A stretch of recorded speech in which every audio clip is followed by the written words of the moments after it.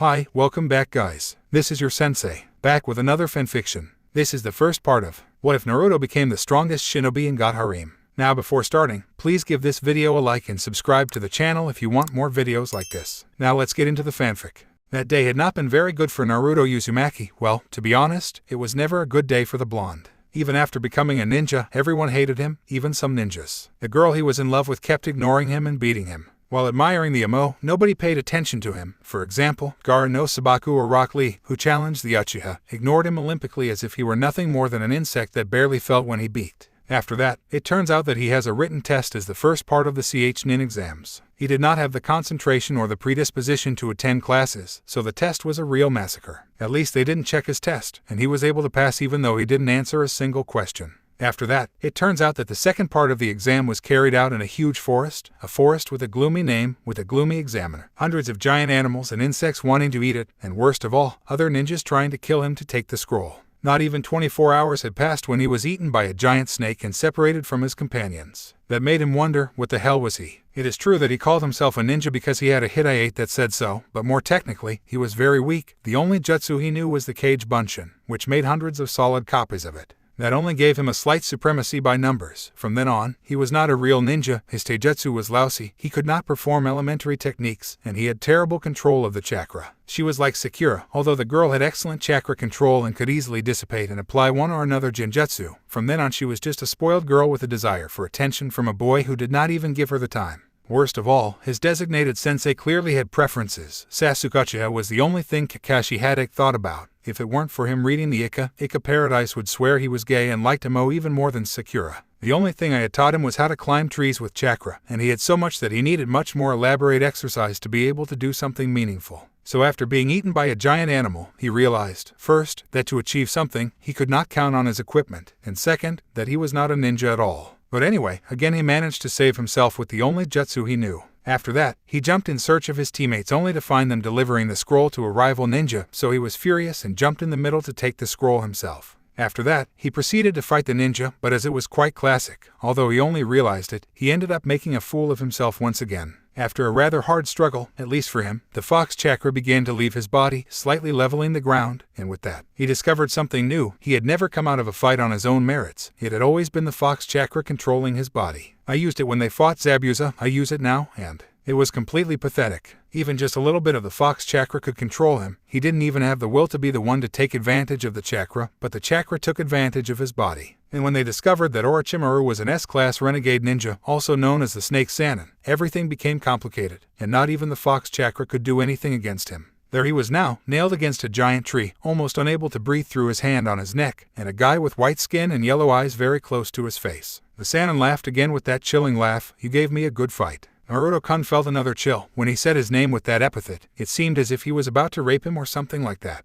That chakra is dangerous, let's see how you manage without it. He raised his right hand, in which 5 small flames appeared, one on each finger and on the nail in his stomach where the seal containing the fox was. He felt how his skin was pierced, an intense pain that made him shiver and spit blood. He had to add 5 more wounds to the million he had at that time, and he was amazed that he had not died from blood loss. Naruto fainted soon after, and Orochimaru laughed again and threw the boy without caring that they were on a branch far above the height of houses. Sakura underneath shuddered to see her partner's body fly, took out a kunai, and threw it as hard as she could. Luckily for her, she now had much better aim than before and more strength, so the gun managed to nail the blonde against the tree in time. "That was close," she whispered. The Sannin smiled once more and returned to see who was really looking for the Uchiha. He smiled even more when he saw him shudder. "Well, Sasuke-kun, are you going to let your partner fight your battles?" That seemed to work as Sasuke frowned in annoyance. No one fought his battles, no one could beat him until he assassinated his brother. He was an Uchiha and everyone was below him. He took out a few kunai and threw them quickly, although the more experienced one dodged them easily. "That dobe is a nuisance, he will never fight for me. I am the elite, I am a genius." How typical of the Uchiha, thought Orochimaru amused, and Sasuke was equal to his father, the carbon copy completely. He activated his Sharingan eyes to be able to see better and predict the movements of the ninja and began to attack. He was always the best in taijutsu. Thanks to the scrolls of his family, he had mastered the style of his clan, so he had an advantage. They immediately entered a battle of speed with punches and kicks. Little by little, with each attack they made, their eyes got used to their speed. Yes, it was still faster than him, but at least he began to level things. He quickly made the signs with his hands and sucked air. "Katen, Jikeki no Jutsu," he shouted as he expelled all the air he retained and turned into a huge flame.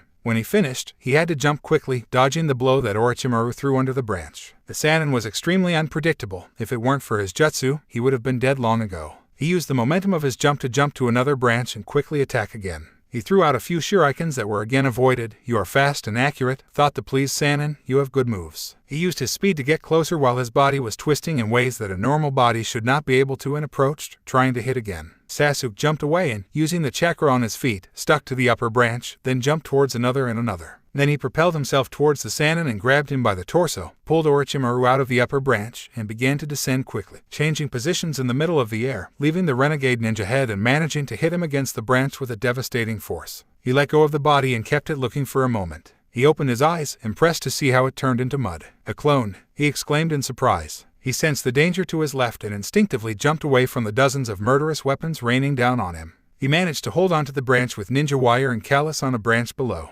He immediately raised his head, trying to see his opponent, but found him already on him. He received a blow all over the face, but Orochimaru did not let him move away much. He grabbed Sasuke by the shoulders and pulled him to his knee, hitting his stomach hard. He gave another blow to the face, and with one more kick that sent him flying a couple of meters, the Uchiha shut up painfully. "Poor worm, you turned out to be a disappointment," he commented as he slowly approached. "Your ancestors must be supporting me to kill you." Sasuke opened his eyes, smiling a little, when he heard the sound of the fuse. Soon, a small explosion sent the Sannin forward, and Sasuke was able to jump towards another branch pulling the ninja wire. The renegade ninja opened his eyes a little impressed to see the wire wrapping around him and gasped painfully when he finished completely imprisoned against the giant tree. Katen, Raika no Jutsu, the fire attack shot out with great power towards Orochimaru, who screamed in pain. The flare even pierced the trunk. When he finished, he felt his body heavy and was extremely tired. The last jutsu had drained a lot of his chakra. Sakura was soon on the side of the Uchiha, smiling happy because her platonic love had defeated the monster. "You did," he shouted with joy and even jumped a little. Sasuke stood there for a moment panting from exhaustion when the wire broke and they felt the killer instinct enveloping the place. It was so heavy that it made his legs feel like jelly. "A good command of your Sharingan at this age," they heard Orochimaru's voice. "You are an Uchiha after all. Yes, you will be perfect." He raised his hand with the scroll of heaven that he stole from them before and started burning it. "The scroll," complained Sakura, trying instead not to lie on the branch. "What do you want?" "We will meet again, Sasuke, but not before you finish this exam with the best score of all and have beaten the ninja of the sound that serves me." He made some hand seals, and his neck stretched quickly, throwing himself towards Sasuke and biting him on the neck. The first thing that came to Sakura's mind when he saw that was that he was giving him a hickey, but he reacted quickly to hearing the moans that the jet threw. "No, Sasuke," he shouted, "damn you did to him."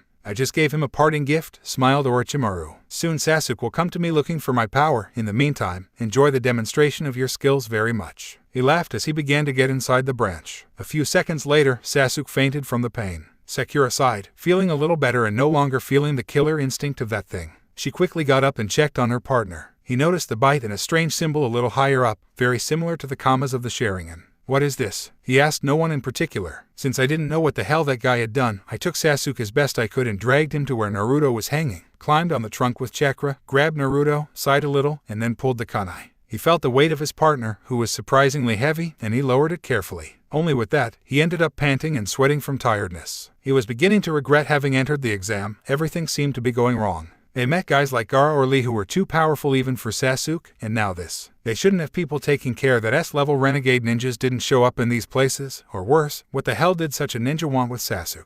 He seemed pleased when he discovered the Sharingan would be what he was looking for. But then, because he didn't kill them and just gave him that strange seal on his neck, which he had done to Naruto, he had only seen some strange flames, and then he stuck his fingers in his stomach, where there was a kind of tattoo that he had never seen. It seemed that his team was doomed or something like that. They go out on a C-rank mission, and it turns out it's in a rank mission. They go into an exam, and this happens to them. It was as if they attracted bad luck. He panted a little as he finished putting Naruto on the ground, then grabbed his two companions and dragged them by the collars of their shirts. Naruto was heavier for some reason still, and when he was smaller, I called her crazy, but she seemed to be radiating heat. I looked back to check on the blonde, but I did not notice anything strange. He kept walking. He hated having to do physical exertion that way, and he hated that they had entered that damn forest. He found a hidden place, a small clearing surrounded by a few trees and bushes. It was not exactly the best hiding place, but it would serve until one of his two companions woke up. When he finally managed to place the two in the clearing as completely covered by the bushes as possible, he proceeded to check it, opened his medicine case, and saw a shampoo, conditioner, makeup, and a comb.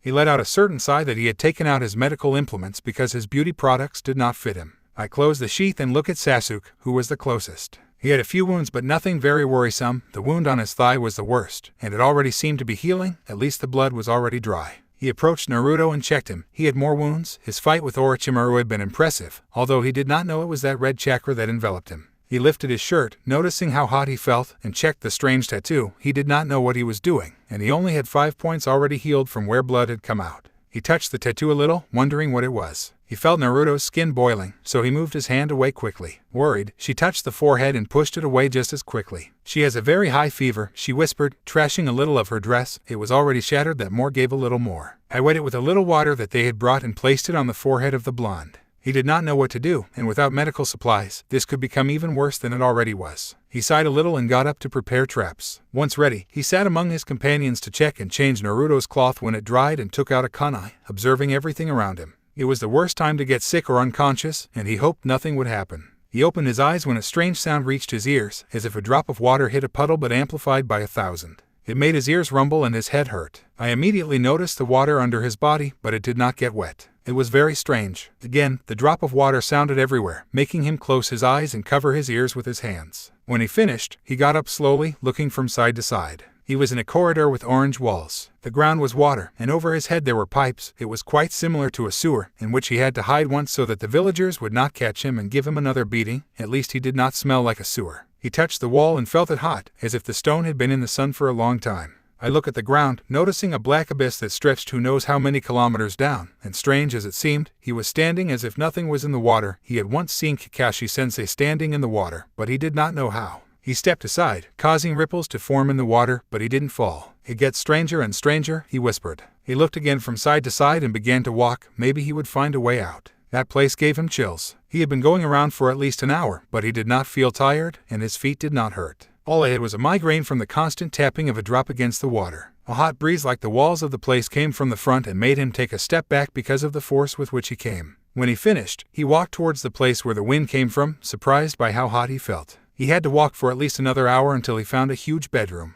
The pipes converged there, and his feet entered a little in the water, reaching his ankles. Although the water was cold, in front of him there were also huge bars, and at the junction of the doors there was a small piece of paper that seemed to be half off. A new air came from inside the doors, stronger than before, so he had to plant his feet well to the water and put his hands to his face, closing his eyes. He could now tell that the wind looked more like a snoring. When he finished, he took a few steps forward, trying to see what was inside the cage. When he was about 10 meters from the doors, a huge red eye appeared that scared him and tripped him. "So at last you have come," said a voice that seemed to come from all sides. It was serious, deep, and spectral. "Who are you?" Naruto asked with a note of fear in his voice. Huge white teeth appeared, contrasting with the blackness of the cage. They were forming a chilling smile. "I am your prisoner. For the time being." He took another step further, the Kyuubi. "It seems that it is working. You are no longer as dumb as before," commented the fox. He was quite offended, although now that he noticed it was true, he felt different. He no longer felt like he had to be running through walls, and he felt lighter as if he didn't even need to think about it much and his body was doing what he wanted.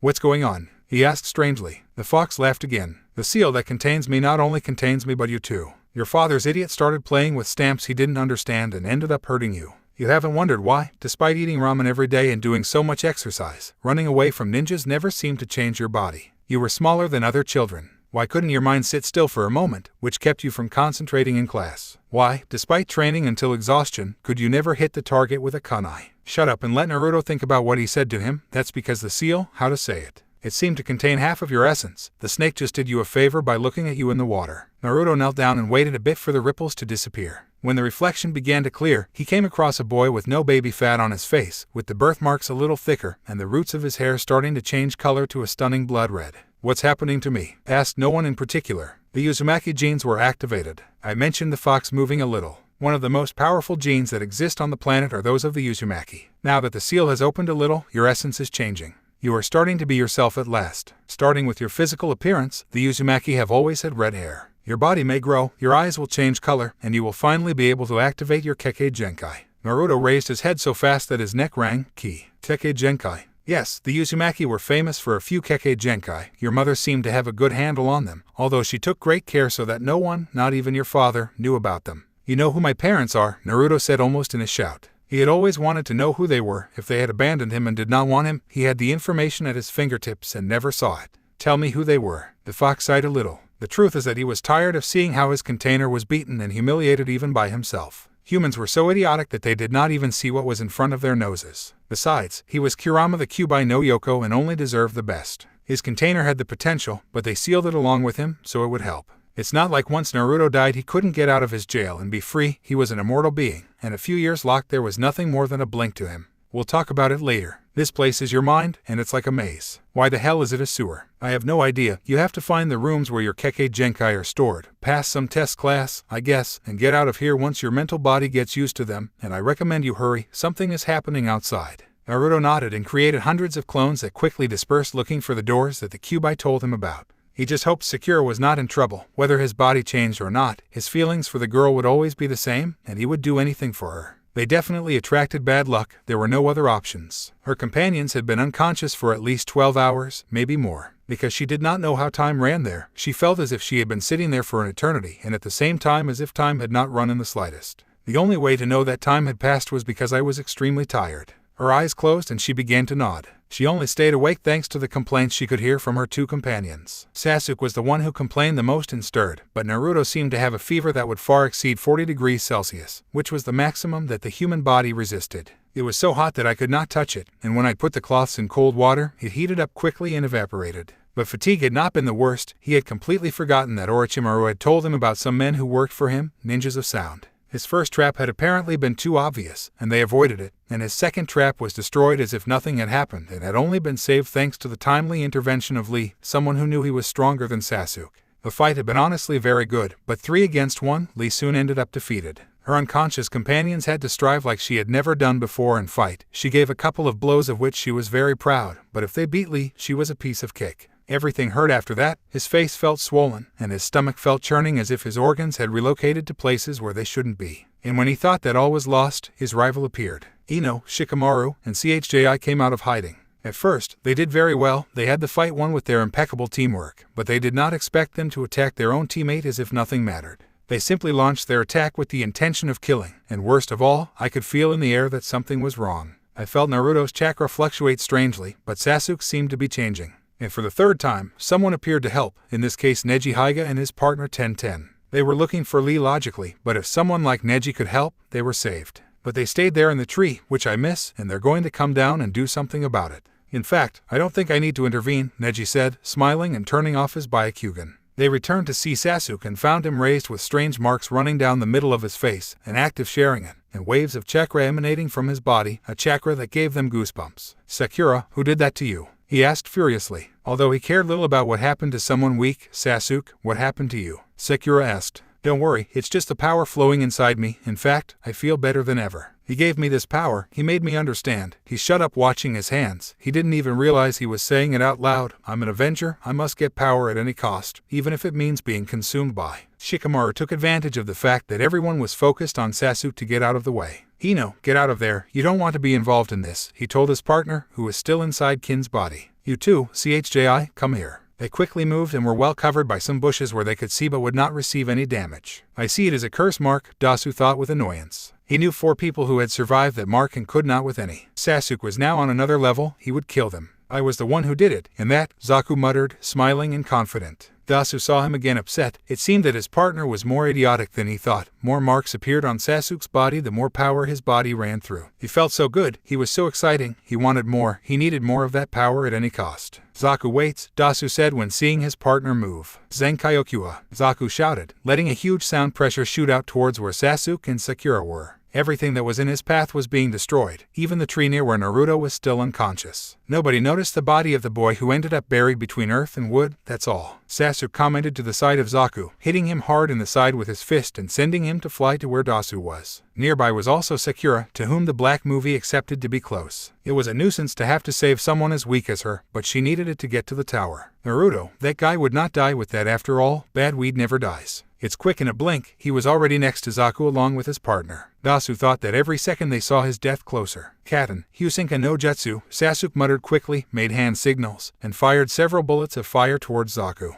The Otonin fired a Zenka and the flames disappeared, only to realize that among them were several shuriken who passed through it quickly. Zaku crouched down. Dasu shouted, but his companion ignored him. Sasuke appeared behind the Otonin, grabbing his arms and stretching them out towards his back, placing one foot on it to help him stretch his arms. You seem to be very proud of these arms, right? He squeezed more, pulling his arms harder and making Zaku moan in pain. You must be very attached to them. Soon they could hear how the muscles and bones slowly broke little by little. Zaku screamed in pain, Sasuke enjoyed it, and the others present could only witness with terror what was happening. It was at that moment that something else happened. From one second to the next, while Sasuke was still trying to break Zaku's arms, a huge killer instinct appeared, so big that it seemed palpable, something like a force that carried them towards the ground without being able to breathe. Neji on the branch of the tree began to quickly look for the owner of the instinct, but there was no one else there. Until I noticed a small trace of chakra among a pile of dirt and branches, they grew stronger with each passing second. A few branches moved to everyone's attention, to the, there it should be, Naruto, and Sakura commented as Sakura could. Now dirt and debris were moved, and suddenly a hand came out of it all, like in a horror movie. It was bloody and full of mud, and more of Naruto's body kept coming out.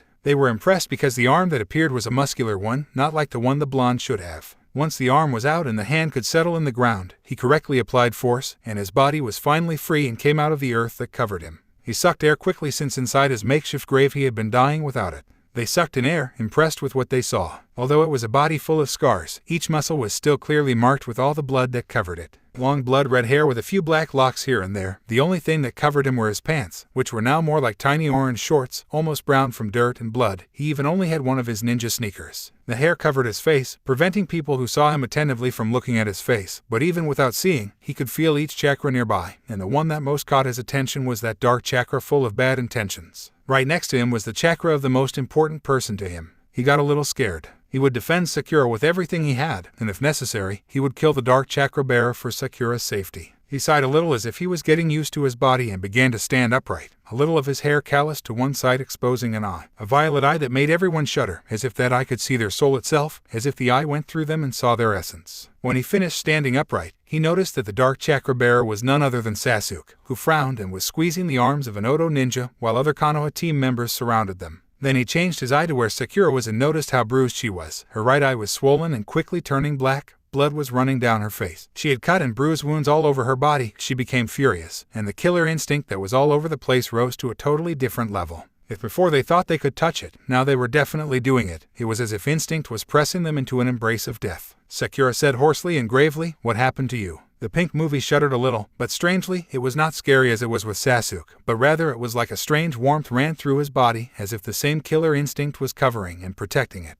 I swallowed to be able to speak properly. They were unconscious, so I protected them. Her body felt heavier and heavier, as if she were now sure that she was in no danger and could completely relax. Naruto's eyes went to the Oto Nin and Sasuke. He did not feel comfortable leaving Sakura so close to the black movie. When he was in that state, he could not even recognize his partner. He moved his right foot and suddenly disappeared from everyone's sight. Not even Sasuke and his Sharingan could follow him. He moved his head to his right side and no longer found Sakura. He looked back and noticed how the now red movie left the girl gently next to the teammate. "Quick," Shikamaru said with his eyes open. "I couldn't see it," Sasuke whispered, letting go of Zaku and looking at Naruto with annoyance. No one should be stronger than him. Soon the instinct began to disappear. It was as if Naruto was absorbing it so that everyone could move calmly. Then he looked with a frown and with his two violet eyes at Dasu. "You dared to touch my partner," he murmured, but that was enough to freeze everyone's blood. Sakura blushed. There was something so possessive in the way she said it that it warmed her even more than she already was. Again, the red movie disappeared and appeared behind Sasuke, who turned around quickly. Hex one after another, Zaku complained again, although now he understood the danger he was in and kept his mouth shut. "You dared to leave my companion in that state," he whispered again, moving the fingers of his hand and making the bones sound. "You do not know the desire to kill you that I have." Dasu stepped back with sheer terror marked on his face. This boy is at a level even higher than the curse mark, he thought, terrified. "Look, we will leave you the scroll, and you will let us go." Naruto stopped thinking about the options. He should kill them for touching a single hair of Sakura, but first there was her before her desire for blood. She nodded and stretched out her hand over the scroll, "And if I feel your chakra still within 5 minutes, you are dead." Dasu nodded and quickly took out the scroll. "Here it is." He threw it towards Naruto, who quickly caught him and walked to pick up Kin, then walked to Zaku. "Hey, Dobe, don't mess with me, I'm going to kill them," Sasuke said, stepping forward again to attack Dasu. "Shut up, I made the deal, and that's how it stays," Naruto mentioned, returning to see Sasuke leave. He nodded again, took Zaku on his free shoulder, and shot away from Naruto as fast as possible. He had to move with speed because that threat didn't sound good at all. He must have some ability that could detect the chakra so he wouldn't stay too close, the farther the better. Naruto nodded and turned around. At that speed, he would lose them within time, so it was fine. "Damn Dobe, you have to get in, now you have to fight me," Sasuke growled. He was having fun when he interrupted Naruto, and he wanted blood, he didn't care who. He quickly ran to where Naruto was. Surprisingly, his eyes never stopped seeing him, and the last thing he felt was something like a concrete wall crashing into his face. The body of the black movie flew backwards and crashed hard against the trunk of the tree where Neji and Ten were. "Curse a blow and knock him unconscious," Neji said with clenched teeth. The red movie moved his head, making his neck ring, and approached his partner. Calmer, he knelt in front of the pink movie and smiled, making a couple of dimples appear on his cheeks, and the birthmarks, now a little thicker, were marked more. "Are you okay, Sakura?" he asked gently. For some reason, it bothered him a bit how his name sounded in Naruto's mouth. He almost immediately noticed that the chan was missing, and that's why he didn't like it.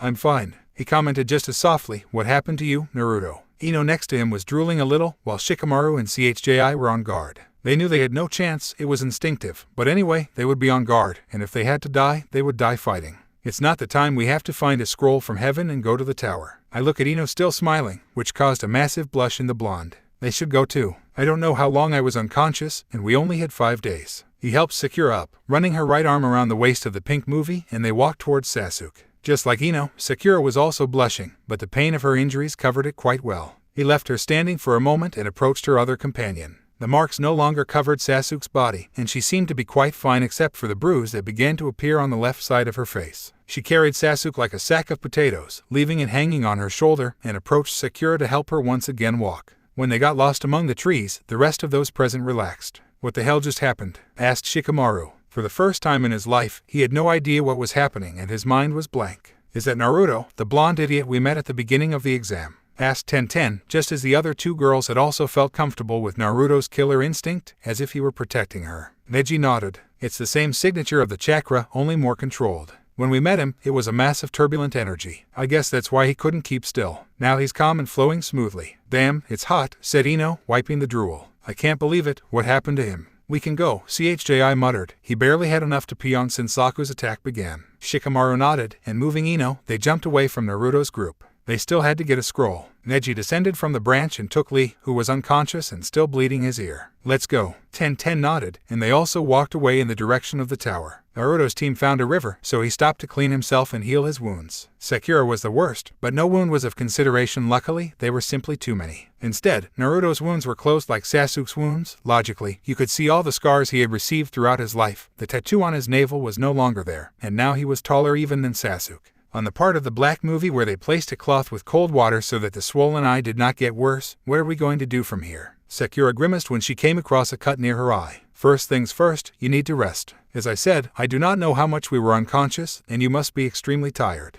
Plus, you defended us very well, so you deserve it. From now on, I will take care of it." Naruto smiled at her again, showing the dimples. The pink movie looked at the ground, flushed but happy. "I guess later we can look for the scroll while we go to the tower, or ultimately we can steal the scroll we need from one of the equipment that arrives at the tower." That plan was evil, as it hadn't occurred to them before. Even if they didn't have one of the scrolls, they could steal the scrolls of one of the groups in the tower when they were more relaxed. With the surprise factor, it shouldn't be difficult, and with that, they entered. She was sincerely impressed. Not only her physique but also Naruto's brain had changed, as if in front of her was a completely different person. "It's an excellent idea," she murmured. "Sleep, then we'll worry about it," Naruto said, helping her lie down. "By the way, you look pretty with short hair." She closed her eyes, smiling, delighted. For some reason, it felt very good to be praised by the now red movie, and she also felt very relaxed with him near and awake, as if by his side there was nothing that could happen to him. He would protect her from everything. He was similar to Lee, except that he had started long before. While Sasuke had only protected her once, Naruto already had a few. That's why she had wanted to grow up.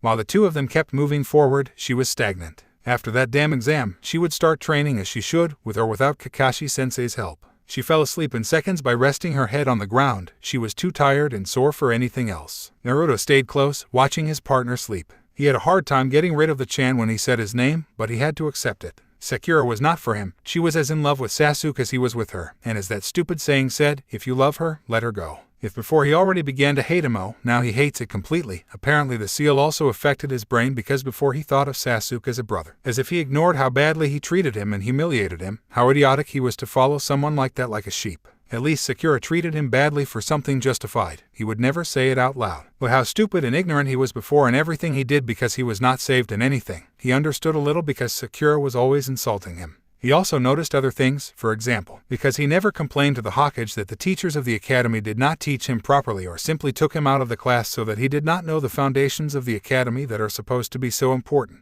As I said, he was stupid, but he would correct it as quickly as possible. Oddly enough, he remembered very well Sasuke and Lee's way of fighting in taijutsu as if he had learned it just by seeing it, and he was already having ideas to mix them. He also remembered more or less the basics he had seen Sakura use to correct his own kata that were completely wrong. He also understood more about ninjutsu and chakra control. After this, he could start training better and becoming stronger. For now, it was just brute force and nothing else, although some of the information about his bloodlines had been recorded or encrypted in his brain. With that, he could manage for the time being, but he needed to practice a little. He didn't want to make a fool of himself again, especially not in front of so many people, and it was the perfect time because his two companions were unconscious. Inside his mind, the fox was laughing. Apparently, part of the boy's physical and mental change had a lot to do with him, not because he wanted to do it but because of the seal that contained it. While the seal was designed to transfer small portions of his chakra to the boy, the normal human body would never adapt to it completely. With the physical change he began to have when unlocking his entire inheritance, the body adapted so well to the fox chakra that now it was as if Naruto was Kurama in human form. Therefore, I had received a few gifts, so to speak. First, his senses were sharpened to compare to those of the fox: sight, smell, hearing, taste, and touch. He had reached impressive levels, which helped with an innate ability of the Uzumaki as it was to be a sensor that would never take Naruto off guard. He also received instinct. If there was any danger nearby, his animal instinct would alert him in seconds, helping him prepare for any dangerous situation. And finally, and the one that amused him the most, being the body of the fox in human form, Kurama could control a certain aspect that Naruto would not even notice for being a human and not based on that to attract the opposite sex: pheromones. In the animal world, the female throws into the air pheromones of reproduction that the male captures and begins to give off male pheromones as marking territory if another male is interested in the female. He would do the same, and a fight would occur, but as Naruto was partly human and as such they could not do that, the Red Movie would be the only one capable of doing something like that through the fox. That way, he would attract any human female that was in contact with his pheromones, which he had already begun to throw in the previous fight. What if it seemed strange and had never been seen? He supposed it was something product of the mixture of Naruto with him. It was how his murderous instinct spread. He knew that it would be something impressive when he deployed everything, but not that he would act as he acted. While all the men present seemed to embrace them and squeeze them with an impressive force, and the women seemed to surround and protect them. He wrapped them and took their shape, avoiding crushing them like the others and forming a kind of layer, isolating them from the outside world. He was the Kyuubi, and it was not easy to surprise him, but this he had done, and by far, he wanted to see what would happen later. After all, he was the Kyuubi no Kitsune, the strongest of all the tailed beasts, and only deserved the best. Therefore, his container should be the best, even more so considering that he was on the same team as a disgusting Uchiha and one that reminded him very much. Well, to Madara. He wanted to kill him now in his sleep, but where was the fun in it? The previous 2 times had taken him by surprise, but now he would be ready. There would be no third time, and he would make sure to exterminate the Uchiha from the face of the earth. Naruto let Sakura sleep for about 8 hours and woke her up because they had to continue with the exam. Her eye was now completely closed, the wounds were stinging, but she felt much better only thanks to the rest. When she got up, her bones sounded, but she felt extremely pleasant. Then we advanced towards the tower, and Sakura said once she was ready, "If we find a team on the way, we take away the scroll, whatever it is. If we do not find the one we need, we wait at the entrance to the tower." Naruto commented, carrying Sasuke, who was still seeing stars in his dream. "Let's hope we have no more problems." The pink movie nodded and jumped into the branches of the trees to start moving. She was impressed that Naruto could go at that speed carrying an unconscious Sasuke, but she was getting used to it. This new Naruto was great. A couple of hours later they could already see the tower in the center, but for some reason no one had attacked them, and oddly enough, no matter how much they ran and ran, they didn't get any closer. "What's going on? The tower doesn't get any closer," Sakura asked strangely. Naruto stopped and looked sideways, threw a kunai at one of the trees, and went back to see Sakura. "I don't know what's going on, but I guess we might be running in circles. Everything looks the same in this forest, so it may be, but we are supposed to have been running in a straight line towards the tower. Let's continue. Place the kunai as a mark in case we are running in circles." They did not know how long it was until the deadline was over. With so much trouble, having time seemed the least important. The only reason they knew they still had time was because they had met the other Konoha groups when both Naruto and Sasuke woke up. They started running again, trying to reach the tower, but they were still in the same way. No matter how much they moved the tower, they were still at the same point as before without approaching or moving away. "There is the kunai," which Sakura mentioned, pointing to her right side. "What's going on?" asked the Red Movie, confused. They looked everywhere, but nothing seemed strange, and it was impossible that they were walking in circles. Then Sakura understood what was happening, a genjutsu. She commented, opening her eyes, "We are in a genjutsu," so it seemed that we did not move in the slightest despite continuing to run. He left Sasuke and sat on the branch. "What are the ways to clear a genjutsu?" Naruto asked. Sakura sees him again surprised. "They said it in Naruto class, as you don't know. I was taken out of class for sitting there. The pink movie put a finger to her lip, thinking about that day. She remembered that they had been told that it would be a very important class, and almost immediately I hear screams, then Naruto screaming back, and the nin telling the then blonde to leave the class, or true, it did not taste good because but true that they took you out, she murmured a little distressed. Well, there are two ways to free ourselves, the first causing us immense physical pain, and the second obstructing the flow of chakra and then expelling a large amount of it. Naruto nodded. Well, you're not going to hurt yourself anymore, so we'll use the second one. I hope a big chakra expulsion can serve as well as your explanation without interrupting the flow. Sakura was about to ask what she meant when she felt a huge heat coming from her right side.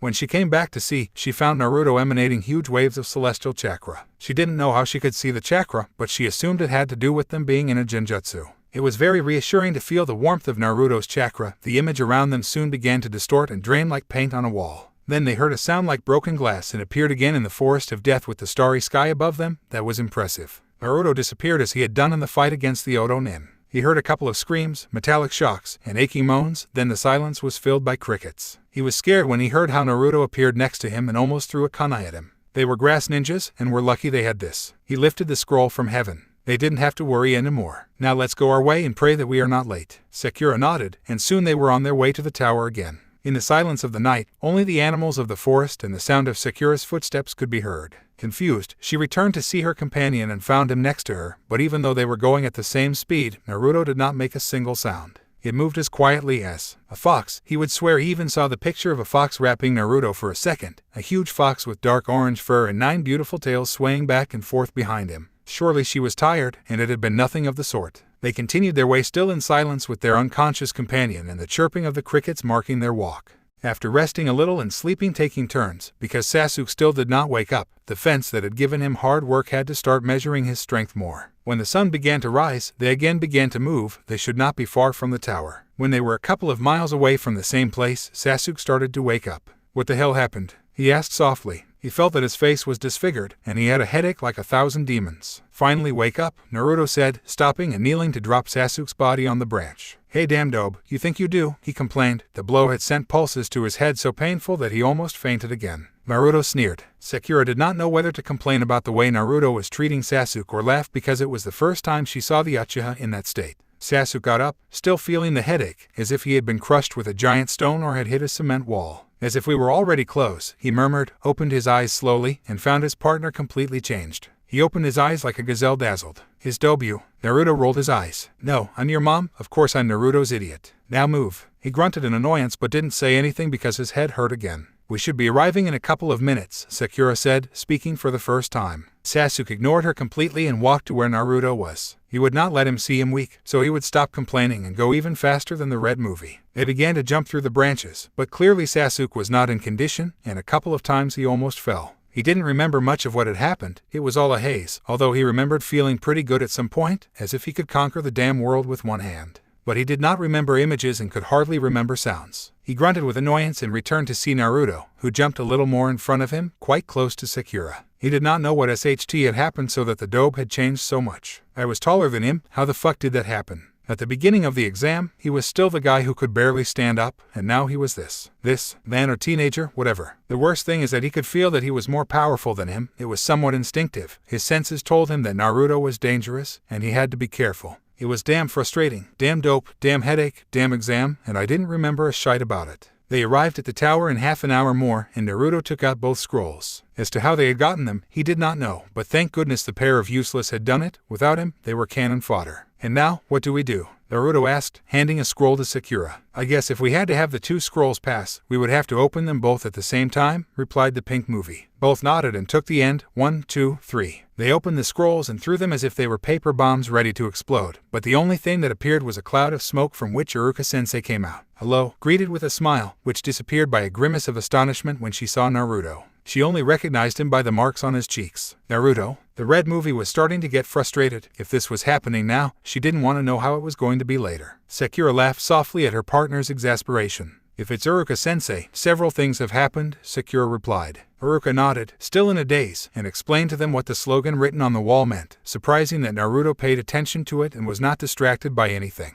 And what were the 2 scrolls for? What if someone opened just one? Naruto asked. The scroll acted as a summoner for one of us. If someone opened the scroll before time, a Jonin would appear. He would knock them all out and take them back to the village. That's why we were told that we would be disqualified if we opened the scroll earlier, Sakura said. Haruka nodded, smiling. I asked to be let come if you pass by, and let me tell you that I am very proud of all three. Haruka-sensei, I think we know Sakura needs medical attention, so I think it would be better to go in. Naruto said he saw his partner, although she was much better than before. The chestnut tree nodded now, a little worried. He had been so excited and amazed that he had not noticed anything else. He took them inside the tower quickly and left them in their rooms, warning them that there were only a few hours left for the second part of the exam to finish so they could rest a little and Sakura could be checked by a doctor. He was lying on his bed resting and regaining strength for what was coming when Hokage himself entered the room. I had no idea, but from his face I knew it wasn't a good thing. Naruto told me about your change, murmured the Sandaime, impressed with what he saw. I could still feel Naruto's chakra, but physically it had changed monumentally. I could feel his chakra more. Fuerte didn't know how to explain it. It was just like with any ninja, as if the chakra was there only for Naruto's use. Before he hadn't noticed it, but now he noticed it. Before the chakra and the body of the red movie fought each other, now they were in harmony.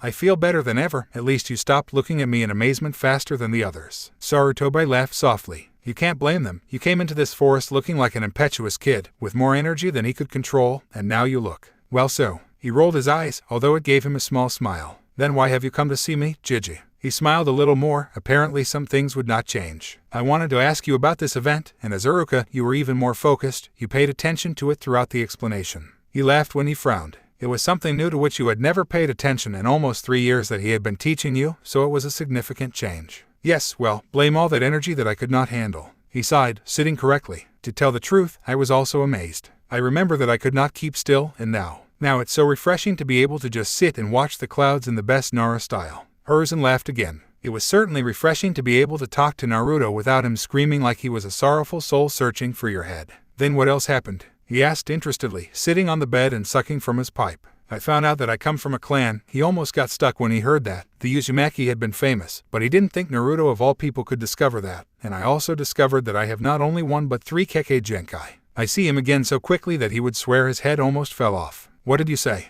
The red movie tilted his head confused. Like I said, I have 3 Kekkei Genkai. I guess you met my mother, you should know. He was getting paler and paler. Had he discovered who his parents were?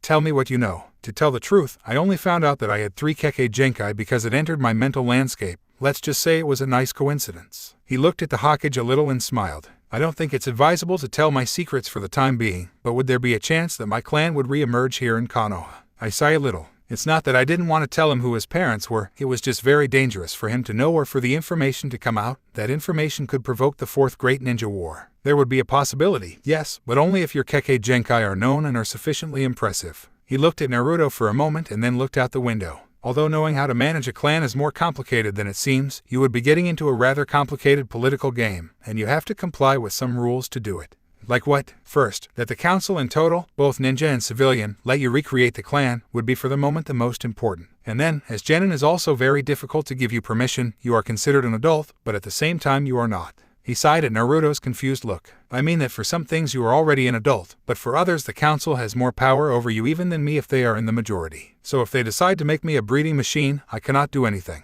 He nodded surprised. As Uruka told him, Naruto was behaving much more seriously and maturely, as well as intelligently, of course. If you managed to become a CH-nin, you would be completely independent and have more chances of getting permission. As a CH-nin, you are officially a full-fledged adult no matter how old you are. Well, I just have to achieve it, and that's it. He shook his head even though he was smiling. It's much more complicated. To get permission when you are Chunin, you would have to prove your power while you are a genin. Now if you show your Kekkei Genkai while you are genin, the council can start preparing marriage contracts that would complicate you enormously if you are not careful. But if you don't, things could get complicated when you are Chunin for not demonstrating everything you had when you were genin. They could object like you're a traitor or you plan to be a traitor for hiding information, and they could banish you if you wanted. I don't think they will if you really have 3 bloodlines, but they could keep you imprisoned and use you as a breeding machine even though you're an avowed adult. I was giving him a migraine, and the worst of all is that there were so many complications just because he was the demon child, the container of the Kyuubi. If he was the emo faggot, he was sure they would not give him so many obstacles. Well, then what do you recommend? He thought a little, trying to chart the best path so that his unofficial grandson could get to have a better life than he had been having. I would recommend it. He released the smoke in his mouth and smiled. Nodding seemed the best way to go. Show your potential little by little. I shouldn't tell you this right now, but hey, the next part of the exam is one-on-one fights between the genin who arrived on time. Now you show a little of your skills and one of your Kekkei Genkai, something that will put you in the spotlight, but you will still have something hidden. Is it the last stage, or is there something else? There is one more stage. It is like a tournament, but it goes long. These fights are just for them to see more or less what the others competing have, and they have a month to prepare against what comes next. In that tournament, you could show the other two bloodlines, which is not only what could drive you as CH Nin, but you are still demonstrating what you have as genin. And you would be so close to being a CH Nin that the council could do nothing to harm you from recreating your clan on your terms and not theirs. He had to say it was a damn diabolical move, or, as he wanted to see the faces of the old men of the Civil Council and even the vast majority of those of the Ninja Council. He smiled sadistically, getting quite excited. We have a plan, Gigi, thank you. Sarutobi smiled and ruffled her hair. It felt a bit strange to associate such soft and manageable hair with Naruto instead of the messy and stiff one she had had, but it was a good change. It was something like telling everyone there was a new Naruto and warning them to be ready. Then think about which line you want to show now, and also be sure to show what you're done with when this is over. I want to see you as a CH Nin. The Hokage left the room feeling extremely curious about the Kekkei Genkai that Naruto possessed. He knew him well enough to know that Naruto did not lie to him. But even so, it was impressive. Never in history had anyone been known who had 3 Kekkei Genkai. The body did not support the burden and shook its head. They could only be the Uzumaki. The blood of that clan, or rather country, was simply a mystery and a miracle. That's why they had annihilated them, but in the hands of Naruto, it was sure the clan would re-emerge even stronger than before. An hour later, Naruto was called to meet with all the genin who had passed the second part of the exam. The CH Nin guided him to a huge hall with a couple of upper corridors from which the hall could be easily seen. He knew immediately that it was a fighting arena. There was a statue on the opposite side of the stairs by which he climbed the stages. Soon his team was already there, as was Neji Hyuga's team, which he remembered being in his fight against the Oto Nin. He smiled a little and stood aside from Neji. He smiled even more as the genin began to arrive and looked at him in amazement. Sasuke and Sakura stood behind him, so they immediately knew who he was, although most did not believe what they saw. Soon the Jonin, CH Nin, and the Hokage also entered the place. Everyone knew about the change for Iruka, but seeing it was more surprising than just hearing it, and not only the physical change but the aura itself that it gave off. It was as if his killer instinct surrounded him, although he was not threatening anyone and was kept well controlled. Kurama laughed even more when he saw so many women gathered, licked his lips, and began to throw pheromones, which caused the immediate reaction. Naruto did not even notice, but each female in the place returned to see it with different eyes. They were also hot, and one or another was about to throw himself on the boy and make him his own in that same place. The Hokage caught everyone's attention and began to give a speech. Naruto knew enough. He would surely say the same thing he told him about this part of the exam, only much longer and more tedious, as well as try to give it a heroic sense, something that in the ninja world he had realized did not exist in the least. He stealthily checked all his competitors by means of their sensory ability. The most interesting ones were the sound ninjas he knew were stronger than anyone there. Kabuto and his team should not even be in that exam. They had more chakra than any CH Nin, although if they knew how to use it, apparently only Kabuto and the other two were cannon fodder. They also reeked of snake. Orochimaru must have ordered them to continue testing Sasuke. That's funny, a faggot looking for another faggot, but of all of them, the ones that interested him the most were the ninjas of the arena. Gaara seemed to be in a fight with himself. There were not only 2 but 3 chakras inside him. Kankar was clearly stronger than a genin, but he was not impressed at all if all he had was to be hidden in the place where his doll should be. And for some reason, the woman who was most interested in the Kunoichi was beautifully lethal. You could tell that she took her training seriously instead of worrying about her appearance, but she still looked beautiful only because of the ninja formation, and she licked her lips. Of the genin of the leaf, how the hell had they survived? They were pathetic. The only salvageable ones were Neji, Lee, Ten, and Sasuke. The others were disgusting, although Sakura was still the most beautiful woman in that room and Ino was very well endowed. If only I managed to get into their heads that they needed training. Then there was Shino too.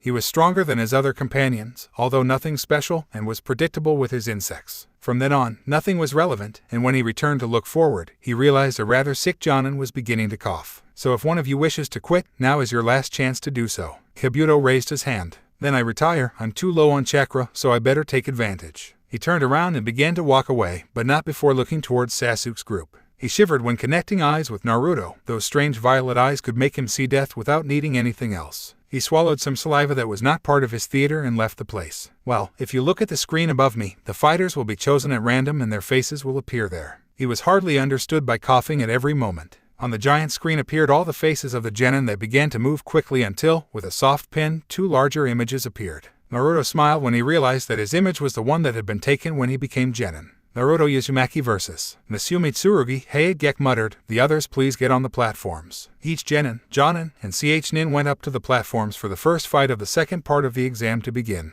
Hiruzen smiled as he wanted to see what Naruto had prepared. I should have been the first, Sasuke complained with annoyance. Kakashi nodded, although he constantly checked his student to make sure that the curse seal did not give him problems. In this fight, anything goes. They can attack with the intention of killing. They can even kill, but if I see that it is enough, I will stop the fight. Hey, it said even coughing and off Naruto was annoying and almost not understood. And every time he coughed, his sensitive ears hurt. Start. He walked away immediately, leaving the two fighters in the center. Neither made any movement for a while. They seemed to be studying. Why the hell don't they move? Kiba asked in a bad mood. He wanted to fight the last of the class. It would be a quick victory. Is Naruto scared to death? Everyone saw him again for his last comment. They were something impressed because he did not notice the change that the red movie had had. They are studying. The fight began, but at the moment it is as if they were measuring their chakras against each other. Tsuranai murmured, shaking his head. It was one of Kiba's problems. Although he believed that the Inuzuka was one of the strongest in that room, the one who despised his rival could well cost him his fight. Measuring your chakras, Sakura asked in confusion. In a real fight, you will have to do it in seconds. It has to be instinctive. You measure your opponent's chakra to know how much of yours you have to occupy or if you simply have to run to survive, Kakashi replied.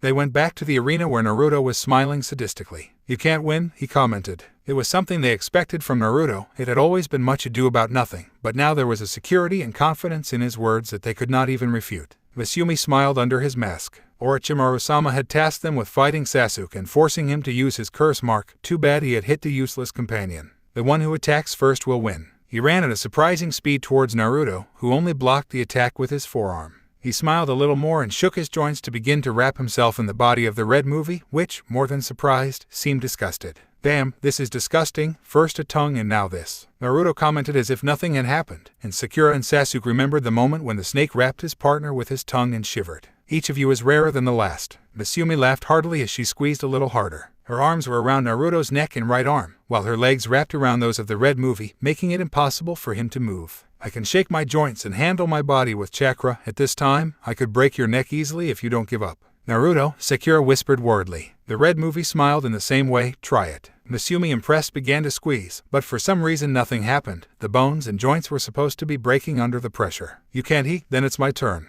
A chain-like metallic sound enveloped the place, and suddenly Masumi flew out backwards with a sharp pain in her stomach. The eyes widened, and mouths fell to what they saw. 4 black chains with a red glow enveloping them were coming out of Naruto's back. What is that? Asked Shikamaru. Mendokusai, this red movie is causing more and more problems. Where did those chains come from? Ino asked louder for everyone to hear. No one had the answer, although Hiruzen had his mouth open and looked at the chains carefully. Kushina had been able to do the same but believed it was just a very ingenious jutsu, not a bloodline. I recently discovered my bloodline, Naruto said, taking a step to the right. If they were already impressed, now they didn't know how they were. It has 2 stages. Let's put it like this. As you can see, these chains protect me, like the sand of that zucchini up there. They went back to see Gaara, who seemed more interested in the fight now. His brother shivered a little scared, but no one insulted or mocked Gaara, who lived to tell the story. He's insane, Kankar whispered. Of course I can also use them as an attack since they are very versatile. Naruto continued walking bored without caring about the different reactions he was producing.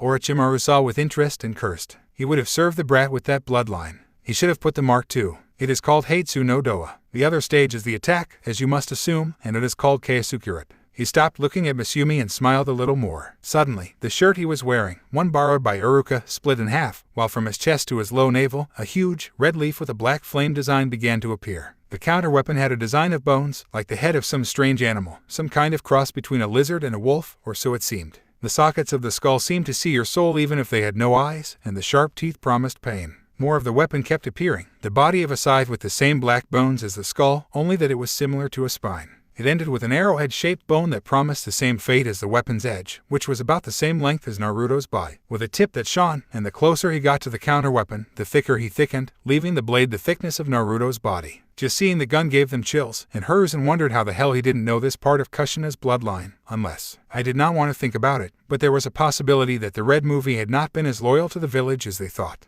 If I thought about it a little, it made sense that she was in Uzumaki and lived her childhood in Uzushiagakure. Her loyalty was with them despite no longer existing. Damn, that scythe is. 10-10 muttered. Fascinated with the gun, she seemed to be drooling even. She came out. It came out of his body, and I want to. Everyone saw her a little surprised. He behaved like Sasuke's fans for the boy only because of a gun. Is it a bloodline? Kakashi, how did you keep this a secret? Guy asked, smiling. Naruto-kun, it looks like your flames of youth are burning, Lee shouted, smiling excitedly. Everyone took a step away from the duo. It was disturbing only with Guy or Lee, but together they could be starting to have nightmares. I still don't handle it very well. At the moment everything is instinctive, but I guess you could help me with the practice. He moved the weapon gently and so well that the blade didn't even touch the ground. She seemed to dance while moving such a huge weapon, and suddenly the bones seemed to stretch, attacking Misumi, who managed to get away but received a small cut on her left arm, or, if she forgot, she is very sharp. The blade was stuck in the concrete floor, cutting it as if it were cheese, while the cut continued a few meters further, and the edge was well embedded in the ground and did not move. Onlookers swallowed at the sight of the huge cut on the ground. "That thing can kill with ease," Kiba squealed. While the men were preoccupied with what this bloodline represented, the women around were getting hot. There was something to seeing Naruto act that way. Savage that excited them. "Mendo-kusai, thank goodness you did not fight him." One after another nodded in agreement, except for Sasuke, who squeezed the railing tightly and annoyingly, asking, "How the hell did the dope get such a jutsu? I have to have it with that, or I could kill my brother." "I am completely unaware that it was a bloodline and that it was impossible for him to have it, so would you rather continue?" Naruto asked, attracting the blade again, placing the body of the gun on his back and keeping the blade towards his back, but the tension in the body told them that he was ready to move his weapon and assassinate if necessary. Misumi swallowed saliva. With that thing and possibly the chains coming out of his back if necessary, it would be impossible to approach again. He looked towards his master and shivered. He understood what he meant. "If you don't fight, I will kill you." He placed himself in a taijutsu position and shot forward, taking out a kunai on the way. Naruto smiled even more and with speed moved his scythe forward again without touching the ground, but now the wind was cutting the concrete. Kunai and the scythe met in the middle, causing a metallic rumble, and those sparks jumped everywhere. But it only lasted a few seconds because the scythe cut the kunai just like it did with the concrete, and Misumi had to quickly jump back. "That thing is too dangerous," he whispered, sweated a little, and felt that any mistake, no matter how slight, would cause his death. "It's my turn," Naruto said, now ahead of himself with impressive speeds. For most of Genin, it was as if he appeared next to Misumi in a blink. The scythe cut the air just as fast, and soon they saw the major fly backwards. "You are fast." When Misumi stopped his recoil, they saw his body full of cuts that bled profusely. "I avoid all critical blows, but the damage caused is quite a lot," mentioned Asuma, releasing the smoke from his cigarette. "What the hell did you teach that Kakashi boy?" The white movie remained focused on his book, pretending not to listen. The truth is that nothing that Naruto was demonstrating had been taught by him. He had concentrated on Sasuke and would continue to do so because the last Uchiha needed to learn how to use the Sharingan correctly. "Heck, that thing burns," Misumi muttered, seeing how the bleeding wounds had the edges burned and were making horrible pustules quickly. "It's not poison, it's just hot." He looked back at Naruto, who seemed to be in a park instead of in a near-death fight. "He has impressive speed too, not what Orochimaru-sama told us." Jumping right away as he felt the ground shake, Chakra's black chains appeared underneath just where Misumi had been resting. If he hadn't moved, he would have been impaled.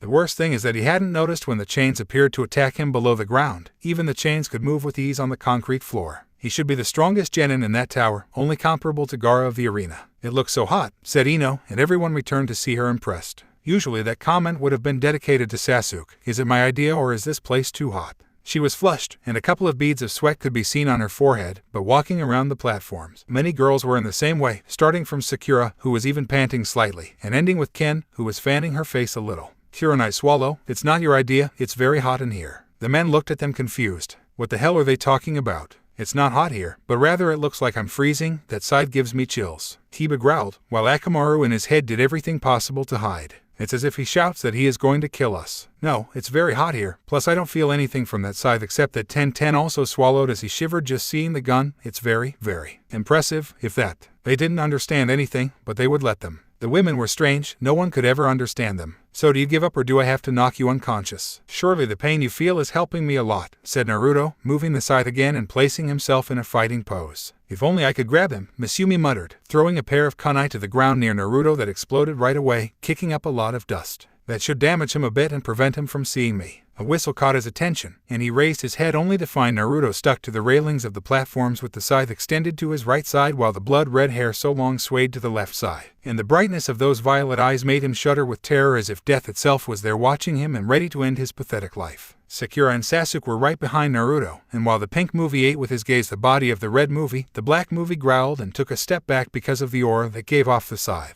He had never seen him appear until he was glued to the railing, even the tube bent slightly inward from the force of the impact. Kakashi, a little further back, also watched him intently, asking what happened in that forest. Some of those who were nearby also saw him, but since he was not turning his back on them, they felt a little of what Misumi felt. Suddenly Naruto shot out thanks to his chakra towards where his rival was, causing a small current of wind to hit those who occupied the stage. He arrived in seconds at the height of the other ninja and moved the scythe with the intention of cutting off the head. Misumi crouched and jumped to the side, knowing what could cause the simple wind that created the weapon. As I suspect, the force of the movement caused a blade of wind to be created and shoot out towards the back wall that cut just like the ground. He launched another group of kunai. Naruto sensed the danger thanks to his animal instinct. He quickly moved his scythe, hitting the kunai that approached him and moving them only enough to continue but towards another course. Such mastery of his weapon despite not knowing how to handle it correctly, thought Orochimaru, licking his lips. Everything he does instinctively, but he does it perfectly. The chains reappeared, shooting with the same speed towards Misumi, who avoided the first, but he was not so fast and received the blow of the second, which took the air out of him and threw him away. But the other two chains appeared behind him and wrapped in his body like hot, hard, and powerful snakes. Misumi opened her eyes alone to see how Naruto approached with his scythe held high, ready to cut it, closed his eyes again with force, waiting for an end that never came, opened one eye, and let out a moan of fear when he saw the blade of the scythe wrapping him and very close to his neck. "Surrender," Naruto said without the smile and with a voice that almost makes him pee.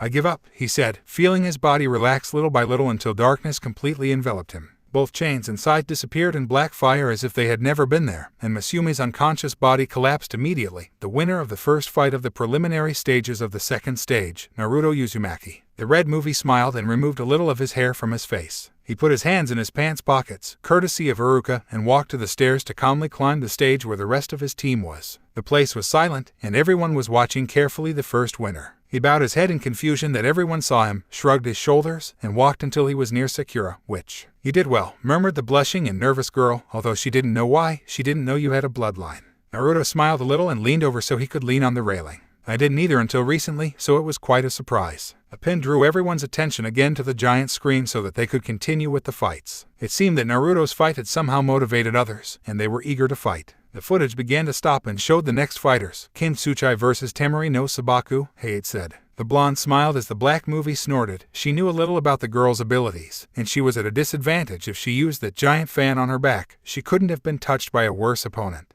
Both descended the stairs at the same time, watching each other and studying each other. The sparks were running, and Naruto sneered while watching those two fight with their eyes. Some of the men never went through a chill, but it's never good when you're in the middle of a girl fight. They're scary, and honestly, they'd rather be tortured by Hibiki Morino than get into something like that. That's why they never got into Sakura and Ino's fights. But apparently this was on another level. These two, if they knew how to fight and were lethal if they proposed it, be your tricks and they will not serve you. "Sure you want to continue this?" Temari mocked, taking her huge fan. Kin also smiled, though with annoyance. More shutters ran along the platforms. "A little princess could never beat me, and I assure you don't know all my tricks." Mendokusai, Shikamaru muttered, even more so when Naruto laughed a little. "A catfight like this is great," Kiba commented, and the girls around him returned to look at him with annoyance. Although the Inuzuka didn't even notice and kept smiling while looking at the arena, Shino, Sasuke, and Neji, who were relatively close, moved away quickly so as not to be recipients of that hatred. The second fight of the preliminary, Hayate said, still coughing, begins. Kin started the fight by throwing several senbons, some with bells tied and others not. Temari smiled, opening her fan quickly and moving it, creating a current of air that literally stopped the senbons in the air. When I returned to see Kin, the smile disappeared when I noticed how he finished hand seals, Daten, Doro no Dangan. A small wall formed from the ground, brown as if it were dirt itself, and from it a number of mud bullets shot with speed towards Temari. He moved the fan again, but they came with too much speed and force, most easily passing the wind created, and Temari had to protect herself behind the fan, knowing that would reduce the damage that her weapon could do. Growling with annoyance, no one told her that the girl could use earth ninjutsu. She opened her eyes when she saw Kin appear next to her already with her fist ready. She had no choice but to drop her weapon and protect her face with her forearm. Seeing their first attack avoided, he threw a kick quickly, and soon there was a full-blown taijutsu fight. "They move very well, their flames of youth are at the top," shouted Guy in amazement with the two girls. "Awesome, I also have to show my youth," Lee shouted, almost jumping off the stage, "and if I don't make it, I'll run 100 laps around Konoha." Guy sees him again with a smile and unshed tears. "If you read, and if you don't make it, I'll run 100 laps around Konoha with my hands." Guy-sensei, read. Guy-sensei, read. Both embraced while appearing from who knows where on a background with a sunset that would look very beautiful if it were not for the fact that it was blocked by a couple of disturbing boys in tight green suits who hugged and rubbed each other, crying like two girls. And it's even more disgusting than being caught by those weird guys with parts of their bodies writhing around my body. Naruto commented with a green face, though he got worse remembering Orochimaru's tongue, or maybe they're on the same level. "I think I'm going to vomit." The others nodded as they turned their backs with faces just as green as Naruto's. Kin flew out because of a blow to her navel. I noticed how Temari tried to go towards her fan, so she threw more senbons that hit the concrete and produced a sound that soon reached Temari, who lost her balance a little. Shit, I see 3 fans, murmured the Princess of Suna, smashing his right leg on the ground, causing the senbons to detach from the ground and he to see correctly again. He threw himself towards his fan, taking it with just enough force to avoid a knee from Kin. Both were bruised, with a few bruises on her body and a few superficial cuts. You're very good, Kin said, smiling. Temari endured the thrust of the Odo Nin and smiled too. You equally, but I have to win this. He threw a kick in the face of Kin, who had to jump back to avoid it, and threw more weapons so that Temari could not open the fan, but she only avoided them to let them all pass and opened her favorite weapon, Efton Kezakama. A tornado of wind was created with Temari's fan and launched at good speed towards Kin, who tried to plant her feet on the ground, but it was no use. She was pushed back with a huge force that nailed her in the wall and left her unconscious. There's always a way to trust Temari for a show, Kanker said. Winner of the second fight of the preliminary stages of the second stage, Temari Hayate coughed, leaning a little. It was a good fight. I like women who can defend themselves that way, Naruto said with a smile. Each and every one of the girls who were there returned to see him. In the arena, Temari did it too. She blushed a little and winked at him because he was going to lie. Naruto was very, very hot now and had left her wanting to touch him everywhere after her fight. There was a bit of jealousy all around, but also the determination to prove that they were strong. It was a strange thing because Naruto hadn't said it with the intention of making the girls listen to him, but they did, and now their eyes were shining with flames of determination. When they started to take Kin away, Naruto frowned, sniffed the air, and functioned it even more. There was a kind of strange smell about the girl, and he would visit her later to find out exactly what was wrong. A new pin sounded in the place, indicating that the other participants were being chosen. The images of the genin still without fighting moved on the giant screen. I am the next, shouted Lee, jumping in their places. Be still now. 10-10 growled, hitting his companion on the head and making the others sigh calmly. Lee stroked his head where he received the blow and nodded, bending his lips inward to make sure he didn't get any more pain. The images on the screen stopped showing the faces of Sakura and Ino. Both returned to look a little nervous but also very determined. This could be the end, the closure of what had been their childhood not only as friends but also as enemies. They nodded at the same time and walked towards the arena. Mendo-kusai, this is the worst-case scenario for those two, Shikamaru muttered. I think it's going to be good for both, Naruto said smiling, no longer as before but with a bit of melancholy directed directly at Sakura. It may teach them something valuable, although everything may get worse if it occurs to them to put in this physical fight their fight for the attention of the Imoe and they are lost. Shikamaru wanted to laugh and at the same time open his mouth in amazement at the words of the once screamer, equal to or worse than Sakura, Ino, and Lee together. But it was too tiring to open your mouth in that way. I preferred to be resting on the roof of a house watching the clouds, or if, as I wanted to be a cloud, they had no worries, they just had to be there floating in the sky without any worries, without fights or annoying blondes ordering you to get up. Are they ready? Hayate asked, and when both girls nodded, she coughed a little more. Don't expect me to make it easy for you, Ino commented frowning. You can be on the same team that. He stopped thinking well about what he would say. What was the use? He seriously wanted to get Sasuke into his fight. He would fall so low as to make this fight a pathetic fight between two girls in love with a boy who had never looked at them? No, he would not lower himself anymore. He had understood little by little, perhaps because of the separation of teams, that Sasuke was not worth it, mainly since the fight with the Odo Nin. Although the Uchiha asked about Sakura's status, he never saw her once and then spent talking about power and getting it anyway. No, we better fight. Sakura bowed her head in confusion. She had no intention of getting Sasuke into her fight. She thought Ino was going to do it. She smiled a little. Evidently, they had both matured. This was between them, and they did not have to make this a cheap soap opera show. This was the definitive closure for their previous problems and a new beginning. He nodded with a smile and said, let's fight. Both were placed in a taijutsu position, although everyone noticed that it was the position of the academy. Naruto smiled, although he shook his head. You see, they seem to have matured, although that position. Everyone thought the same. What the hell had been making that pair? They are supposed to know other styles of taijutsu by now. Sakura threw a kick that Ino avoided by bending down a little and throwing her own. Sakura blocked it with her left arm and attacked with her right. The blonde pushed her opponent away and took a step back. Sakura threw a few kunai. Surprisingly, Ino grabbed one to avoid the others and threw the one I caught to block one more. Again they entered a taijutsu fight, but it was slow, basic, and predictable. Neither of them seemed to have elementary techniques, no matter how basic they are. That would help them even if it was not a technique with elemental affinity, although they had good aim if it had improved in all that time. That's all there is. That's a kunoichi battle, Neji said in annoyance, and Naruto rolled his eyes and laughed. That you're laughing. 10-10 behind Neji beckoned Naruto to shut up.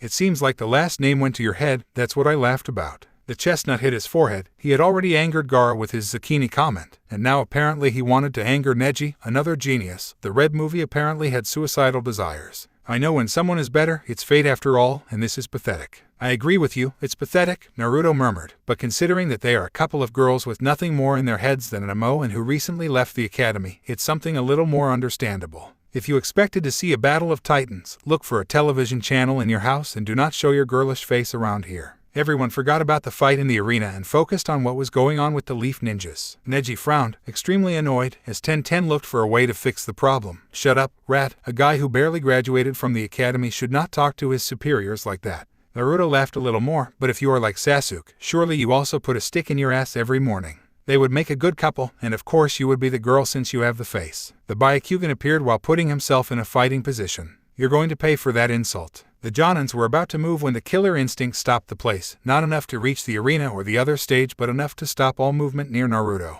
You're sure you want to fight me? If you challenge me here and now, I'm not going to hold back like I did with Misumi. I'll knock your head out in one fell swoop. A blade of the scythe began to appear on his chest as the chains came out of his back. Shikamaru at his back walked away as best he could, feeling the danger he was in. Enough, Naruto, Kakashi growled, stepping forward. The blade came out a little more, showing the bones, and the chains began to sound as the links appeared one by one and danced the dance of death. I don't think you're in a position to tell me anything. Kakashi, I look at him furiously, causing what he had already caused 2 people with his eyes, and you better keep quiet and watch the fight, unless you make a clever comment. I turn off the Byakugan because seeing Naruto's chakra too close damaged his eyes. Those weapons were made with his own chakra, which is why they shone so brightly. And it was too hostile a chakra, even more so when the instructor with the mask spoke. It was as if the fury contained in Naruto's body plagued the weapons. They went back to see the arena, where both girls were quite bruised. The hit he ate on the foreheads had scrapes. It must have been quite a fight. Of cats, as Kiba would say, even though he is a dog. A hairline connected the 2 girls, and Ino was in a pose that everyone recognized. Or, I think we already lost, mentioning Shikamaru, Mendokusai. Naruto laughed a little and recharged against the railing again, his weapons not appearing in the slightest. It seems interesting, but forget one thing, he murmured.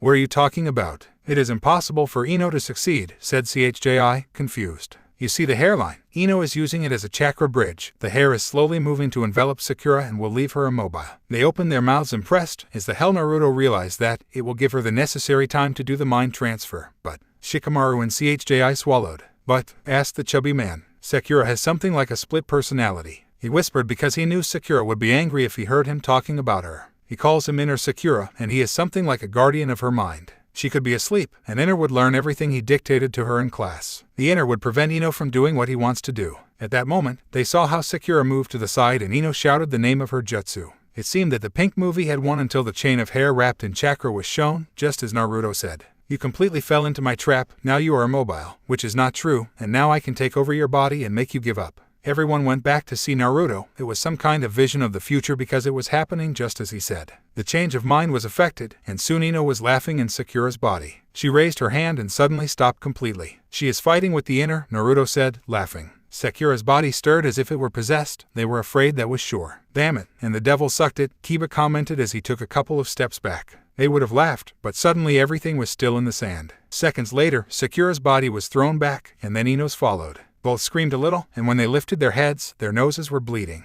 I'm not going to lose that way, the pink movie murmured. They looked into each other's eyes with determination and threw themselves forward. They had so little chakra in their bodies that only with taijutsu could they spend almost everything, increasing the chakra used in the last jutsu. Both Ino to do it and Sakura to expel the invader had nothing left but a hand-to-hand fight. At least something had improved, the attacks weren't so obvious anymore, and they were hitting hard. Heck, I don't want to face any of them. CHJI mentioned backing off a bit. Everyone knew he was a chicken crybaby. In the last move of the fight, both came forward at the same time with the same thought, the last blow. They threw their fists and connected with each other's faces at the same moment. Blood came out of his lips, and they slammed backwards to the ground. None got up again, but Hei quickly coughed them up once more and got up. None can continue. The third battle of the preliminary stages of the second stage is declared a draw, and none advances. Naruto laughed a little and stood up, a very good end to a fight that should never have started. The place fell silent while Kakashi and Asuma descended to pick up the 2 girls. There was no need for paramedics because it had not been a fight to the death like the others or one had received significant damage. The fights had to continue.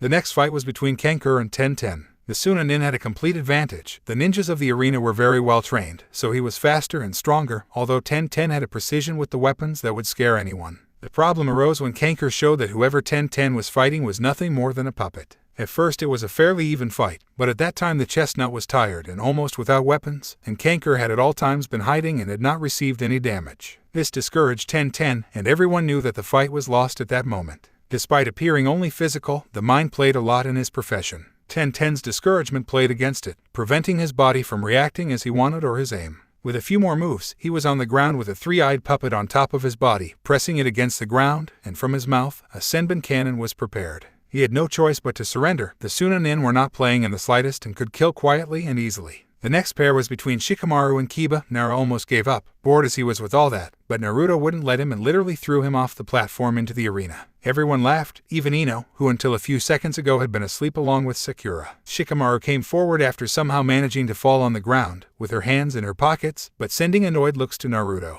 Kiba, as expected, began to boast of a simple victory against the slacker. Hakamaru, in his head, stuck out his tongue, supporting his owner and companion. The truth was that he would have won if he hadn't bothered Shikamaru so much. From the beginning of his stay in the academy, there were two, maybe three, people he couldn't stand, the first being Sasuke Uchiha. He couldn't stand it in the slightest, boasting of being an Uchiha for whatever reason, making himself the important one because the girls paid more attention to him than anyone, and yet he didn't even give them the time. When he fought someone in class, mainly Naruto, he always ended up humiliating him in the worst possible way. It was extremely unpleasant. The second was just Kiba Inuzuka, who not only shouted that he was the best ninja in history and did not even reach the skills of the Uchiha, but insulted them and missed everyone. I could also add that the boy was a first-rate pervert, not only with his classmates but also with his teachers, the few times they had had one, and not to mention how he saw Kurenai-sensei when he went to pick them up for teammate. The third, although he didn't hate it completely, was just a little annoying because he shouted so much, and that was Naruto himself. So he was just almost, excited about fighting the Inuzuka and ended up beating him in a rather humiliating way. It was simple. Even before the fight began, he deployed his shadow to keep Kiba in place. When the fight started, he only had to go ahead to pick up Akamaru, who did not know what to do since his master did not move, and threatened Kiba with removing all the clothes he was wearing if he did not surrender. Kiba thought it was just a bluff, but when Shikamaru stepped forward and grabbed his pants, ready to pull them down, he just turned pale and gave up.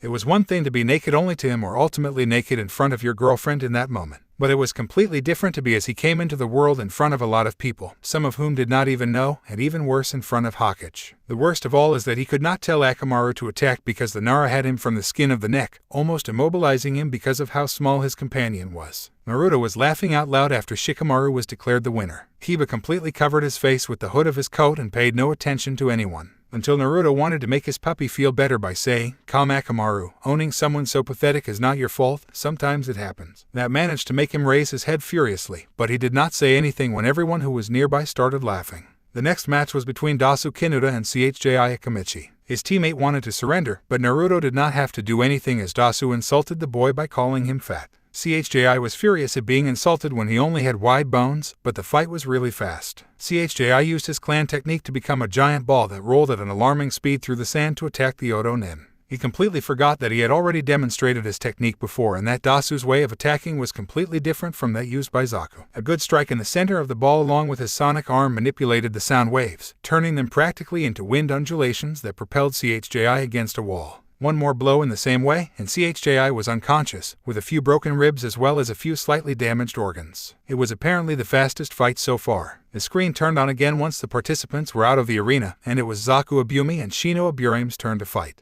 It was a very entertaining fight, and although there were few demonstrations of taijutsu or ninjutsu, Zaku only had 2 attacks, both wind blasts, using the sound that shot out of his hands by means of special cannons implanted in his palms. But those same cannons made him lose his fight. They were at the same time his weakness. Shino only had to implant his Kikage insects in them, and when eating the chakra that Zaku used in his attack, the created wind stuck in the cannons and expanded them. Zaku was too proud to give up, so he ended up losing more than just the fight but also his ability to use his arms again. And there they were now waiting for the next fighters while they watched as they took Zaku out on a stretcher. There was nothing to do. It would be impossible for him to use his arms again with the damage that had been done to himself, but they could save him from certain death since he was bleeding quickly. That guy was a complete idiot. Ino said from where she was leaning that in the forest he did the same. He does not know when to give up and ended up paying. And I wanted to fight Sasuke, Sakura replied at his side. Both opened their eyes, impressed because he did not add the affectionate adjective, but that's how it had come out, and now it didn't seem so important. Something had changed as soon as they finished their fight. They didn't know that exactly, but it was nice. The pin caught everyone's attention. They returned to see the screen and sighed. It was finally Sasuke's turn, against a Yoroi Akkad. Orochimaru on the other side smiled with satisfaction. It was finally the turn of his new pet, and he was sure Yoroi would make him use his gift. Besides, seeing his partner must have motivated him. Uchiha would never let himself be defeated, and apparently Naruto-kun had become very, very strong. The best than anyone there, or good along with his old master, were the ones who could most notice the change that the now red movie had had. It was not only physically that it was incredible, the change of appearance was true, but it was something more spiritual, let's say it like that. The simple posture when standing that now demonstrated power and confidence, and despite the failures of movements he had in his fight, with power and simple fighting instinct he corrected it very well. Sasuke-kun must be boiling inside, knowing he is inferior to someone who, until recently, he believed was nothing more than a stain of dust in his path. Sasuke started walking towards the stand smiling. It was time to prove that he was the best ninja in that room. A hand on his shoulder made him stop. Don't use the Sharingan. At the slightest sign that you use the curse mark, I will stop the fight. At first he was amazed that he knew about the brand. He knew that neither Naruto nor Sakura had talked about it, but now he was furious that they could not forbid him to use his bloodline. In addition, the brand pulsed painfully on his neck as if calling and tempting him to use that enormous and addictive power again. He sharply withdrew his hand from his shoulder and kept walking, now that it showed that Naruto was nothing compared to him. He grunted a little more and descended towards the sand. He felt a twinge of pain in his shoulder, so he grimaced. Well, I can't use the Sharingan. I guess the mark is activated when I use chakra, so ninjutsu is out too. It will have to be with taijutsu. He looked at his opponent, knowing that he was the partner of the guy who fought Naruto. He must have similar abilities. This can be a problem if it gets longer. It will be better to finish it quickly. Are you ready? Hey, it asked again, coughing, and both nodded. Start. They stared a little at each other, but it was too difficult for Sasuke to concentrate. The mark kept pulsating and hurt like 1,000 hells. He was sure he couldn't even concentrate properly on the hand seals unless he wanted to activate the seal. He wanted to do it. It gave him awesome powers, but he knew that with all these idiots around him, he wouldn't be able to do it even before he was knocked unconscious or, worse, killed.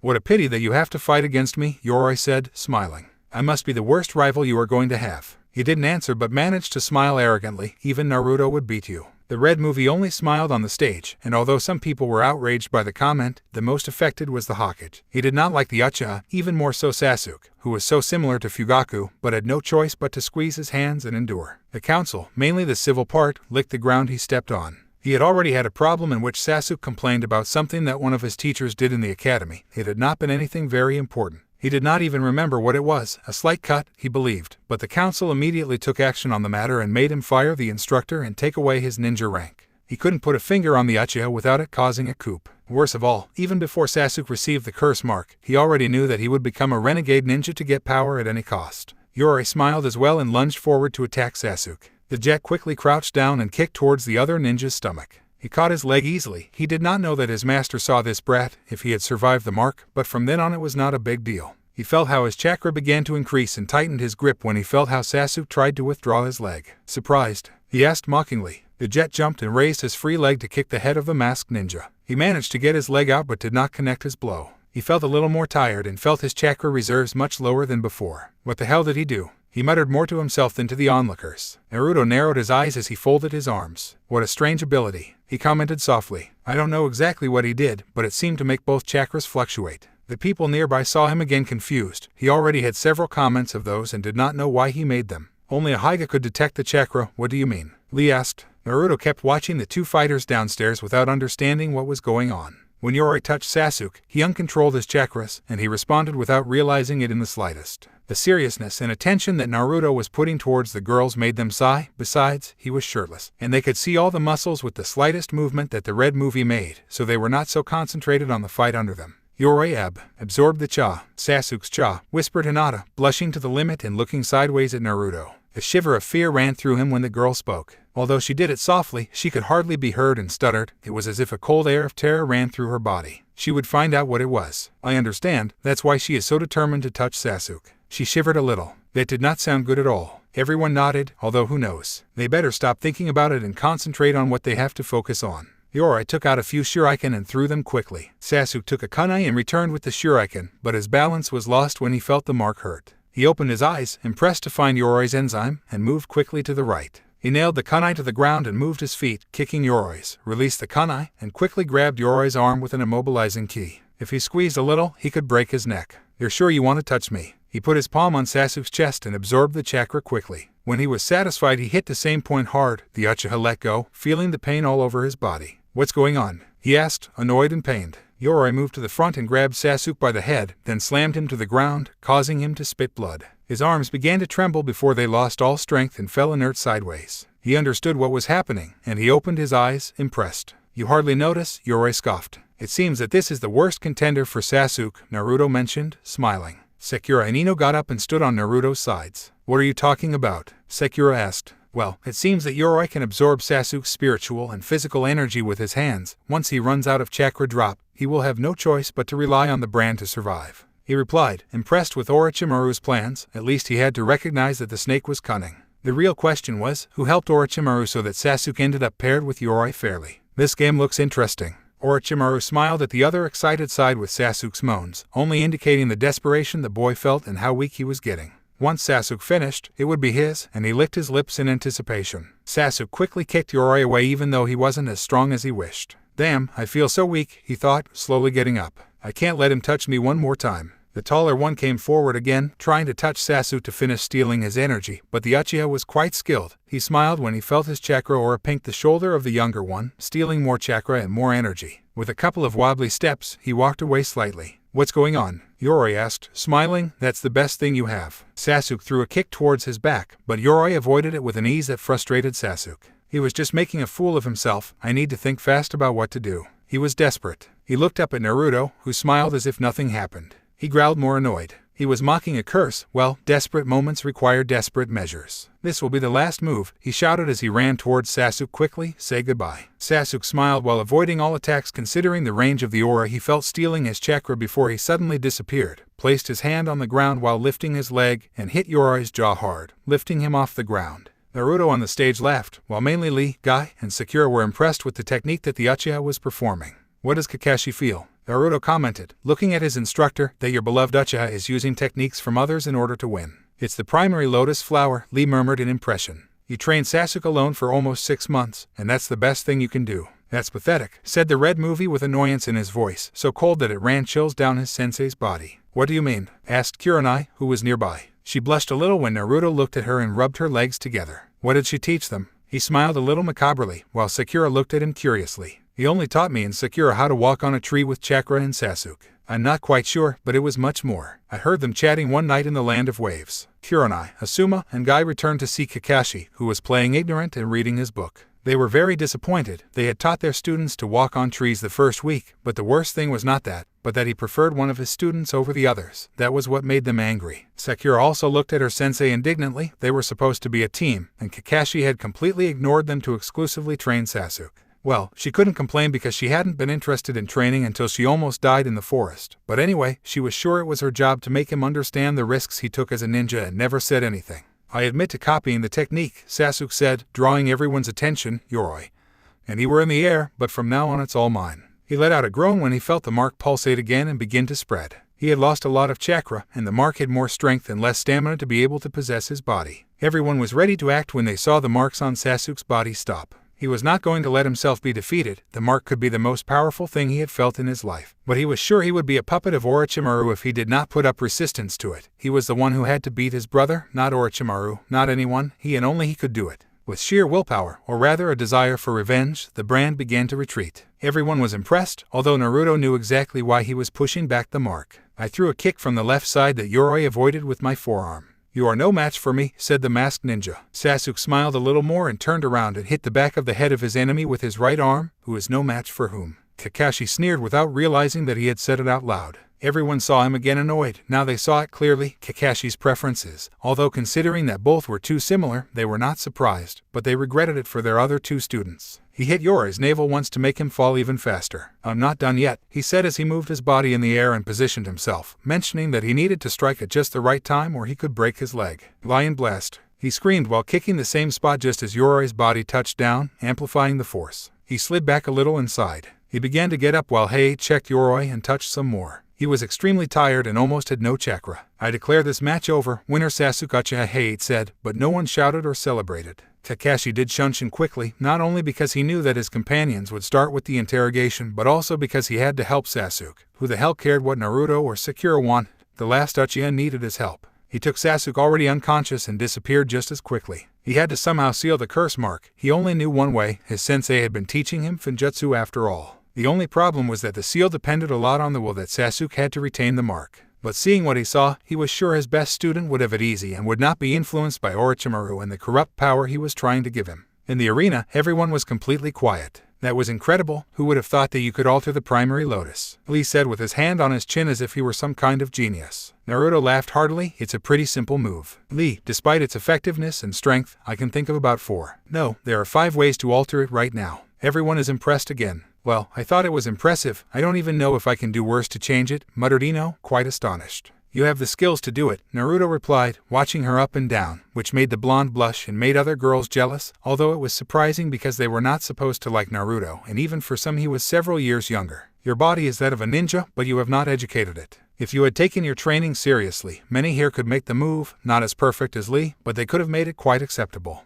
The pen prevented them from continuing to speak, and although Guy looked at Naruto with interest, the primary lotus was certainly not a move that anyone could do perfectly, but as the Red movie said, everyone there should be able to copy it to some extent. He wasn't furious that Sasuke copied and changed him, but like Naruto, he found it disappointing that the so-called prodigy had to copy techniques from others to get through the round. The faces that stopped made everyone pant. Hinata and Neji Hyuga, cousins facing off in a supposedly death match. Hinata sent a look to Naruto, who by all means tried to avoid it, and descended nervously. She knew that Neji had better skills. Even though he had been a ninja for more than a year, logically, his skills would not compare with his. In addition, they also called him a prodigy for something. I had seen him train a couple of times. He was much faster, he had much more knowledge, and he mainly had more experience. But she wanted to prove to her platonic love that she existed. Well, maybe not because since before Naruto had already tried to talk to her a couple of times, but to show her that she was a ninja and that she was better as a couple than Sakura. Yes, this was her moment, her time to shine, and she would do her best. They stopped at Hay-8 sides and waited a moment to see if they were ready to start the fight. Hinata-sama, please surrender, Neji commented. The girl opened her eyes, impressed. Fate turned her against me, and she can't win. The best thing for you is to give up and try the next exam. Hinata looked towards Naruto, who was conversing with a blushing Sakura, and clenched her fists. No, I have to fight to prove that I am a ninja. If you have to beat me, you will beat me, but I will not give up. Neji sighed and placed himself in the classic position of the Jeiken. You asked Hinata-sama, and turned on his Byakugan. Hinata nodded decisively and did the same. He turned on his Byakugan as well, and both of their hands began to shine. In the blink of an eye, both threw themselves forward and began a taijutsu fight with the intention of closing the chakra points or damaging internal organs so that their opponent surrenders or becomes unconscious. Naruto stayed studying how to attack and move. It was fluid like water, and the chakra that came off his hands was impressive. It was not even wasted by an unconnected attack because they kept it there. They were not losing a single drop of chakra. Neji is going to win, Naruto said. He's considered a genius. Logically, he's going to win, Lee commented, but Hinata doesn't do anything wrong. Naruto shook his head. That's not why he's going to win, he replied quickly.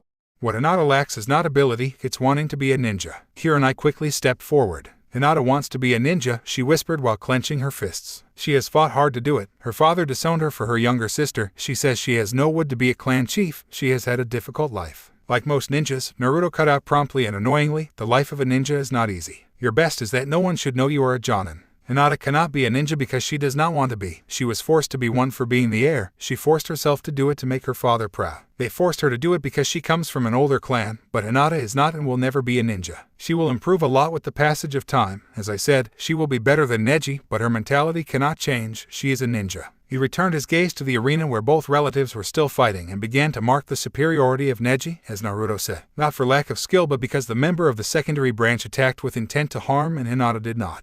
I don't see a difference, Sakura said, leaning against the railing. Naruto saw her again and smiled. You could say that Sakura was the opposite of Hinata. She did not have the body to be a ninja. After all, she did not train as she should, but she had the mentality to be one, and that helped more than in the case of Hinata. You do not see it with the naked eye, Naruto said, leaning like Sakura, but Hinata attacks to move Neji away and close his chakra points. That way he will have no choice but to surrender. Neji, on the other hand, wants to hurt. He does not care if he closes a point or damages a muscle or an organ. That is the difference between living and dying in our world. Once he knew what to look for, everyone began to realize what Naruto said, even the jonin. He was right about everything. Hinata and Kurenai whispered with concern. Soon Hinata fell to the ground, spitting blood and breathing hard. Listen well, Hinata, you are out of my league. Neji commented ahead to be right in front of his cousin. This is what separates the elite from the garbage. From the moment you wanted to fight, your destiny is sealed, you are destined to fail. Naruto could not hold the laughter that erupted from his throat and spread all over the place, attracting everyone's attention. The Red movie kept laughing without caring about being the center of attention for a few minutes. Please, he muttered as he could, his stomach already hurting from laughing so much. That was pathetic. Destiny, what a good joke. 10-10 was worrying. Neji was not someone to mess with or have as an enemy, and Naruto was already carrying barbaric insults. Hinata got up as best she could. She had a goal to fulfill. She couldn't give up at that moment. She wasn't beaten yet. She would never give up. After all, she had someone to catch, someone who was far above her. He got up as fast as he could and spit out more blood. His chakra points were closed, and his flow was all crazy. He could not mold it to attack. His heart hurt, and he felt like the blood wanted to gush out of his throat. Neji was impressive. "You'd better stop this fight," Naruto commented, frowning, squeezing the tube he had between his hands so hard that it left the shape of his fingers. Where that force came from, Sakura and Ino at his sides wondered, or Neji is going to kill his family. That was what bothered him, as someone, no matter how angry or hurt he was, or whatever Neji could even think of killing someone in his family, it was unacceptable. The Jonin looked a little surprised, realizing the truth in Naruto's words. Neji was no longer thinking about the exam, he was no longer interested only in winning. He was upset with his cousin for not giving up, because thanks to her, his father died. Someone so weak belonged to the main branch while the one who was a genius was marked for life. "Hinata," Kurenai shouted, drawing the attention of the two participants, "surrender." The girl opened her eyes, impressed with what her sensei heard. The person who had practically educated her was asking her to surrender. A good ninja knows when he is lost. This is no longer to break your word or be less than another. There is also value in knowing how to lose, murmured the Jonin, smiling affectionately at the girl. He looked at the ground, thinking about what his sensei said. Before he thought he spat blood again, now much more than before, he understood that it was useful to keep his word on something as stupid as that. It was only an exam.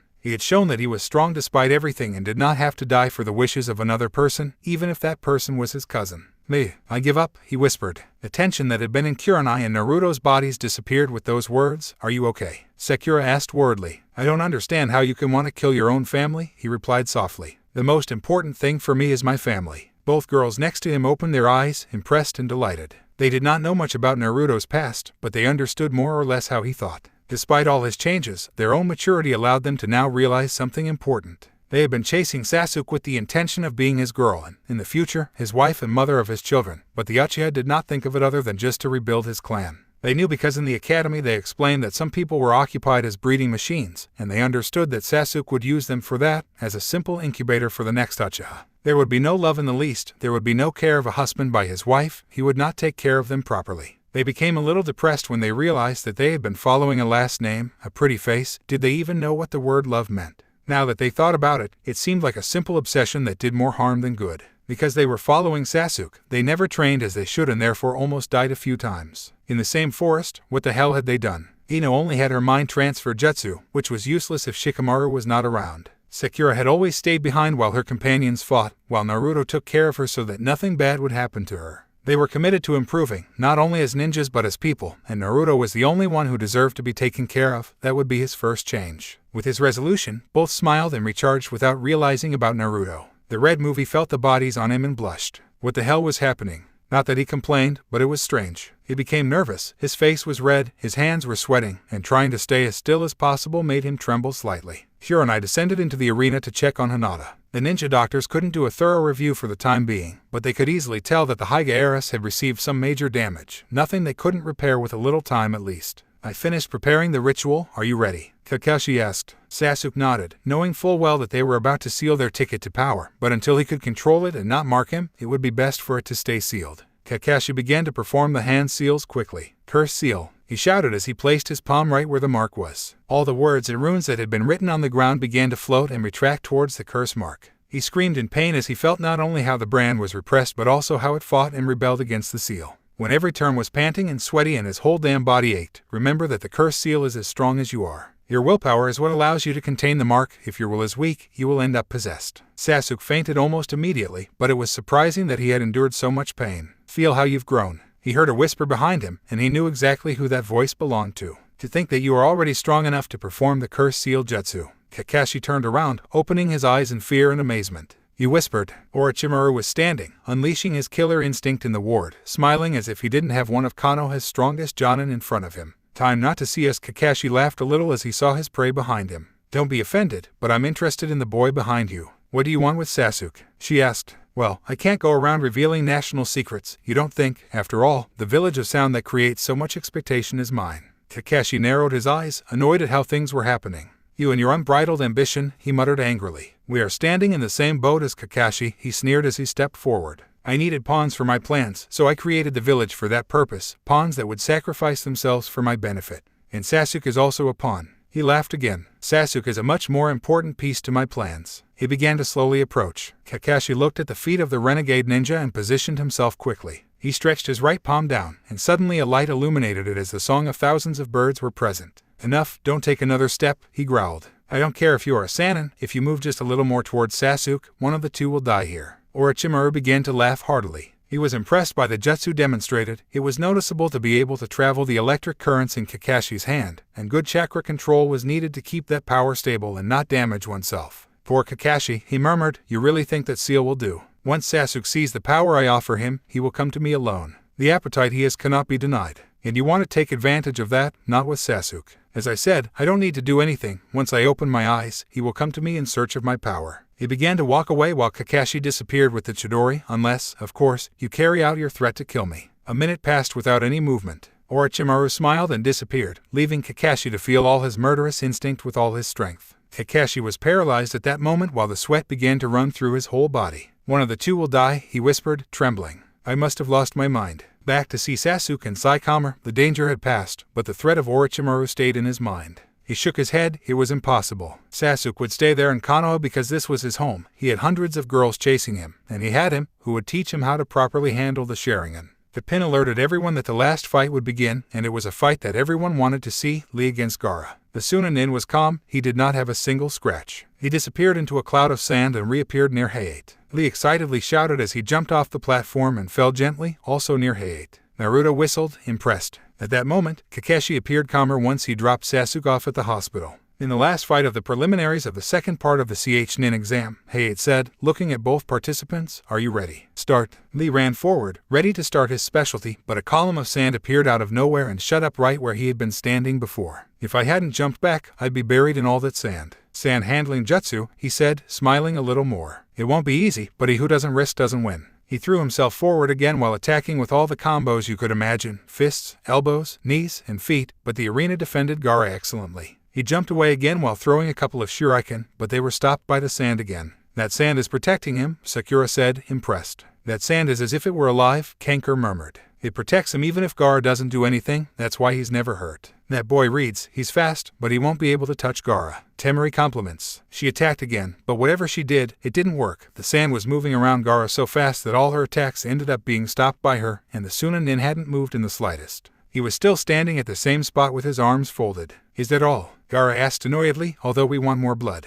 The sand grabbed the reading foot and sent it flying. It hit the wall painfully but recovered quickly and ran back to the red movie. Because it does not use ninjutsu, complained Ino, it is no use approaching. Lee can't use ninjutsu or genjutsu. All he has is his body to use it to the best he can in taijutsu, Guy replied. Lee slipped on some sand as he tried to take distance again. He saw the sand approaching above him but managed to jump as high as he could at the last second, gently shutting up on the chasm of the statue shaped like hands making a seal. It was extremely difficult to cross that sand. I didn't know what to do. It's very good, Naruto whispered, smiling. Ready, take them off, Guy shouted, drawing everyone's attention. Lee nodded excitedly and removed the orange leg warmers. Inside were a bunch of weights. Taking off a couple of weights won't do any good against Gaara, Temari said. Well, that seems like a surprise, Naruto muttered, smiling at the blonde and blushing her. He seems to be more skilled than he thought. He released the weights from that height, and when they hit the ground, they made the earth tremble. Everyone opened their eyes, impressed. What the hell? Shikamaru commented. Suddenly Lee disappeared, appearing again next to Gaara, who opened his eyes, astonished to see him so close, and threw a punch that was barely contained by the sand.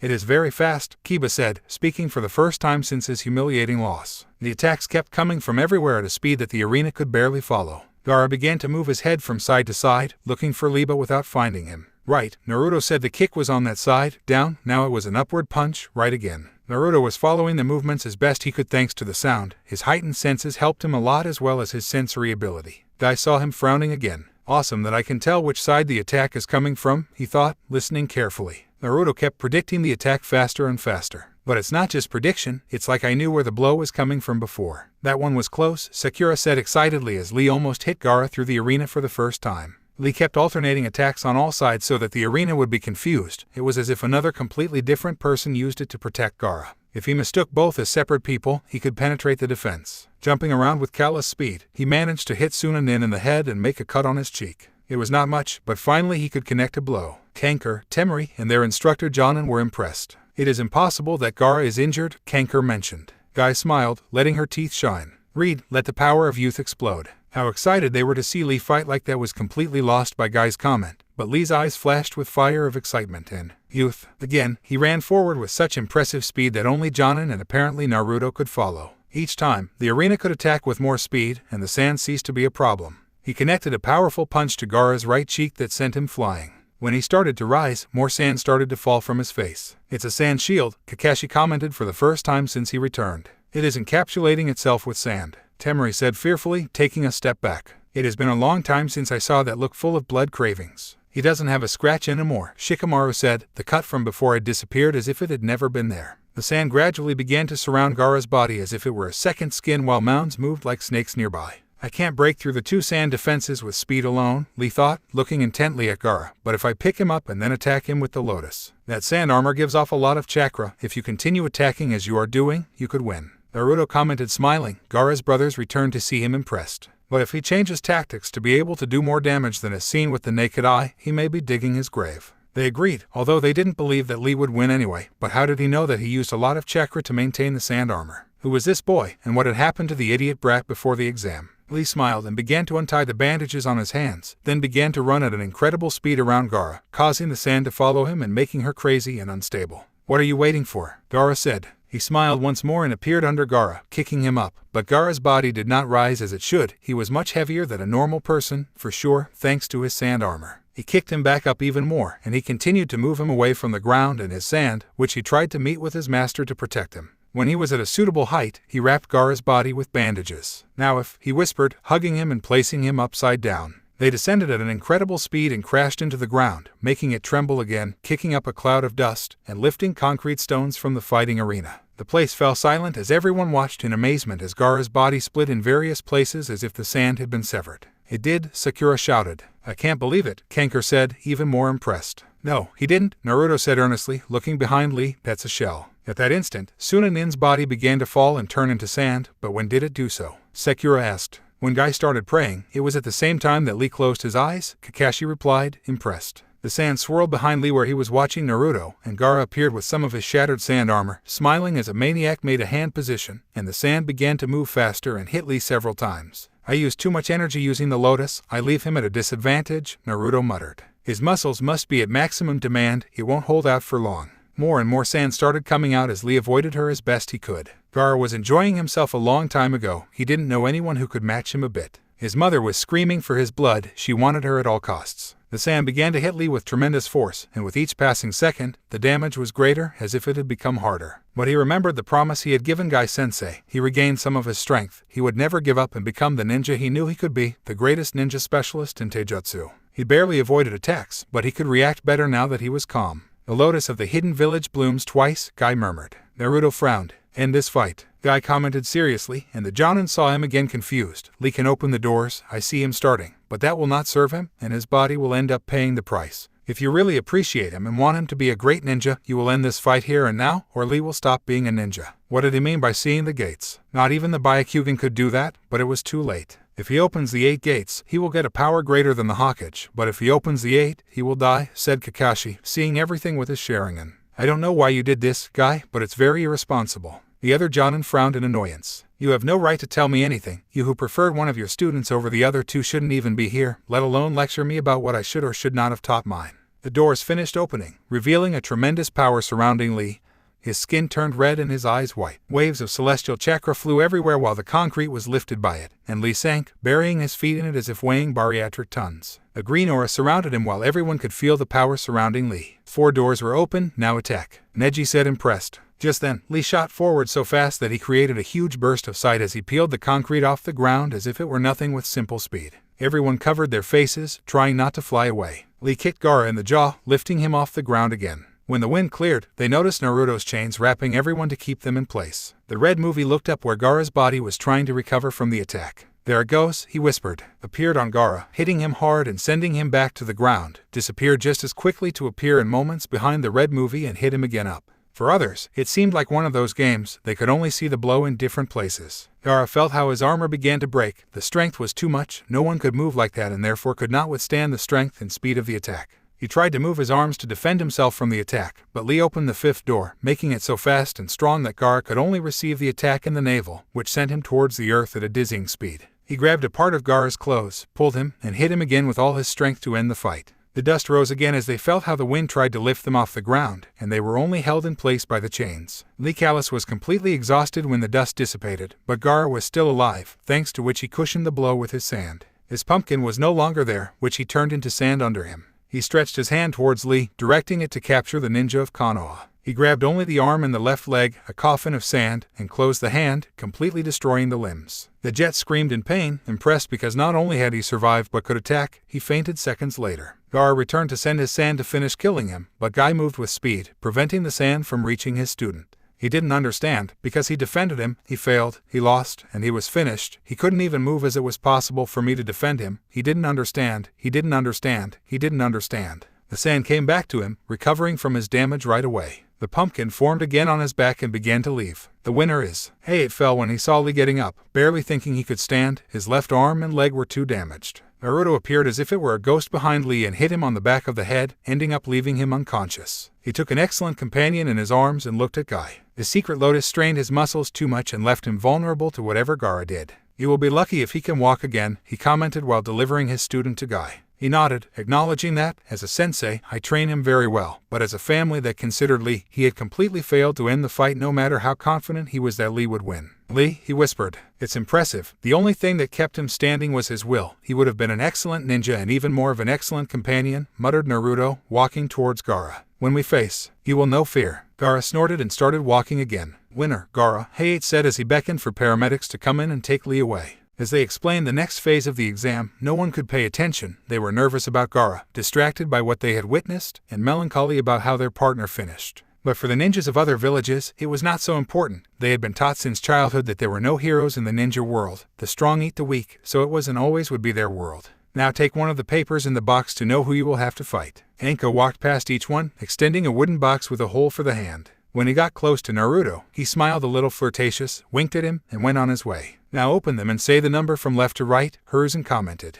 8, said Dasu. 5, Naruto muttered boredly. Temari Bufo, 1. His brother was next, at 3. 6, Gaara commented. 9, Shikamaru whispered, bored and eager to see the clouds. 7, Neji said annoyedly, he didn't understand what the hell they were doing. 2, said Shino. Hiruzen nodded, although a little worried. Sasuke is the 4th, he commented. Now Ibiki shows the way they will fight. The scarred man turned over a tablet showing the championship system for the finals. "So it's my turn against Gaara," smiled Naruto. Everyone saw who they had to fight, some annoying, others excited. "Naruto," whispered Sakura, worried about her partner. The red movie had shown it, but would it take a month to prepare properly and fight against someone like Gaara? Sarutobi approached Naruto smiling with concern. His grandson was about to fight against someone who was afraid even of him, and no, it was not because of his appearance, his way of being, or because of the murderous instinct intimidating everyone without real control of it. It was because he knew who Gaara was. He knew that he had been treated almost as badly as Naruto for being the container of the Ikigai, a beast with a tail, and because of how little he had seen a beast with a tail that had some control over his container. It was practically a bomb about to explode at the slightest opportunity. He had not wanted that boy in his village, not so much because of how dangerous he could be, but because he was sure that with some help he could stop the Ikigai without causing too much fuss in the village and without harming the deranged boy. He was more afraid that Naruto would see someone similar in Gaara. He was more afraid that the Sunanin would change Naruto's idea of Konoha. Not only did he see the boy as a grandson and wouldn't want to have to stop him for whatever reason, escaping the village to become a renegade ninja, for example, but it could also be possible for the Kyuubi to come to Naruto with that and unleash pandemonium that would put the one caused by the same creature 13 years ago to shame.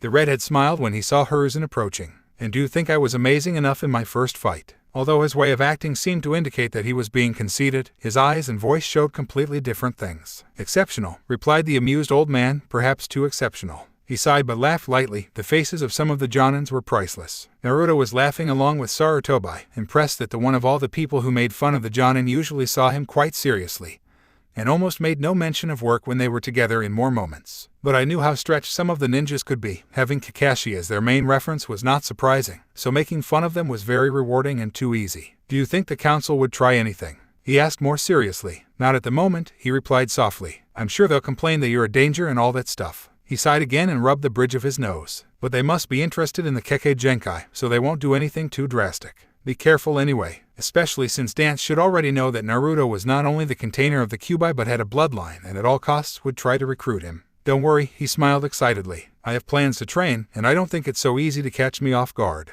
He nodded, relaxed. He knew that Naruto could sneak away from an entire AMBU squad. He would be fine for this month, and once he is declared a CH-nin with all his rights, no one could put a finger on him. With that, he would be more relaxed. What plans do you have to train? He asked interestedly. He had thought to talk to Jiraiya to train him, but knowing the boy in front of him and with his new way of being, he was sure he would end up killing the Toad Sannin while he slept. She shivered with fear. Her precious books could not disappear, not until the sweet little Kyoko achieved her goal. She smiled as drool dripped down her cheek and blood began to drip from her nose. Naruto saw him confused, although he imagined what the old pervert was thinking. Mainly train my bloodline. With a look, I make it clear that I would not only train with one, but I also plan to fix my taijutsu postures and practice much more taijutsu in other styles, such as kenjutsu, among other things. He nodded, although he became interested in the part where he had to correct his taijutsu postures. What do you mean by correcting your taijutsu? Before I did not realize it, he shook his head, knowing how stupid it had been, like not noticing something so clear, and cursed his father's seal. They taught me everything wrong, the simplest thing I do wrong. With what they taught me, I have a demonic luck to be able to survive, for the only thing that serves is to hurt myself. He frowned in annoyance. That had to be investigated. The Ninja Academy was in charge of the Ninja Council, but his representative was Hayashi Haiga.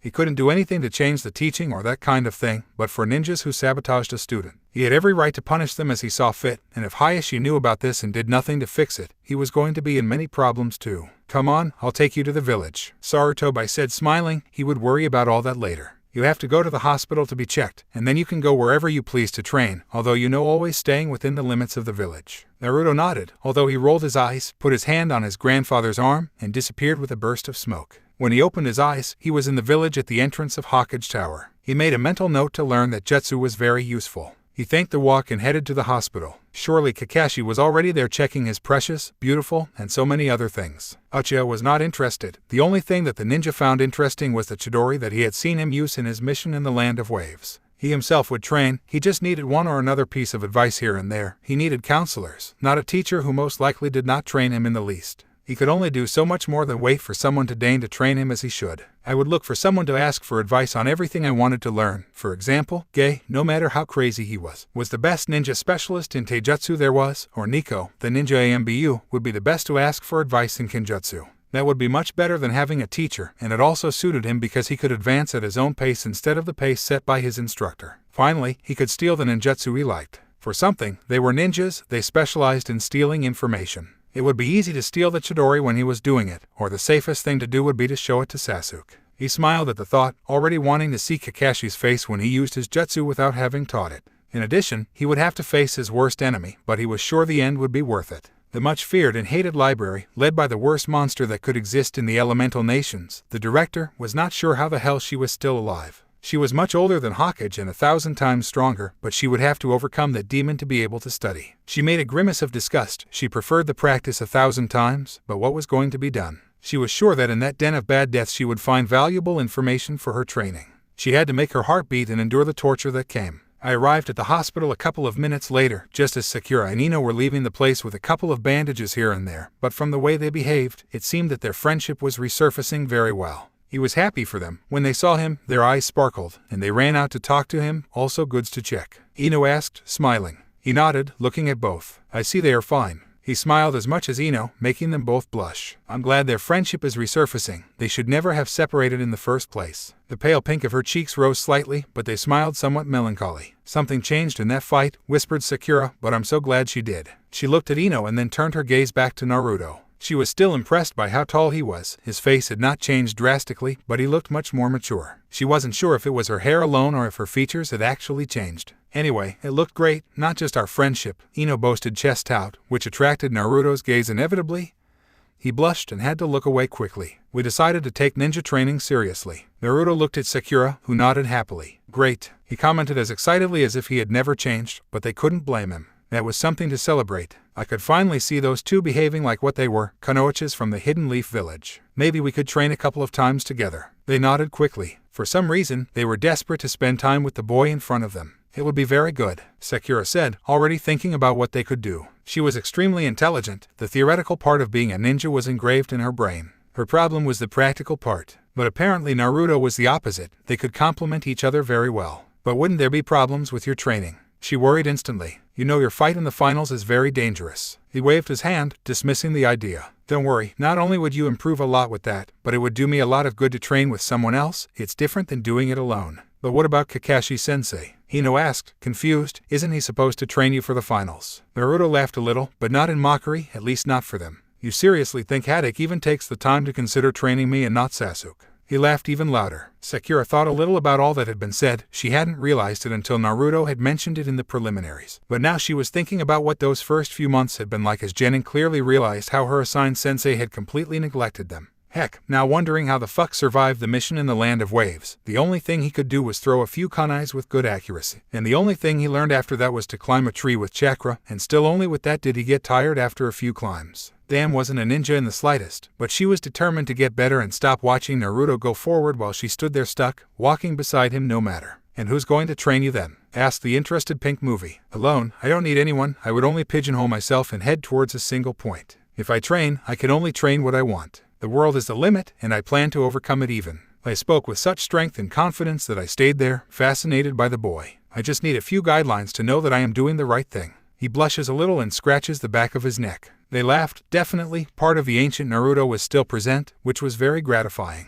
Naruto had been like the sun. He gave joy to everyone with his way of being. The fact that she had matured enough did not mean that it had been lost. Well, then we can help you a lot, said Ino, hitting Sakura's back. Even the forehead here is a walking library. She laughed when she received the annoyed look of her friend. We are the theory and you the practice. The training will be good. Naruto nodded with a half-sided smile. He would take care of properly steering these two at the same time as helping him, and he looked forward to starting the training. Of course, I'd better go in for the checkup at once. They nodded, and with a farewell, they walked away. Naruto entered the hospital but had not passed 10 meters when Kakashi appeared in front of him, reading his porn novel as usual. He raised his head when he realized that Naruto had already surrounded him and was walking towards the counter. Miss, I want to get checked after the preliminary of the CHNIN exam. The nurse opened her mouth, impressed with the boy she saw in front of her. A little surprised, she took out a few papers and handed them to her. Please fill out this form, and a doctor will attend to you right away. He nodded and walked away again. Naruto, as I was saying, again had to shut up for Naruto walking away. Listen to me, damn. He exploded furiously. You don't need to tell me anything. Haddock, replied the red-haired, looking at him with those piercing and terrifying violet eyes. I'm not interested in what you do, novice. I don't need you to get me an instructor, and I don't need you to talk to me again unless you want me to cut your tongue.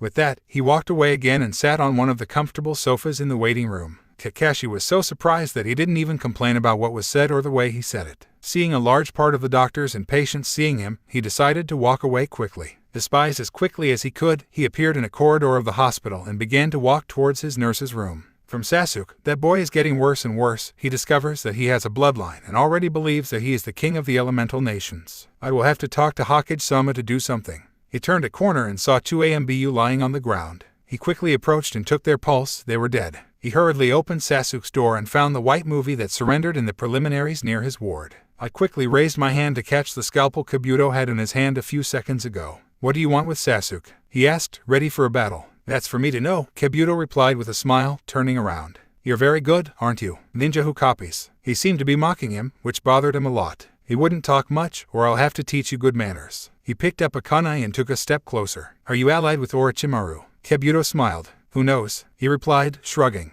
Of course you will find out later even if he is not in this place. He took out his own special kunai and placed it near Sasuke's throat. But he would not be so confident. I clearly have all the advantage here. With a quick movement, Kakashi managed to make Kabuto stay on the ground, immediately noticed how one of the AMBU, supposedly dead, got up and smiled as his clone entered the place and surrounded Kabuto. He was about to attack again when the other body got up and fled out the window. He peeked out only to realize that it was the real one. Being the son of the hospital's chief doctor gave him an advantage. He muttered, looking at the 2 bodies on the ground, it's too good. It would be very dangerous if he was working for Orochimaru. I returned to see Sasuke sighing. When I see him well, still unconscious from everything that had happened but fine at the end of the day, I checked the curse mark, realizing that it was completely under control. He was impressive. Even being asleep, he could perfectly master the brand. There was definitely no ninja more impressive than Sasuke. He smiled a little, placing a hand on the forehead of the jet, and relaxed for the moment. He left the office completely the same as he entered. The doctor had been so impressed with his change that he checked it even when he wanted him to get away from the hospital as quickly as he could.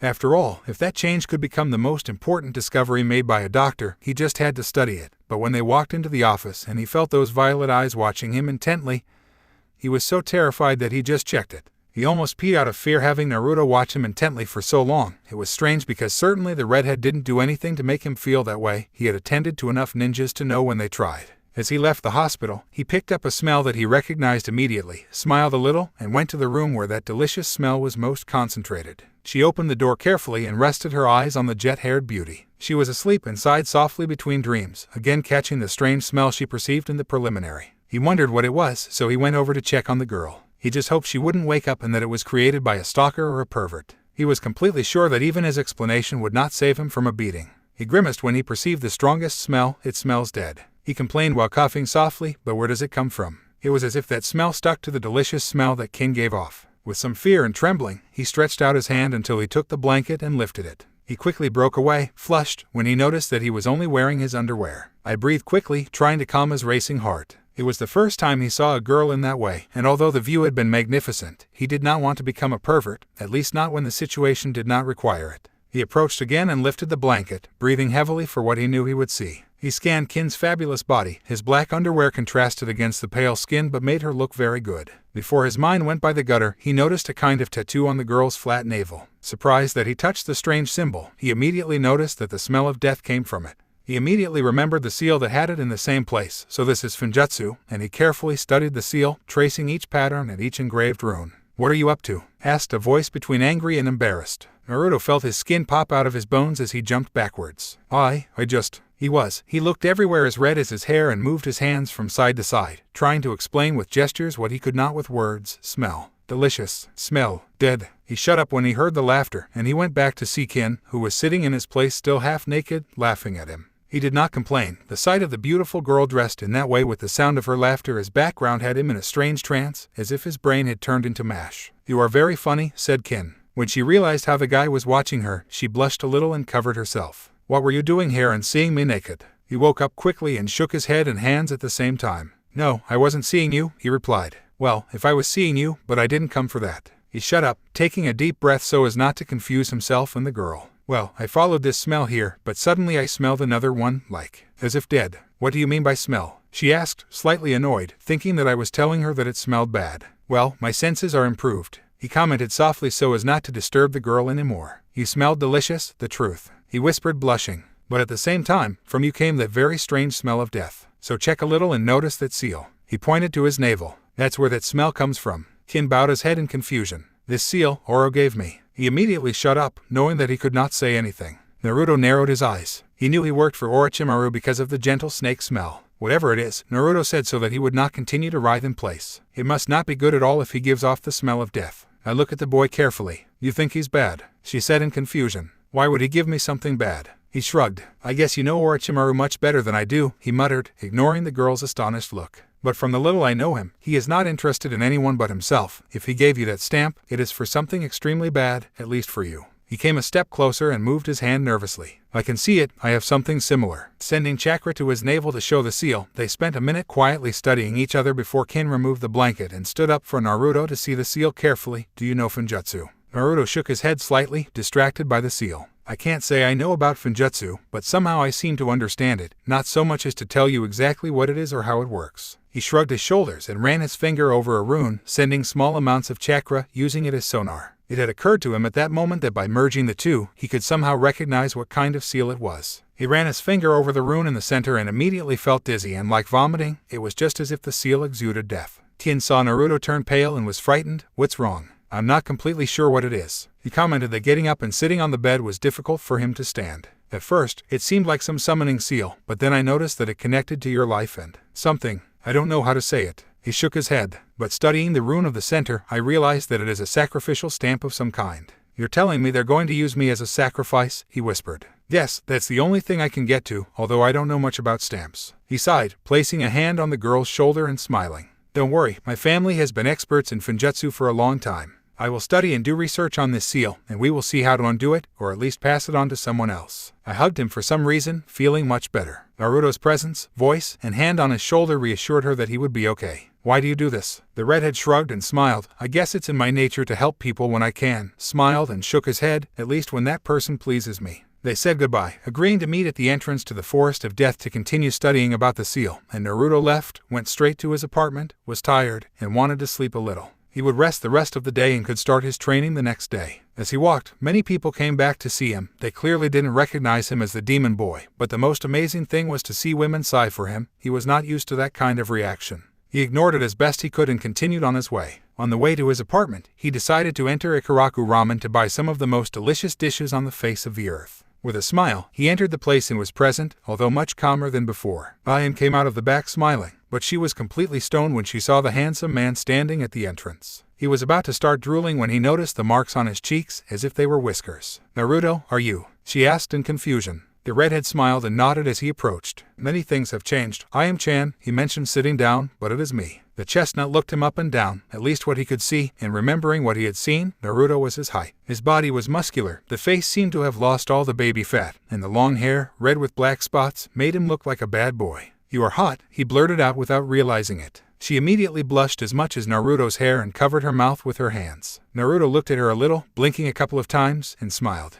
"Thank you," she said happily. It was the first time someone said something like that to her instead of Sasuke. "You are very beautiful." He nodded as he looked at the board, congratulating himself for having responded so well and so quickly, even without stuttering. "I do not notice how Ayam was blushing from being stuck in his own world." "Then what do I give you?" questioned the girl, trying to put away strange ideas for the moment. "Until a week ago, I thought of the blonde idiot as a rather annoying and noisy brother, and now that he had become that red-haired god, the only thing he could think about was committing incest." He had to calm down, then he could agree with his feelings and ideas. For the moment, it was best not to see Naruto, or he would end up pulling him behind the bar and raping him. "Give me 10 bowls of pork ramen to go." She nodded, even looking away, and began to prepare the food. She was so used to preparing ramen for Naruto that she did it at an incredible speed, and without even noticing, she guessed it was one of the advantages of having such a demanding customer. The others seemed to just walk at a snail's pace. Anyway, he couldn't help but see Naruto sideways, staring at that body and salivating as he imagined running his tongue over his pectorals and biting his shoulder. He shook his head quickly and mentally admonished himself, finished preparing the food, packed it, and delivered it to him.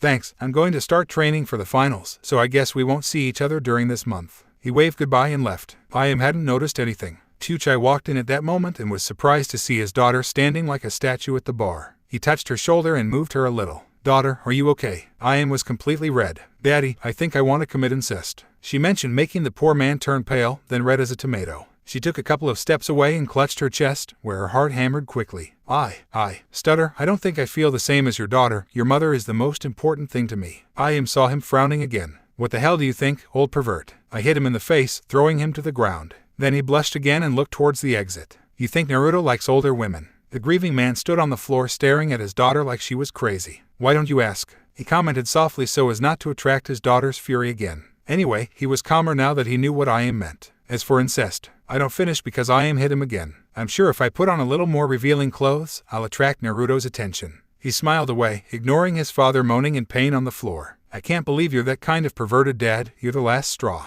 Chuchai could only think that the women were completely crazy. Naruto came to his apartment with peace of mind. For some reason, the guys who used to disturb in the red light district ran out when I looked at them. Better for him, so he didn't have to worry about beating them up. His ramen would get cold if he delayed. I entered the austere and ramshackle apartment, which has one room, a living room, a bathroom, and a kitchen. I leave the ramen on the counter that separated the kitchen from the dining room because the table had a patched leg and I did not want his food to be watered by accident.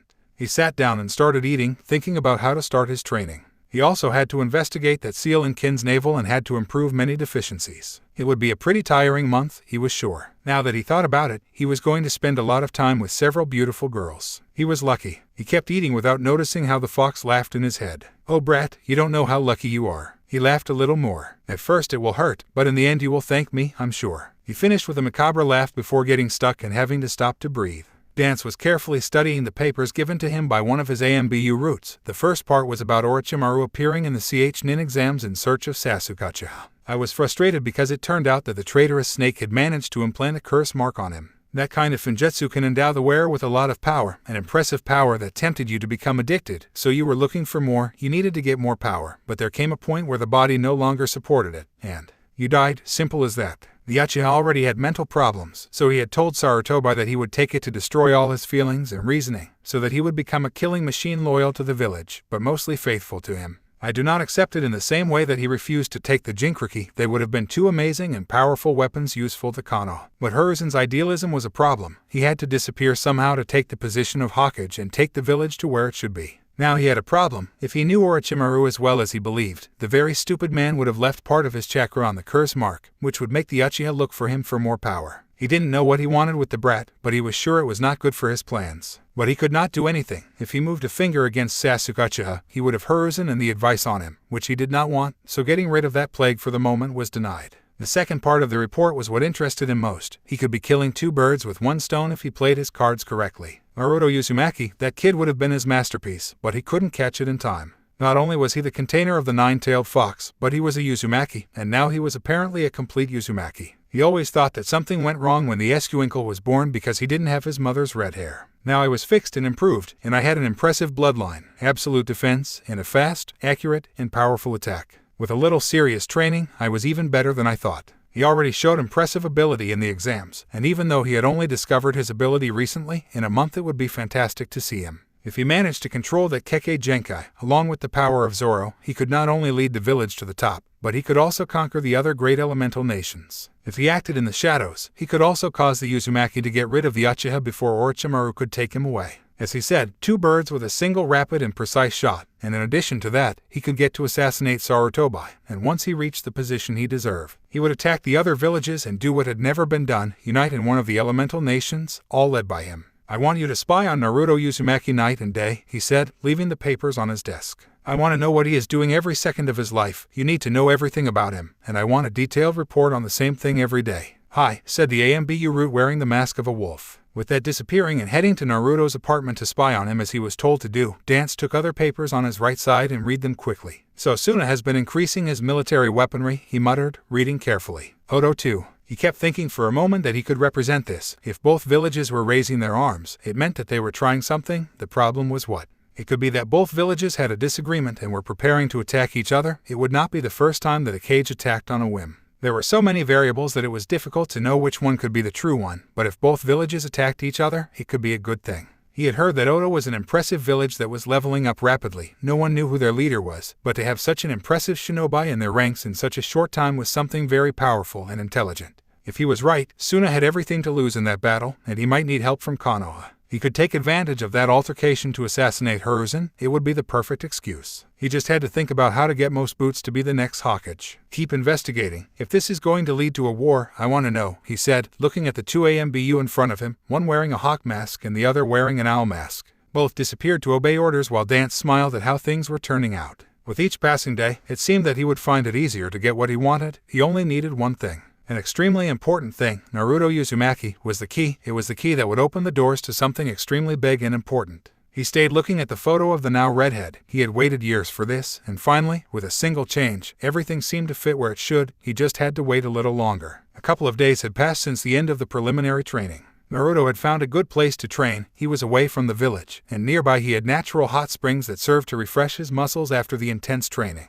He was practically hidden between a hillside and the huge, thick trees of the forest, so nobody bothered him there. The place was so far from the village that it barely fulfilled the condition of Hokage not to leave the limits of it and had been found by pure chance. The day after the preliminary, he noticed a ninja spying on him. No one knew of his sensory ability, so he could feel the spy's chakra, but he hid very, very well, so much so that sometimes he had to rely only on his hypersensitive senses. He had been running away from the ninja, trying to lose him without him noticing. By the time he succeeded, he was far removed from the village and staring in amazement at the hidden hot springs. He made sure the place was kept completely secret because it looked like a little paradise. After admiring the place a little, he decided to start training, starting with chakra control. His reserves were so great that walking through the trees was not enough, and it was at that moment that he remembered Hadake's fight with Zabuza. They had been fighting on the water as if it were solid ground. He tried to do it with the same method of walking on trees but soon realized that it was useless. He ended up soaked and slightly frustrated. He undressed so that his clothes dried and got into the water. Then he lifted one foot and concentrated chakra to see how it worked in the water. He realized immediately what the problem was. By concentrating a certain amount of chakra on the sole of the foot, he only allowed a small point to remain stable.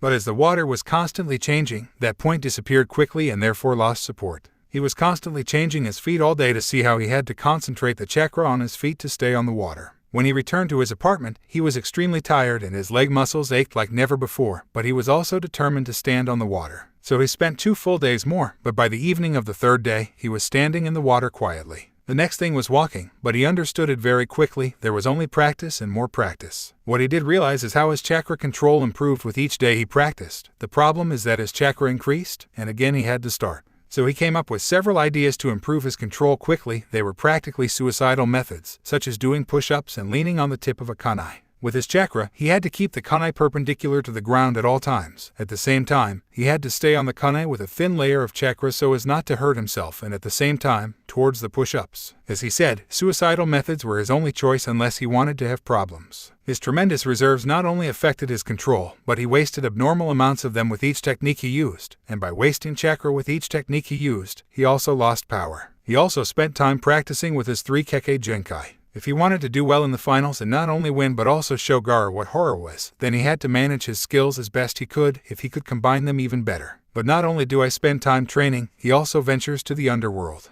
That old woman, similar to Cerberus, kills him with fright when I enter, but I let him pass, practically threatening him to not make noise or he would know a pain greater than the worst torture done by Ibiki. He wanted to run to the shelves to get away from the old woman, but when his slipper squeaked on the clean floor and he could even see her reflection, the woman sent him a look that made his blood freeze. I didn't know how Konoha needed ninjas with that old woman. If Hokage thought of using her on the front line for some war, they had victory in their pocket. Anyway, he started looking for everything he could find in the library that served him, and as I hope he found a section full of tomes for ninjas, old and dusty. It seemed that no one had touched them in decades. Most were ninjutsu category C, nothing very impressive, but if used correctly, they could be as effective and harmful as ninjutsu category A. There were all kinds of techniques, from fire, which was the most common, to wind, which was the one that had the least. In one of the books, he learned that each ninja possessed an affinity, and there were few people who could use two, like Haku, who fused wind and water to make ice. Logically, not only did you need affinity to make ice, at least not at a level as impressive as Haku's, but you had to have an affinity for the ice itself. He understood why there were so few wind techniques since, in Konoha, the affinity was almost zero. To know what affinity he had, a special paper was needed, made from a tree that fed on chakras. If the paper was cut, it was wind. If it crumpled, it was lightning. If it shattered earth, if water was wet, and if it was made into ashes, it was fire. He immediately looked for where to buy the paper. He found it in one of the specialized stores for ninjas, but it was one of the stores that hated him. If they did not send him out, they charged him the simplest things at the price of the most expensive things. He did not want to know how much they would charge him for the paper. He thought about going in and trying his luck with his change of appearance, but he realized that the word had spread and everyone already knew about it. Moreover, he had heard a rumor that the Kyuubi was the one who was in possession of his body now. Poor, deluded, stupid. Anyway, he had to find another way to get the role, and the only one he could think of and would do was to swallow his pride and ask someone for help. He immediately thought of his grandfather figure, but he should be very busy if the screams he heard when he approached the tower said anything to him. Luckily, a beautiful angel under heaven, literally, and I help him. Technically, Kurenai had fallen on him, jumping from roof to ceiling without realizing it. Not that he complained that being imprisoned by those large and soft breasts had been an experience equal to eating ramen. Talking a little, he had gotten what he wanted, and Kurenai was very upset to find out what they were doing in the store. They offered to buy everything he needed, he just had to say it, and it was done. I put on a genjutsu strong enough for civilians but not for ninjas, and they entered the store quietly. In the end, I not only bought the paper but practically paraded a number of garments to a blushing and almost drooling Kurenai who seemed to be having a lot of fun. He was only mortified, especially since it even made him try on underwear. How embarrassed he had been to go out almost halfway through the store wearing only a black boxer with a few orange foxes. Why did he have that kind of clothing if they hated foxes? He didn't know, but he liked it. Apparently Kurenai liked him better, and even Anko and Hana appeared, his two best friends who had seen her while walking outside the store. Between the three of them, she had made him turn so red that he was not sure how he did not do spontaneous combustion right there. Luckily, the torture had not lasted much longer, and he was able to go to his apartment to leave the new clothes and immediately try the paper, load some chakra, and wait a couple of seconds. The paper was torn in half, one half crumpled and the other making ashes. He was amazed that he had not only one but 3 affinities, as he knew it was very rare, even more so at his age. In the end, the wind was his strongest affinity, but with practice, he could make those 3 affinities extremely powerful. Too bad he hadn't had a combination. He had liked the lava or storm element, but with his 3 Kekkei Genkai, he wanted more. Now knowing what their affinities were, he focused on finding techniques from them, but he did not neglect the other 2 because even if they were not very strong, he could do techniques that could save his life if necessary. At the end of a week after starting his training, although it seems that he did not advance much, he had done it by far. He had a great variety of ninjutsu techniques, his chakra control improved rapidly, and his handling of his Kekkei Genkai increased considerably. And last but not least, that little appointment with Kurenai had opened his eyes, and he looked at women from another perspective. It is as if he had been living in a cave and finally found the way out to see in all its splendor the greatest creation on earth. Call him a pervert if you want, but now if you looked at the attributes of a woman, the breasts, the buttocks, the legs, the curves, the angles of the face, the eye color, the hair color, the list went on and on. He was standing in Eden and had never noticed. The only bad thing is that it distracted him from his training, especially at that time when he was training not just one but two beautiful girls. How did you find this place? Ino asked while stretching her muscles so as not to suffer any tears or anything like that. It was 5 o'clock in the morning and they were still half asleep, but at that time she had met Naruto and could not waste an opportunity like that. Yes, it is beautiful. Sakura ended up doing the same as the blonde. It was pure luck, Naruto replied, just waiting for the girls to start. He didn't have to do much. Well, let's start with the basics, chakra control. He approached the hot spring lagoon and smiled. Officially called chakra control exercises, they also increase exponentially the more you practice them. Climbing a tree is the most basic and therefore increases little chakra, but walking on water. She shut up as she took a few steps forward, to the amazement of the girls. Naruto was walking on her as if she were the ground itself. How do you do that? Asked the movie's Rosa excitedly. It is at the same time similar and different to climbing a tree. It is similar because you have to connect with the water as if it were the trunk of a tree to know how and how much chakra you have to channel. But it is different because it varies every second and you have to be changing the amount constantly around the sole of the foot. They nodded, half understanding what Naruto was saying. And then how do we do it? Ino asked. Did they bring the swimsuits? Questioned the redhead back, smiling when the girls nodded. Well, because they spent a lot of time in the water. At first they will only do it with one foot so that they fence themselves, realizing how they have to channel the chakra. They went to change quickly and returned wearing Ino's suit of 2 garments in dark blue and Sakura's a similar lilac. They had not noticed but both were beginning to grow, the blonde a little more than Sakura, but both already had chests and grew with form as they did. In addition, the ravens began to settle deliciously and their legs seemed infinite. She was with her mouth open, seeing those two beauties, but she woke up when she heard the giggles of both. She blushed and looked away quickly so as not to continue making a fool of herself. You can see Naruto, Sakura said excitedly. After all, the redhead was handsome and strong, and despite appreciating them, he was not being a stalker. How else do you think to teach us if you do not? He nodded and walked towards them, looking towards the lagoon. You're cute when you're blushing, Ino muttered. The three of them blushed at the comment, and oddly enough, Sakura didn't care that Ino said that.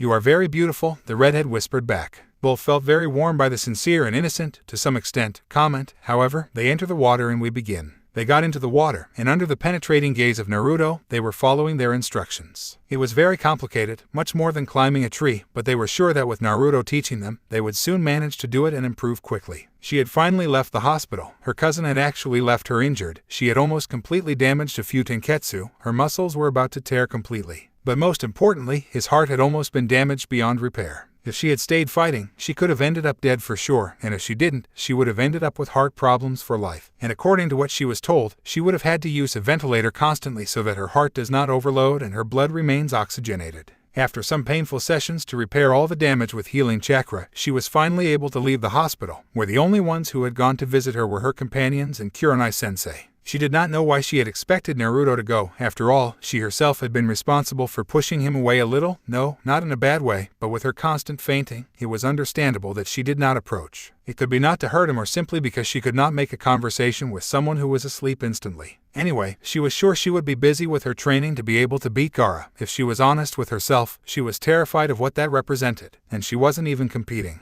But Naruto had become very strong in those 6 months that he had hardly been seen and never gave up, so he followed him constantly to see if some of that security and confidence stuck to him. But it was useless. Maybe those qualities were something you were born with and could not pass on to someone. But she was tired of being the way she was. She was tired of stuttering all the time. She was tired of everything she stood for. To learn that she almost died had opened her eyes in a way. And not only because she almost died, she kind of knew what could happen if she became Kunoichi. What had shocked her the most was that she was almost killed by her own cousin. He had thought a lot that week in the hospital. He complained about Sakura being a Sasuke fangirl, although he would never have said it out loud, and she was the same. She wondered if she really loved the blonde, now redhead. She wondered if she followed him just why he was everything she wanted to be and couldn't be, but there was no answer to those questions, at least not if she didn't do something to answer them. And the only way was to either talk to Naruto, which was difficult until the exams were over, or see if a relationship with someone else could change her. I had read somewhere that it was not love when the other person failed to bring out the best in you while complimenting the worst. She assumed that if Naruto was really her other half, she would have to have the courage to at least talk to him, which did not happen, and as things were going, it would not happen in the short term.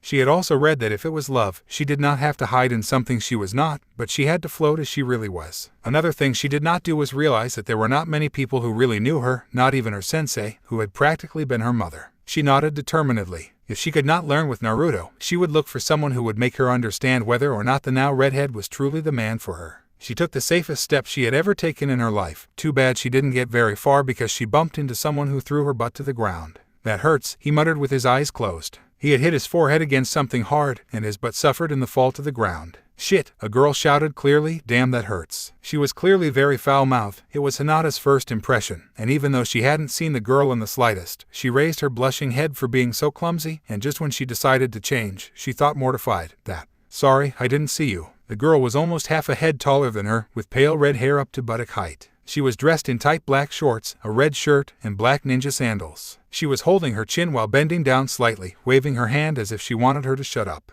You have a very hard head, she growled while looking at the blushing girl. When the pain stopped long enough, he could stand correctly to look at Hinata more carefully. He was on a mission and had to blend in, so it would be good to start by making friend. Sorry, I tend to be foul-mouthed when I feel frustrated, scared, upset, hurt. He stopped with his list when he heard a soft but musical and beautiful laugh, practically all the time then, and blushed a little more when he realized that he had talked about more. The redhead laughed a little and blushed. Well, if she looked down for some nervous reason, anyway, what were you doing so distracted? Well, I was thinking about things, if that, he replied quickly. The redhead tilted her head slightly confused, which made her look very cute, but she nodded. Well, she looked everywhere, thinking about what else to say, and rubbed her hands on the edge of her shirt. Hinata looked interested. The girl was cute, and as her hair stood out, it meant that she was not from the village, or she would have seen her at least once. You're not from around here, right? He asked, getting up and shaking his clothes. I'm not alone and passing through. I wanted to know about the famous Leaf Village. Hinata nodded, smiling. She was happy to be able to talk to someone without stuttering. It was strange but very refreshing. If you want, I can show you the village, she murmured confidently. It's not like we have many tourist places that are mentioned, but I know several beautiful places. The redhead smiled and nodded. I'd love that. She blushed slightly without knowing what was wrong with her. Then follow me. Hinata mentioned being excited to make a new friend now that she realized she did not have female friends. Sakura and Ino had always seemed very banal to get together with them. Maybe this is what a friend needs for a change. Besides, it is not as if her companions were her friends either. Her father was very strict with whom he considered a friend. Her stomach roared, making her as red as Naruto's new hair. He laughed a little, but for some reason he couldn't look away from the blue movie. That blush up to his neck fit him very well. I guess the first stop will be a restaurant then. Hinata nodded and smiled lightly. She had overcome something else. She hadn't fainted from grief. Thanks, I haven't eaten very well lately. She grimaced thinking about the hospital food. But I know the best restaurant in the village. You'll love it. She is on her way to her favorite restaurant, determined to make the redhead consider it that way too. By the way, my name is Hinata Haiga. I see her again, realizing that the redhead had blushed again, scratching the back of her neck, smiling at her with sorrow, and stretching out her hand. I'm Tayuya, much pleasure. He looked into the village from his office window, wondering how bad Konoha really was. Mainly because even with the change of appearance and his way of being much more measured, everyone hated Naruto.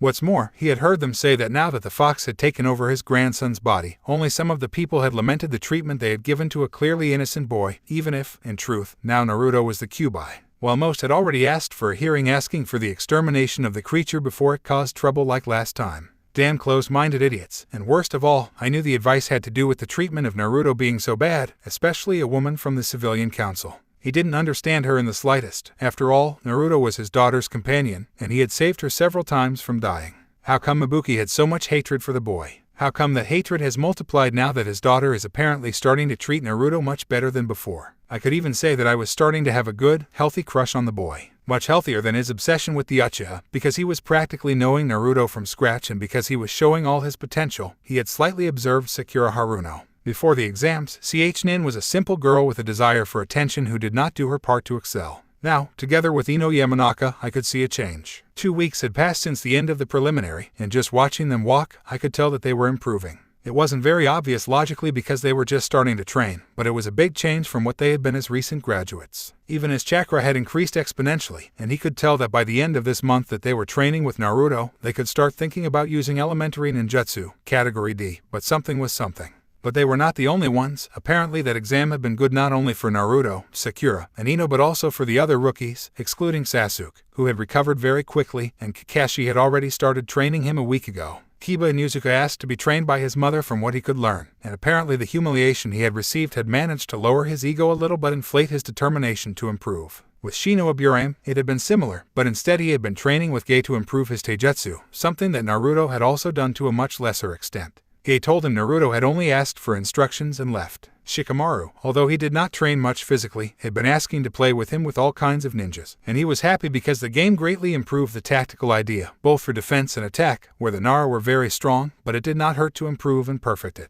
CHJI Akamichi was on the same course, although in a very unusual and unique way. She had begun to eat more than she already did and meditated with her father every afternoon. It was good because the jutsu characteristic of the Akamichi clan needed a lot of concentration when it came to expanding the body, and although CHJI could do it easily, reaching the same level as his father would take time, even more so if he continued where he used to go, which was nowhere. But perhaps the most surprising had been Hinata Hyga, and not because she was training or anything like that. Most of the time he had been out of the hospital, he had spent with a girl he didn't recognize, so she was definitely a foreigner, and was out in the village. Hinata looked much more confident, smiled a lot more, and seemed to be enjoying life for the first time in her short existence. The strange girl had done him good despite the fact that for the moment, only a week after having met her, the only one who could be this cheerful, smiling, and luminous was with her and no one else. You could see them up and down all the time. They went to eat, they walked in the parks, or they went to the movies. It could be that she was not improving in the ninja field, but the staff that for Hinata was much more important was growing alarmingly fast, which made Hiruzen very happy. The girl was sweet although somewhat strange, and her way of being made other people get a little of that optimism, although she did not realize it because those who did had only seen her from afar. On the other hand, it seemed that one of the most united squads of genin in the village had separated. Lee Rock had been hospitalized for 2 weeks, of which only 2 days had passed at last, but the damage done to his limbs was very worrying, and he was almost certain that there was only one person who could cure him at least so that he could walk again without a wheelchair and eat on his own.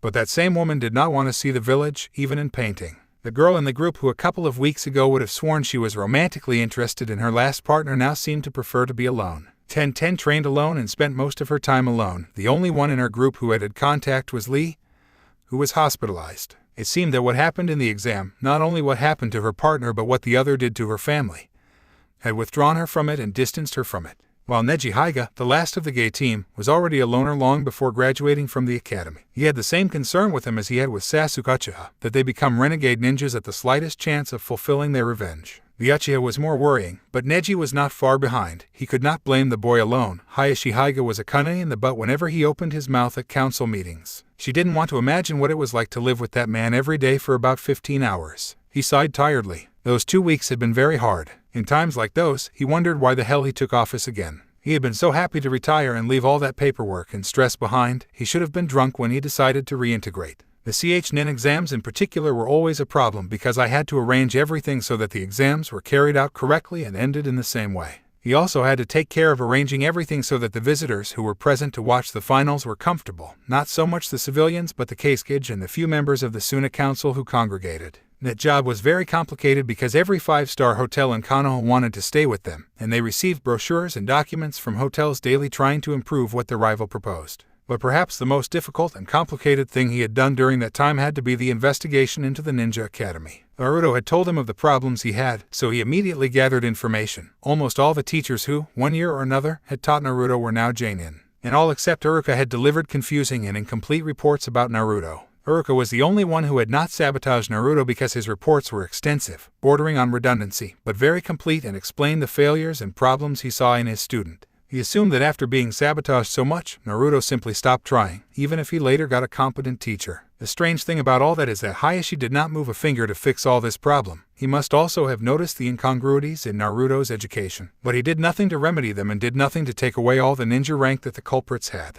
However, he was tired and the exams were not over yet. He was even waiting for the meeting with the councils to start. He already saw what they wanted. They would complain about Naruto first as usual. Then they would ask to kill him or imprison him, now that he had a bloodline. They surely wanted him to turn it into a breeding machine. He only hoped at night to be able to sleep more than 2 hours. He deserved a rest after all. He was no longer old enough to walk with so much stress fixing the problems of a useless man who could not see beyond his nose. Damn the day I accept this job. He looked towards the Hokage Mountain, where the faces of the Konoha cages were presented imposingly. First, the day he lets me convince you, Hashirama-sensei, Tabarama-sensei. 2 weeks had passed since the start of his training, and everything seemed to be going exceptionally well, especially his bloodlines, which he could use with greater comfort and ease. Especially his scythe. The chains were easier to handle since they were more dedicated to defense. Logically, he had to train to be able to handle them correctly and not end up breaking the bones of an ally by mistake. But they were not as complicated as the scythe, which was a large weapon, and especially because each part of it was a weapon by itself, I had to know how to move properly without causing harm I didn't want to do.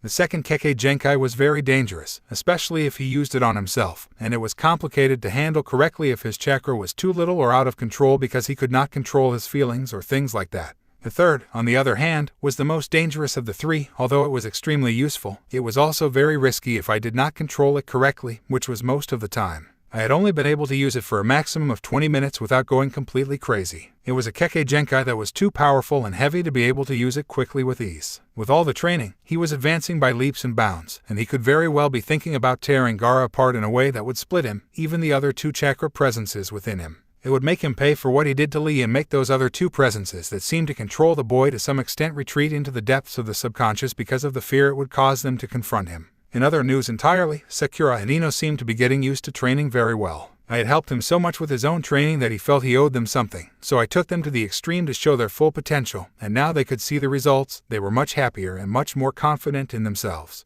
At first it was hard because none had eaten properly since even before they graduated, which greatly diminished their performance as kunoichis, so they started with that, and little by little they were reaching the necessary level. It was surprising how flexible they both were, the magnificent control of chakra that they possessed, and how they could control it so well even if it was increasing rapidly. They had tried to do one or another elementary ninjutsu, but they were not ready for it yet. But their speed, their reflexes, and their taijutsu were in optimal condition, and they could take a fight between them, at least one that put the one they had in the exam like child's play. But training was not the only thing he had done. They had had a couple of outings among friends, to the movies or to eat. Even Ino had convinced him to go dancing. At first he was completely reluctant, but when he arrived, he realized that it was no different from taijutsu, a much more fluid taijutsu class that was much more in tune with his own body and his environment. In addition, feeling the music running through his system, filling his blood with adrenaline, and energizing his muscles to move was an incredible experience. But Sakura and Ino weren't the only girls who had pulled him out of his training routine. Kurenai, Anko, Hana, Igao, Temari, Kin, and Ayame had all forced him to go somewhere different, just as a pair or even all together for fun. It was something he had never had. He usually tended to stay away from large groups, more so from girls, because he was beaten, insulted, and humiliated, but this had been a whole different experience and something he appreciated very much. In addition, since they were all girls, he had been able to appreciate another kind of training, the interaction with a girl he liked. He could say that he had already done it with Sakura, but he decided better to forget all that because he had only made a fool of himself. He would not have been able to impress the pink movie with that way of being even in 100 years. So she had to practice. She learned that they like to be praised naturally but not obscenely. They like to be seen, appreciated, and noticed for their characteristics and attributes, but not by playing dumb, not in a perverted way, and not for long periods of time that made the appreciation look obscene. He never overdid it. He had to learn where it was allowed to play and where it was not, even if he did it by pure accident. He learned, for example, that if he touched a girl on the high back, at the height of the shoulder blades, he was being not only a gentleman but also a good friend. But if he placed his hand on the low back, not so low either, he was being a gentleman and was showing attraction to the girl in question. He was showing his interest. But in a week of dating so many girls, you could say that not only was he with them, but among all of them, they were becoming very good friends. Logically, each one had their likes and dislikes and their ages too. So they had to learn from each other that they fit well with each other, but it seemed to be going very well. His life finally had color, it was finally a life, and he did not want anything to take him away from that happiness that he had longed for so much and was only scratching. As such, he had started to investigate Finjutsu, with the intention of learning not only about their father's catastrophic seal but also about the seal that Orochimaru had placed on Kin. They went slowly but surely, and with each passing day, they learned a little more about the seal. It also helped that the others were involved in it too, even though they didn't understand anything and always took the information to Naruto. Let me see if I understood, sighed Kin, scratching his stomach. This thing is going to suck my chakra and the vital energy to invoke something. Naruto nodded. Of everything he had explained to them, much more was summarized. I do not know exactly what ninjutsu is called. Naruto began reading the paper with everything he had written. But yes, it is just that. As I said before, he will use you as a sacrifice to bring something he should not bring, which should not be on this plane. Everyone was gathered in the hot spring pool. Naruto had learned to trust all the girls gathered not to reveal the place to anyone. Plus he had found a pair of seals that allowed him to make the place much safer and more private than any place in the village. They had all helped him with that, so they were all present. But is there a way to remove this seal? Kurenai asked with his hand on his jaw, thinking, I didn't know much about them, but what I did know is that there was always a way to undo something like that. There has to be a way. The seal is a kind of parasite, muttered Naruto, seeing the papers. The longer it is in the host, the more rooted it is, and therefore the more difficult it is to separate it. He looked into Kin's eyes, smiling. I was studying a lot about Finjutsu, and I think I can change certain runes to make it stop being linked to Orochimaru. What do you mean? Ino asked, confused. He thought a little to know how to explain it. As I said, the seal is a kind of sacrificial ritual, and Orochimaru is connected to the seal and is the one who is going to activate it to initiate the call. I'm still not entirely sure, but I can change it so that it is linked to me. But that does not mean that the so-called snake would also suck part of your chakra, said Sakura, not content with Naruto putting himself in danger in that way. Even more when they did not know that he wanted to bring the snake, that would be very dangerous. But if I don't do it, Orochimaru will do what he wants. If we manage to pass the seal to someone else, that person would die for the ambition of the snake, which would not change anything except that we save kin. What you want to do is further thwart the plans of the unfortunate, Anko commented, licking his lips. Some of the girls had a shudder of fear. Naruto nodded.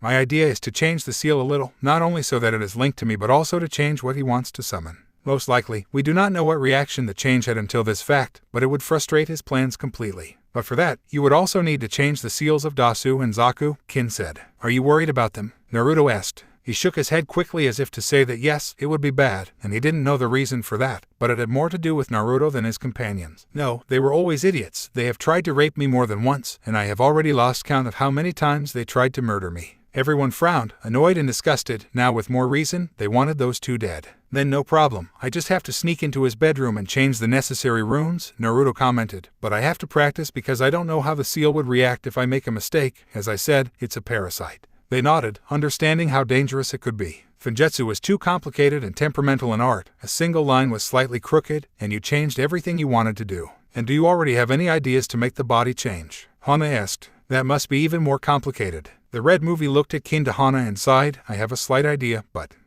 Eigo asked. She was the most lethal in the place. She had been teaching Kenjutsu to Naruto so that he could properly handle his scythe and was an AMBU. If modifying the seal is dangerous to change the body, it is even more so. He sighed slightly and removed it in place to better accommodate. It is not only dangerous for the holder, in this case Kin, but also for me, for the next container, and the only way I see for it to detach from Kin's body is to feed it. They saw him confused without understanding in the least what he meant. As I said, the seal is a parasite, like a rabid animal, and right now it is eating Kin, absorbing his chakra and his vital energy, and the more he has of it, the more he will want more. He will want not only the chakra but also the flesh. Kin opened her eyes in amazement and was scared as the others gasped and looked at her new friend. She's going to eat me, she whispered in terror. Not yet, but he can do it, especially if Orochimaru takes too long to start the call. Naruto replied to calm the girl. Therefore, he will not want to separate from you, he will cling to your body with everything he has. Temari asked. She was a little nervous. When she had found out what was happening at first, she could not believe it, but seeing everything she had seen, the erratic behavior of her father, there was no better proof that they had been deceived, but she was a simple genin to whom they would not pay the slightest attention.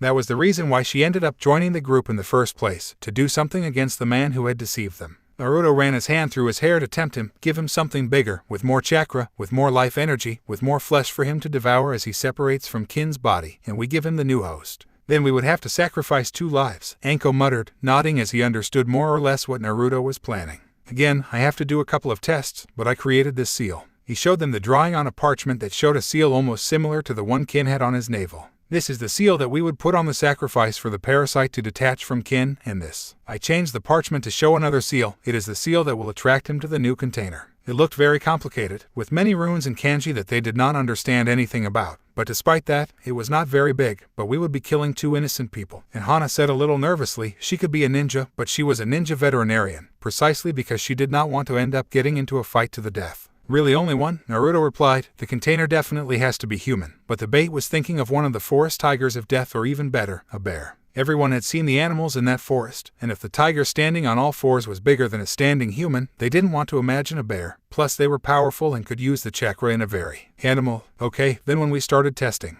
Kin asked, somewhat desperate to get rid of that damn seal. Right now, Naruto replied, standing up. The meeting had started as boring as it usually did, especially with the idiotic civil council trying to gain more power than they needed within the village, a ninja village. But the Shinobi council was not far behind except for a couple of clans. There was some discussion about the economy of the village and how it could be improved with the CH-NIN exam finals so close. Then there was talk about more profitable and faster transportation and trade routes for both export and import, but it was complicated because it meant cutting down trees from the forest for several kilometers in different directions. What I expected them to discuss started as usual, with Sasuke Uchiha as the focus of discussion. The civil council and especially Mabuki Haruno praised him as if he were some kind of almighty god. He slightly wondered if Sakura's obsession had not been influenced by his mother as well. She was sure that would suit her because they happened to be members of a ninja clan, and not only that, but a clan that had practically created the village. On the part of the Shinobi Council, instead, they were not very happy with the boy. The elder clans despised him because he belonged not only to their competition but also to a clan full of pestilent and disloyal cockroaches with an excessive obsession for power. But as with the civil council, many of the middle or minor clans praised him as a god.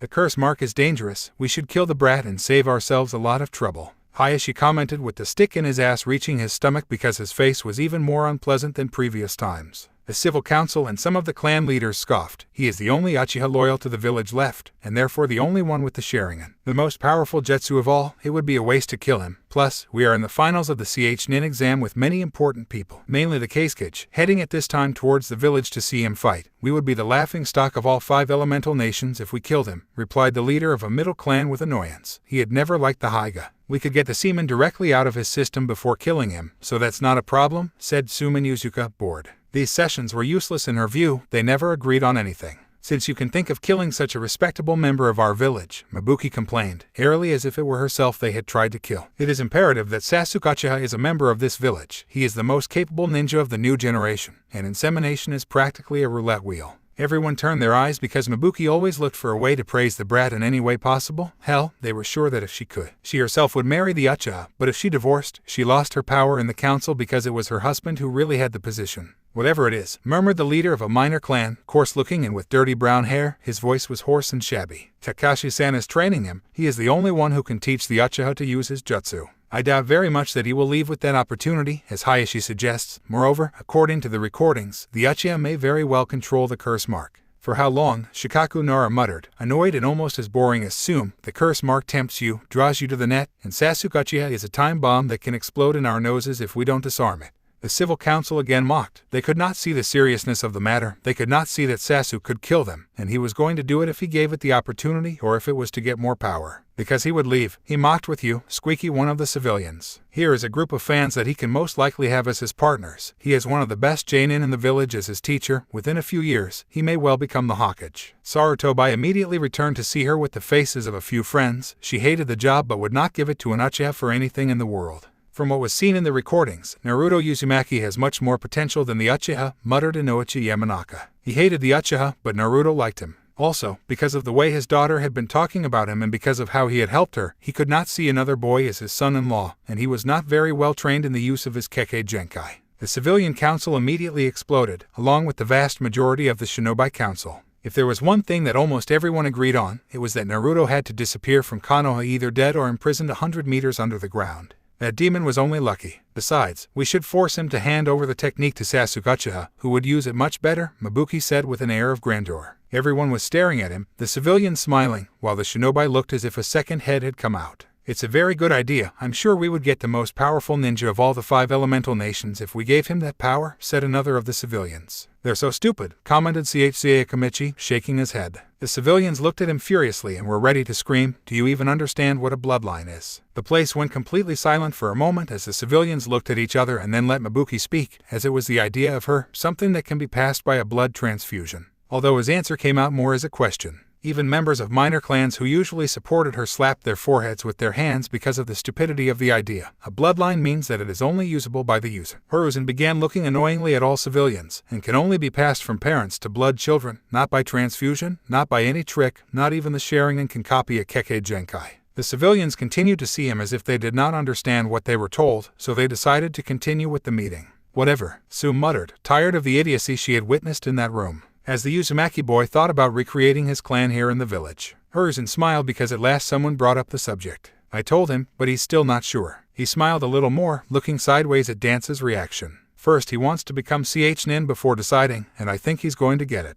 As he expected, the old Warhawk stared at him carefully, frowning at the idea of Naruto becoming CH-Nin. The idea of his clan coming back to life here in Konoha would be very good, Inoichi said, already thinking about how to start the conversation with his daughter. The Uzumaki clan is one of the most powerful clans. Having them in Konoha would only increase our prestige and help maintain the peace we have had for a long time, CHCA continued. Shikaku agreed by nodding. Besides this strange change he underwent, which apparently made him a magnet for women, I don't think it's that hard for him to get a loving pair of wives. He said it so mockingly that soon beat him, equal to his wife and equal to his friends' wives. Poor Naruto, who would have no choice but to put up with that with more than one. How can they talk about giving such power to a monster, to an abomination? Red Mabuki complained about how furious she was. Well, if we gave it to you, I don't see the problem with a good boy like Naruto, Tsume sneered, making the other 5 leaders who supported Naruto laugh. Mabuki stood there without understanding why they were laughing. It is certainly a danger to the village, Hayashi murmured, taking the cup of tea that he himself had brought from his house and drinking calmly. The change could have been caused by the Kyuubi, and who knows what consequences in the long run it brings. We cannot risk the demon breaking free. Hiruzen narrowed his eyes, looking at Hayashi and studying him.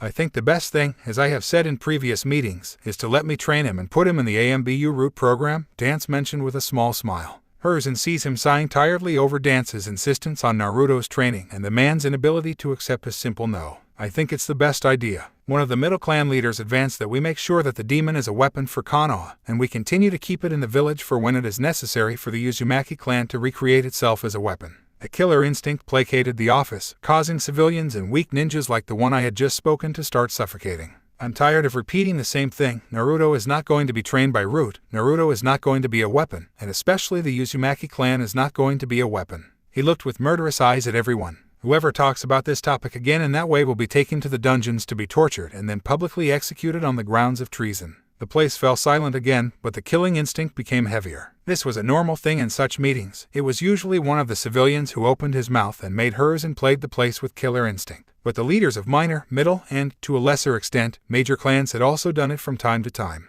And commonly, it was always for one person, Naruto. Since he was a baby, the councils had tried to kill him, banish him, and imprison him, and he did not remember what else. He had even made his threats a reality with a couple of civilians who, even with a law of restriction to talk about the issue, disobeyed his orders. Now they rested 6 meters underground, and apparently there were many more who wished to follow in their footsteps and rest eternally next to them, rotting in misery. The killer instinct disappeared and I let everyone breathe properly again. Well, having said that, I hope no one tries to get my grandson into an arranged marriage. As I said, he is not thinking about it at the moment. He is training and preparing for the final in which he will fight a very strong ninja. This issue will be raised only if Naruto and the girl in question agree and both have feelings for the other. He looked at everyone again, making sure the civilians almost peed. The meeting was over. Get out of here. The civilian council ran away as usual, while the Shinobi council tried to at least pretend that their knees were not shaking. A couple of days had passed since they started with the tests on both seals, and they had ended up killing more animals than they expected, logically with their due burial. But finally, they seemed to have everything ready. Naruto had to correct one or another thing with a couple of books that he had asked Hiruzen about Funjutsu, but he had succeeded. He was very grateful to the man because, definitely, without the books he would not have been able to complete the stamps. He could have a very strong affinity for the art of stamp making, but he was still a beginner and had to rely almost entirely on the books he owned. However, both seals were ready, and the tests gave the expected results. Now they only had one problem: hunting a bear the size of a house, resistant to the elemental attacks created by chakra, and very, very down. Naruto shouted as they watched the tree fly towards them. Temari managed to get out of the way while Sakura and Ino crawled on the ground, cursing the day they let Anko convince them to enter that training camp again. While Anko, Kurenai, Hana, and the triplets climbed the branches of one of the trees, Naruto apprehended him with those damn chains. Shouted Igao furious and top thanks to a blow from the bear, and then I'm going to remove all the skin from that damn animal. The red movie shuddered with fear when he heard the affectionate and even almost a little maternal Igao speak as if she were some murderer without compassion. I think my physical strength is much less than that of the bear. Naruto commented softly so as not to earn the anger of the woman. If I apprehended him with the chains, he would send me flying. After all, the bear averaged about 6 or 7 meters high and about 3 or 4 meters wide. Standing, it should be about 12 meters high. As any bear was damned physically powerful, and if they took into account that any animal of the forest of death could feed and use chakra, it was a complete suicide what they were doing. So how do we capture him without killing him? Asked Anko. He had been living practically in the forest, but not even in his dreams would it have occurred to him to go and get into the cave of one of the bears of the place. Is it more that we need him alive? Definitely, Naruto replied, cutting off a branch with his scythe. If he is not alive, he will not have the chakra and the vital energy that the parasite needs to eat. They avoided a new tree before having to jump because a 300-ton bear rammed them with a row of huge sharp teeth in front, wanting to chew them like an appetizer. Then they started giving ideas, growled Igao, jumping again to avoid the blow, and gave them already. This thing is serious, Sakura commented, not knowing whether she was more afraid of the bear or Igao. If they had torn that shirt, I would also be furious, continued Ino. At least now they were in much better physical condition. They did not have the strength to fight the bear, but they could dodge it without problems. It was good training for everyone. Those nearby came back to see the blonde as if she were crazy. We are in the middle of the most dangerous training camp in the village, and you and Igao are only thinking about fashion, shouted Kurenai without being able to believe it. It was an original Ashrai Haiksu. I had to save 5 months to buy it, growled Egao, making Kurenai raise his hands as a defense. Ino gasped at the thought that this shirt had been created by the best fashion designer of the elemental nations. And then why did you come with it? Asked Hana, hidden among a branch along with the triplets. Egao blushed while scratching his left arm. I was called when I was with Hayate, and I forgot to go change. Naruto shook his head and looked around. He felt the bear nearby, but he didn't know where the hell it was. That was one of the ways to use the chakra for animals. It was like he was everywhere and he couldn't detect it with his ability. Hana, don't you have any tranquilizers or something? He asked, looking at the chestnut. I don't have anything to sleep that kind of beast to, he replied, apologizing with his gaze. No sleeping plants around here. Temari asked. Naruto and I can use wind attacks that carry the dust to the bear and put it to sleep. The place fell silent except for the sounds of the forest, which we hadn't thought of before. Kin was annoyed that we had wasted so much time. We have a plan, let's go, ordered Anko, jumping towards another tree. The bear will follow us definitively, and we will only have one chance. People tend to learn from their mistakes. We go ahead and direct the bear towards the place, Naruto commented. It is only ahead, right? Anko nodded as she looked back where the others were following closely. They're huge yellow flowers, and as soon as you see them, stop breathing or fall asleep before blinking. When you are about 5 minutes from the plants, stop breathing and try to climb as much as you can. Naruto finished before jumping faster, accompanied by Temari. Both were related to the wind element, so their attack would carry the pollen very fast towards the bear, and Naruto, with his sensory ability, could easily detect when they were in the position to launch the attacks. The problem was, could they hold their breath so long? How good are you at holding your breath? Naruto asked. Temari saw him again, and she was a little surprised that he did not make the slightest sound while traveling at that speed. He also looked damn hot, with blood-red hair waving in the wind, his face and clothes a little dirty, but determination clearly marked in his features. Very good. Immediately something came to his mind that they could do enduring the repair that would be at the same time satisfactory. He blushed and returned to look straight ahead. Well, we will have to wait a little before they arrive. As soon as they saw the yellow flowers opening and throwing a strange orange pollen, they sucked air and got into the cloud. Their eyes itched a little, but otherwise they were fine. They reached the level of the flowers and stopped returning to see where they had come. Naruto began to expand his abilities, another thing he had trained very well for and looked forward to. About 3 minutes later, Naruto looked at Temari and nodded. Immediately, they began to make hand positions quickly and launched the attacks that took away the pollen and opened the panorama as if they had removed a tablecloth from a table without falling anything. Their senses alerted them to the danger, and they immediately jumped away while breathing calmly. When they returned, they noticed a kind of green tentacle that twisted from side to side trying to catch their prey, and the flowers were open as if they were mouths with a purple viscous liquid dripping from each petal. That's disgusting and terrifying at the same time, said Temari. Naruto sighed a little. They took a little longer and were fertilizer for plants and the other giant bear's food. They shrugged and started jumping back. They had to climb much higher to avoid any pollen residue, but within a couple of minutes they were reunited with the other girls. How was the plan? Asked the redhead. We are not sure because we have to wait a bit to go down, but we stopped hearing the grunts and I stopped banging against the tree, Kin replied. They stood quietly waiting for something while Egao and Anko stared at the ground, or what they could see of the ground with so many branches and leaves, checking that the pollen was disappearing. We should be fine now, commented the snake princess, nodding. It seems that the pollen has already dispersed, according to the other purple movie. Well, then it will be better to hurry, muttered Naruto, looking at everyone. This is going to be a little disturbing and very painful, so it would be best if you were asleep. She ended up looking at Kin, who was clearly too nervous. Why didn't you say it before? Kurenai asked. We would have slept her with the pollen, that would leave her in a state of unconsciousness for about 12 hours without being able to feel anything. Naruto shrugged a little embarrassingly. It just occurred to me. They were silent for a moment before shaking their heads. Not that they could blame him for all of them, but he was the one who had had the most work, researching everything related to the seal, trying to learn as much as he could about Finjutsu, an incredibly complicated ninja art, and also training for the finals. Well, prepare everything while me and Kin go to the flowers again and sleep her, Anko mentioned, nodding. It must not be much trouble. Be careful, those things have disgusting tentacles to catch their prey, Temari said, disgusted. Anko nodded while Kin could only get more nervous. Sakura and Ino looked at everyone, not knowing what to do. The truth is that this had been more of a training for them than anything else. It's not like they could help much in what they were doing. Once they lost sight of each other and descended from the tree carefully, Naruto was the first to land and see the giant bear sleeping as if it were in hibernation. I was still surprised by the enormous size it had. I knew that in that forest things were big, ugly, and lethal, but I did not expect a tremendous monster. So how do we do this? Asked Hana, along with the triplets, who, even seeing the sleeping bear, were a little tense. Naruto sighed, already feeling the tension of what they were about to do. You have to peel his back so he can draw the seal.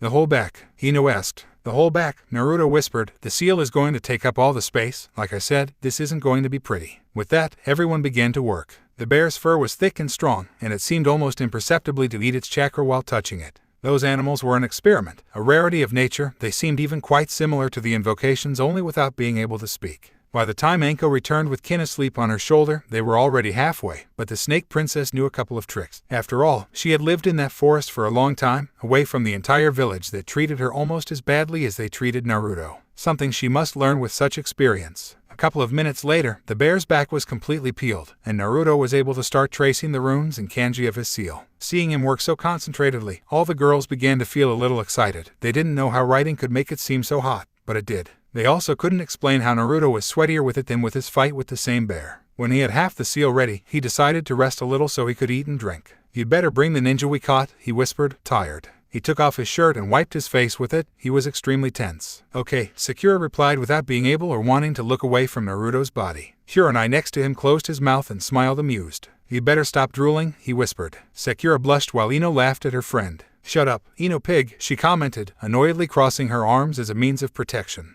"And wipe your jaw that you are worse than me. Perverted." It was the blonde's turn to blush and clean up quickly. "I'm going for the ninja," said Hana. She had abilities like animals thanks to her family line, so apparently she was the only one who realized that Naruto exuded pheromones with the slightest movement and was also the most affected by them. If he didn't leave at that time, he would throw himself into the redhead and do something he had promised not to do until that exam was over. Kurenai and her stupid idea of letting Naruto concentrate on his training. Ever since she had found them in that store, she had been feeling hot and kept imagining the boy on her. Every time they went out, she could feel the redhead's pheromones drowning her. She was suppressing her desire with all her willpower, and she didn't like it. She shot out towards the tower where they had left the poor man who would receive that disgusting seal and left behind the desire of the boy who was now shirtless and sweaty. Heck, she was sure that his pheromones had only increased when Iga lost his shirt. It was so unfair, even with the advantage Sakura and Ino had, because almost every day they trained with him. He didn't know how he had been able to withstand pheromones when they clearly didn't have the willpower to do so. Maybe she hadn't held on. She opened her eyes and growled annoyed. Those two had surely broken the promise and already had a piece of Naruto.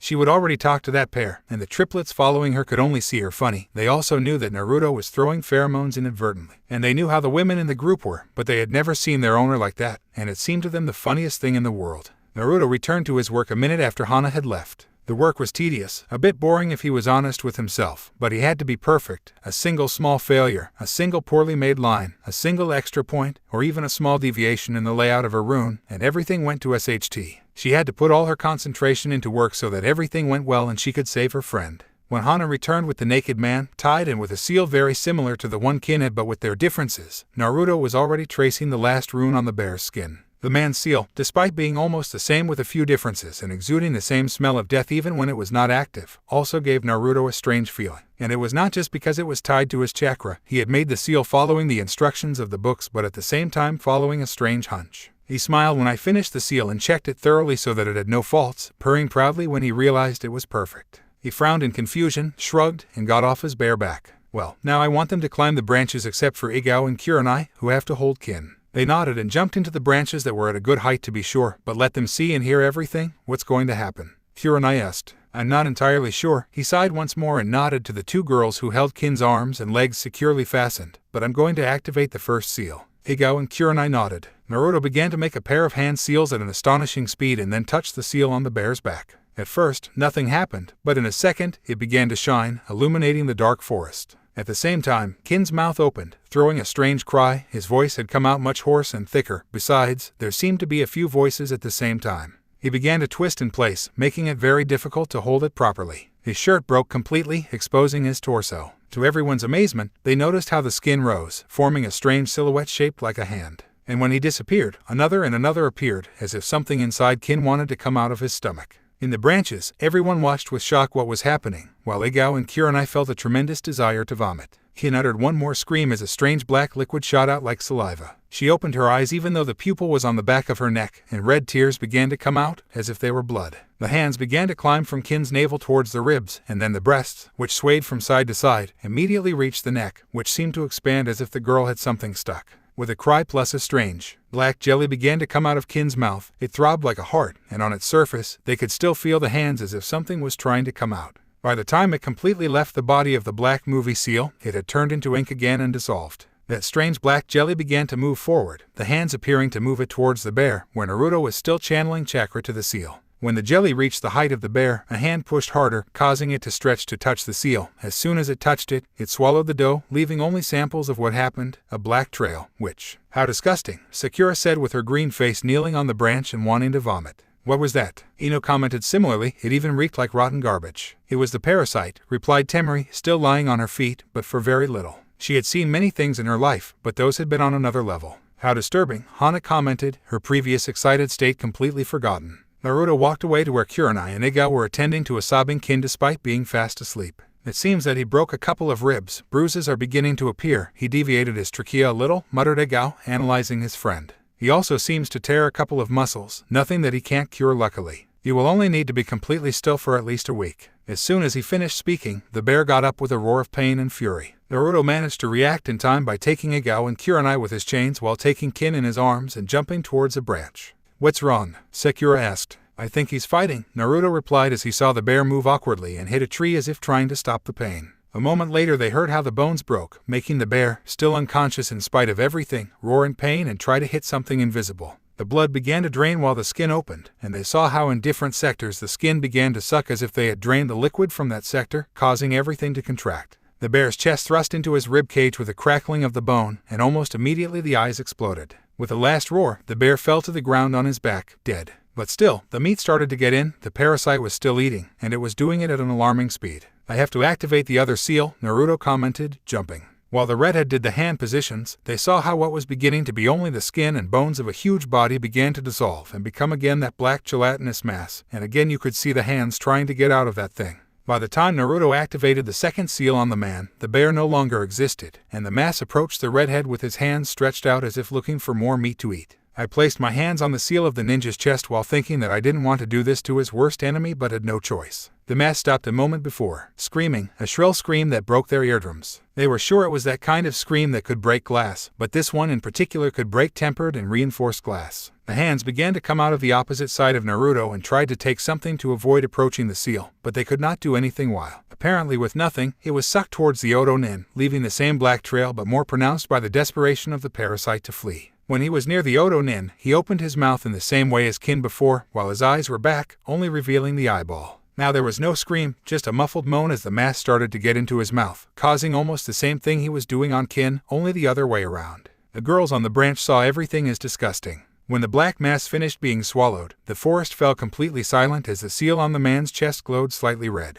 The runes spun quickly before stopping and letting the ninja return to unconsciousness. Naruto pantingly walked away as the girls descended to see him. Demons, Anko muttered in impression. She, better than anyone, had seen some of life's most disturbing and disgusting scenes, but this took the prize. Igao, check the guy, please, we don't want him to die before time, Naruto commented between gasps. Sakura quickly approached, worried, what's wrong with you? I'm just tired, and my chakra reserves are almost finished, Naruto replied, leaning back on the floor. I need to rest. With that, I closed my eyes and let sleep catch up with him, so that he, of all of them, would lose all his chakras. Ino murmured worriedly, this must have been very heavy. Sakura nodded as Kurenai gently carried him. How is he? Asked Temari, watching Igao check the ninja. They needed the guy alive, and I didn't want to have gone through that at all. It's pretty good, a little worse than Kin for the size of the dough, but nothing very worrying. Let's go back to the tower, there we will be more comfortable. Anko suggested, looking from Naruto to Kin, both sleeping comfortably. They all agreed and started their way to the tower in the middle of the forest. It had been very illuminating, to put it in an acceptable way. Now they understood a little more how dangerous that seal had been, which made them think, what was it planned for? If someone like Orochimaru had done it, it would not have been at all good.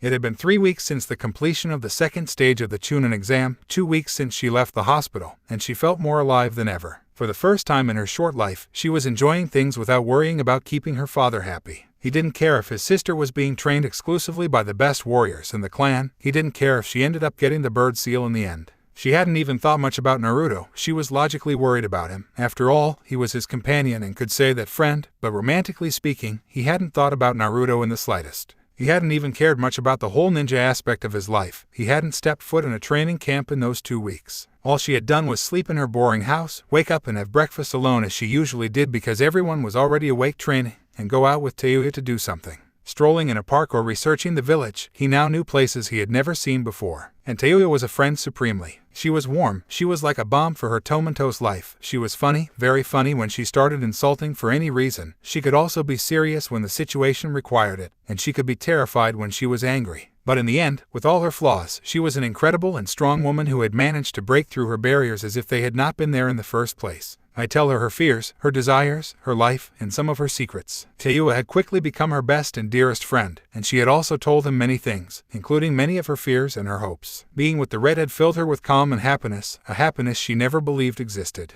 They had argued a lot about many things and also about Naruto, who seemed to displease his friend, but they could not blame the boy, at least not completely. Although Teiua insulted him with words that made her blush, her face could fry an egg when she heard his name. He couldn't believe that he didn't notice her and was so in love with an annoying and nasty girl. He couldn't understand how he hadn't asked her out for a long time, but at the same time, he couldn't understand how Hinata liked a stupid screamer like the boy. None of them really knew him or had even seen him since the end of the second stage, so Hinata couldn't tell him much about the change in appearance or whether he was still the same boy. From the little she had lived with him in the preliminaries, he seemed to have matured overnight, but otherwise he could not assure anything. Teiua wanted to have him in front to give him a piece of his mind, and by the face he put on when he said it, Hinata was sure that not only would he insult him, but there would also be physical repercussions. Anyway, those 2 weeks were the most precious memories he had, and with each passing day, he felt that Teiua would become a fundamental part of his life. He would become one of the most important people in his life, if not the most important. So what do you want to do today? Teiua asked, looking from side to side in the crowded street. I do not plan to return to your house because your father keeps seeing me with a face that he wants to kill me when he sees me. Hinata shook up on her flirt, remembering how she had taken her friend to her house a couple of days ago. Her father was not very nice to anyone but Hanabi and a couple of boys from the clan who were extremely skilled ninjas and apparently had taken an aversion to Teiua when he met her. Well, it could also be because the girl insulted him every 2 words when he heard how he despised her and said a weak one that instead of looking for friends, he should concentrate on training.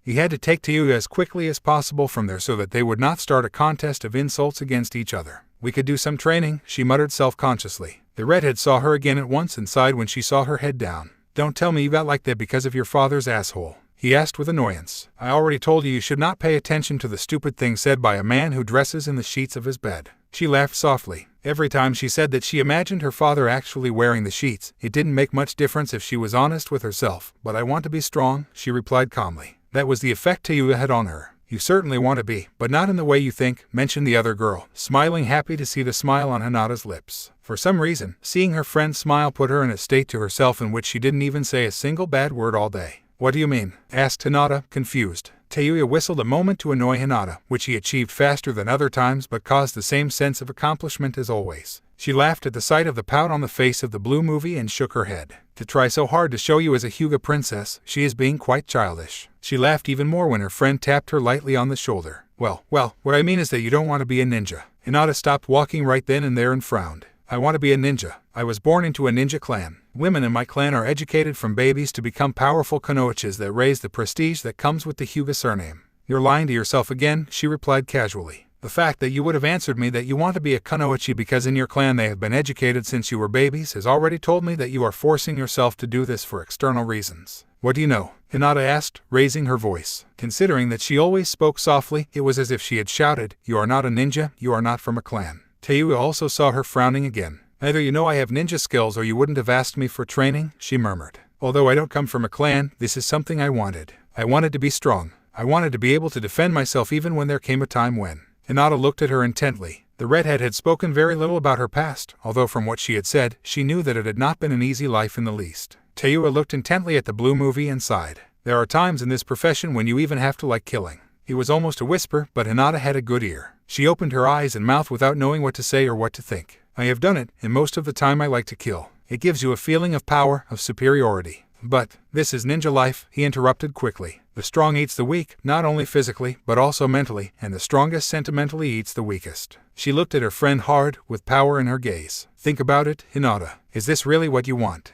With that, she turned around and started walking again, leaving her friend alone. She knew very well that she had to think things out clearly and think about them for herself. She had to make decisions for herself and not for others, not to think about her father, her sister, or her clan, simply for Hinata Hyuga. 3 weeks had passed, and there was only one left for the finals. Kin was still resting for the change of the seal, while Naruto and the other girls continued with their routines. They hadn't been able to meet together since that night at Training Camp 44, each had their own responsibilities, and the only ones who really had free time were Sakura and Ino, although they spent their time training anyway. Not with Naruto, because the redhead had to start increasing the pace in those 2 weeks for his fights, plus he had to start studying his rivals. Hiranai had told him about the secret of the Kage Bunshin, so it had been relatively easy to start that last part, plus that secret could also increase the speed of his training. The only problem is that he had not taken into account the mental overload when dissipating the clones and had received a rather harsh reprimand from Yugao, who had taken him to the AMBU barracks to be cured. He had almost had a stroke. Since that day to train, he had to do it with a maximum of 30 clones. And if he was training his third Kekkei Genkai max with 10, be that as it may, he sent clones to spy on his rivals and started with Kakashi and Sasuke. The copying ninja had been quite clever and had taken his apprentice out of Konoha with the Hokage's permission to train him. To his bad luck, his new hypersensitive senses helped him track them very easily, and he found them in some deserted mountains where they could do damage without worrying. He had to admit that he was impressed with the way Kakashi was training Sasuke. He was increasing his speed and stamina, clearly with the idea that he would face Gaara. He was also training him with the Chidori and with his Sharingan. The former was relatively easy, but since he had not bothered to improve his chakra control, Sasuke wasted an incredible amount of it for technique and therefore did not have enough control over ninjutsu. With the second, as far as he could see, he now had 2 commas in each eye, which improved his abilities and not only let him move faster, but he could also see everything slower and copy techniques more quickly and easily. It was what had helped him with his speed in such a short time, as once he had what he wanted, the Chidori, he was able to disappear and send the collected information towards the original. The next was Neji Hyuga, who, while previously training with 10-10, now premiered only what impaired the speed with which he did it. In addition to having to look for his own ways to improve, especially in the use of his Jujutsu, he had stolen his way of training only because he looked impressive and seemed to work very well, not only with the use of the Byakugan. I tied heavy and massive trunks to ropes that, at the same time, were tied to the trees around them and began to swing from one side to the other with enough speed. Neji was in the center, which made him literally the target. He had to be very concentrated and use his Jujutsu to his full potential so as not to be hit. The bad thing about the exercise is that it lasted only a few minutes because it did not have any help, but Naruto did not have that problem since he could create the clones that made the trunks swing differently, and that did not stop. On the other hand, I had also seen him use a couple of quite interesting jutsus. Logically, they were specific jutsus for the clan, so he did not need to learn them, but anyway, he focused on them to learn their flaws and how they could be overcome. Gaara decided to be more direct and went to the best source of information. Of course, he only resorted to it when he realized that Gaara could outwit him as easily as he had managed to outwit the boy from the sand. Therefore, there was no choice but to go in search of Temari to look for information. When she asked for information about the boy, the blonde flatly refused to talk. She was not going to betray her brother, even though the one looking for the information was the boy she liked. It had nothing to do with the fact that in that way, the redhead spent much more time with her too, and they had even gone on a couple of dates, although Naruto did not have the slightest idea. After a while, he realized that, between conversations, he was getting the information he wanted. She only realized it when she confessed that her brother was the Jinchuriki of the Ikabai. If before he had already surprised her, now he did not know how to express what he felt. Getting information from him with simple conversations was impressive. Kunoichis tended to do that, but using sex appeal. Sometimes they even had to use their bodies completely to get information. She, logically knowing that Naruto was a ninja, was more attentive to that kind of thing. But the redhead got information out of him anyway. Once he knew what was going on, he paid even more attention to what he was saying. Naruto only smiled at him when he realized that he was directing the conversation to a point where he would inevitably talk about his brother's abilities. Anyway, he had managed to get enough information to know more or less what he was facing, so it did not matter, and he enjoyed being with Temari, even more so without worrying about getting information. He had also gotten information out of Kinkuro, much easier because Temari tended to complain about how smug her older brother was and how careless he was in some things. From then on, he knew what kind of skills the other members who passed had, and the only one who had to take extreme care of himself was Shikamaru. He was extremely intelligent, and from what he had heard, he was paying even more attention to his training, as long as he had time to lie on a roof and see the clouds, of course. So with that, he focused on preparing his most complicated Kekkei Genkai. It was so heavy that he could not use it for more than about 10 minutes at most. And that at first I could not use it more than about 3 at most before I had a headache so great that if it were not for its incredibly accelerated healing rate, I would have fainted more times than it was clinically healthy. I had to admit that if it wasn't for the Kage Bunshin, I wouldn't have been able to increase the time I could use it so much. The next thing he had realized was that he needed at least half an hour to recover and occupy it again, but if he activated it so quickly, the time he could use it was reduced to between 8 and 8.5 minutes and was reduced if he occupied it again after half an hour. Hanko had advised him not to occupy it more than twice a day. He healed incredibly fast, but in the long run, so much migraine had to cause damage that could be irreparable even for his Uzumaki genes and the help of the Kyuubi. She knew better than anyone the repercussions that some jutsus and techniques could cause since she had the same curse seal that Orochimaru had given Sasuke, only that it was more experimental and therefore much more harmful, temperamental, and much more harmful to others. That had also led to training in Fuinjutsu much more. He was determined to learn about the curse seal. I wanted to remove the seal from Anko, and if not, it could at least improve it and prevent it from causing problems for both the user and the people around. As a plus, that seal had prevented Anko from advancing in her career and had been stuck in Tokubetsu Jonin. The councils prevented her from being a complete Jonin for fear that she would defect or any other reason they could think of, purposely ignoring that the Uchiha had the same seal. The curse mark was apparently much more complicated, not because he did not understand the seal, but because there was no information about it. It was a creation of Orochimaru. Apparently, only what had been studied of the Anko seal was known, and since this was a seal of experimentation, there was only so much that they could study without harming the Jonin. He was a beginner, and although he understood how the brand works, it was impossible for him to get rid of it or change it without the help of some help books. Be that as it may, it had been quite a productive week, and it seemed that the next week would be the same. It seems that you are improving fast, said Yugao, putting away his sword, but you seem to be distracted today. Naruto sighed as he let his side disappear. I don't know how to explain it. He scratched the back of his neck and looked at the ground. If you know that animals have this sixth sense to alert them to some natural danger, be it an earthquake or a fire, or things like that, Yugao nodded, somewhat confused. Well, it's something similar. I feel like something bad is going to happen today, but I don't know what it is that my mind is wandering about at all times. The Lilac Movie nodded, smiling. You shouldn't worry so much, you're strong, and I'm sure you'll be able to defend yourself from whatever happens. Then she laughed softly. I've seen you a couple of times with Temari. What's going on there? Asked to change the subject, and although he seemed to be fine with it, he also felt envious without knowing why. Naruto blushed and smiled. I have been pulling information about his brothers. Yugao was surprised. A part of the Chunin exam that the Hokage never mentions is that in this month he has to study his opponents so that he could pass even if they did not win. Many of the genin in recent times did not. They only saw their own strength and did not care about anything else. And while it was nice to be prepared that way, they also had to have information that could make your job easier. After all, they were ninjas, and their main job was to get information that people didn't want others to know. And have you been dating her just for that? I asked again, amused because Naruto did not see what he was really doing. He knew that the poor boy had not been educated correctly and did not know some basic things about the interaction between two people, especially between people of different sexes, but I did not expect that much. The redhead blushed and opened his mouth to answer but immediately closed it again. Have we been dating? He asked, astonished. The girl laughed outrageously as she watched the redhead turn the same color as her hair. I think you've been dating all the girls for a couple of weeks now, but it looks like Temari is quickly gaining ground. Naruto opened his eyes and mouth again. They weren't just outlets to distract himself, and complained about being teased like that. It was more than clear that they were not simple outings to clear, mentioned the funny girl. Well, those that we have all gone out together, those yes, but when you go alone with a girl, that on a date. He opened his mouth to answer and stood still in amazement. I've gone on dates with Sakura, he whispered in ecstasy, and she didn't complain. Yugao rolled his eyes. He knew that the pink movie had the lead in winning the boy's heart for a long time, but it seemed that Naruto had put aside those feelings. That's why Sakura tried so hard to get the attention of the clueless boy. But now it seemed that, in truth, Naruto was just trying to make his feelings unnoticed to make the girl happy. They all knew that both Sakura and Ino were unpleasantly obsessed with the Uchiha. Well, I have to go back to AMBU headquarters. I guess we'll see you in the final. We're going to start doubling rounds to keep the village safe. Then smiled Macabre, tried to invite the girls formally. See you. He disappeared into a cloud of dust and left while laughing at Naruto's face. He complained for a moment with his face so red that it could serve as a campfire and began to walk, thinking about what he had learned and the feeling that trouble was coming.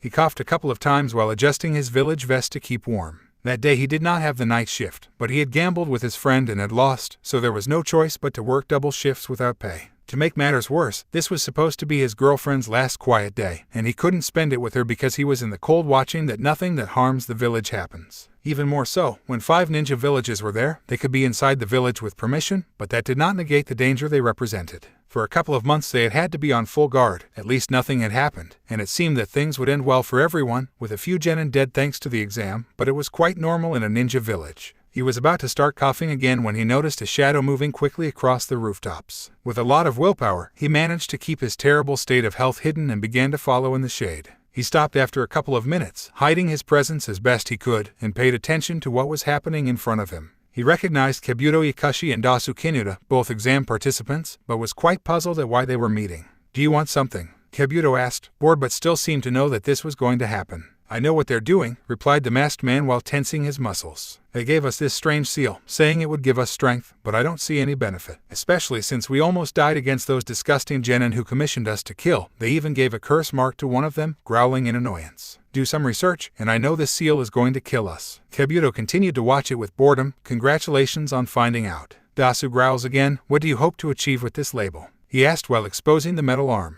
We were supposed to be strong by the time the invasion began, not that we would be killed like pork. Do you really think Orochimaru-sama would take time with people like you? Kabuto asked, amused, especially with someone who does not notice when they are following him and talks about it more. The white movie threw a kunai towards where Heiei was hiding, making him jump away and show himself. So after all, you are working for Orochimaru. The Jonin muttered, coughing, drew his sword, and prepared for the fight. I will have to catch you to get information. Who says you'll get out of here alive to even say anything about this meeting? Kabuto said. Dasu, on the contrary, cursed his bad luck, only guessing that he could have some chance against Kabuto, but now he was also facing a Jonin from Konoha. With a strong impulse, Heiei arrived in seconds to the position of Kabuto and threw a diagonal bar, hoping to get a cut in the whole chest. But Kabuto was fast and not only avoided him but threw a kunai towards one of his legs. He had to move his sword with one hand to defend himself while with his free arm he protected himself from Kabuto's blow. Kakashi was right, you are very dangerous, Heiei said. It's a bad idea to avoid my blows like that, Kabuto muttered with a smile. Now that will happen. To Heiei's amazement, he felt how his arm fell asleep and immediately fell inert. He crouched, avoiding a new attack, and jumped away. He began to quickly check his arm, so he could say maybe he had cut nerves or ligaments. He was not sure because with so much adrenaline running through his body, he did not feel pain.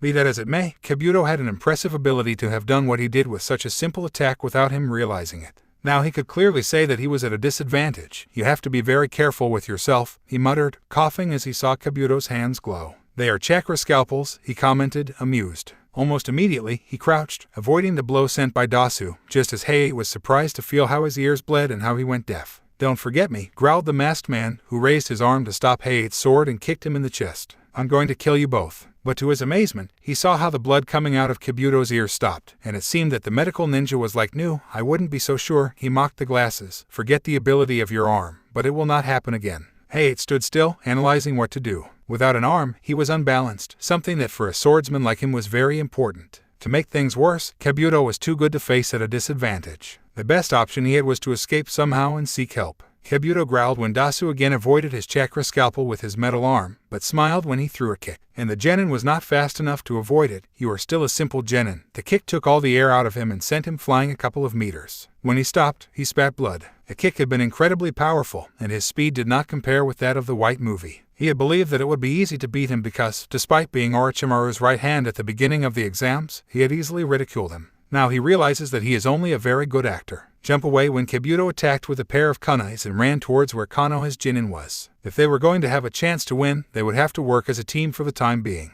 Heiei saw him approaching and prepared to attack, but immediately realized that he was not looking to fight with him. He looked at Kabuto, who was approaching much faster and more prepared. When he was at a good distance, he propelled himself with chakra to increase his speed and prepared his sword. Kabuto barely managed to see it and avoid the first attempt at attack, but then another one came from below. Call him crazy, but it seemed that there was more than one sword. He avoided that lunge and immediately had to bend down and then tilt his body to the right to avoid another cut. He realized that, thanks to the lack of an arm, he had a window of 2 seconds between each attack, so he had the possibility to counterattack at that time. He was about to make his move when Dasu appeared. He mentally cursed himself for not remembering this annoyance, and he paid special attention to his sonic arm so as not to end up with burst ears. He healed incredibly quickly but was annoying anyway and left him off balance long enough for the genin to kill him. He pushed Dasu's incoming arm, which ended up hitting Heiei, and jumped as hard as he could while those two were entangled. He started making hand seals quickly and sucked in as much air as he could. He was never very good at ninjutsu, but he fought back, and this attack was one of his favorites. Taten, Funsai Kai exhaled all the air that immediately heated up and went up in flames while a huge fire snake formed. Heiei and Dasu watched in amazement as a huge snake was created from yellow. The swordsman knew that, especially with Katen techniques, the color of the attack could vary depending on what you had eaten. But that was supposed to be only applicable for Category D techniques, Bone the weakest, and that this technique was yellow only gave him a bad feeling. Both ninjas jumped as fast as possible to the sides, trying to avoid being burned by the snake. But the amazing thing about the technique was not only the color, and Heiei noticed it immediately when his completely useless arm pinked the snake. He almost immediately saw how his fingers began to turn ashes and soon followed his hand. He knew that he would not stop until he burned it completely, so he acted quickly and cut his arm at the height of the bicep.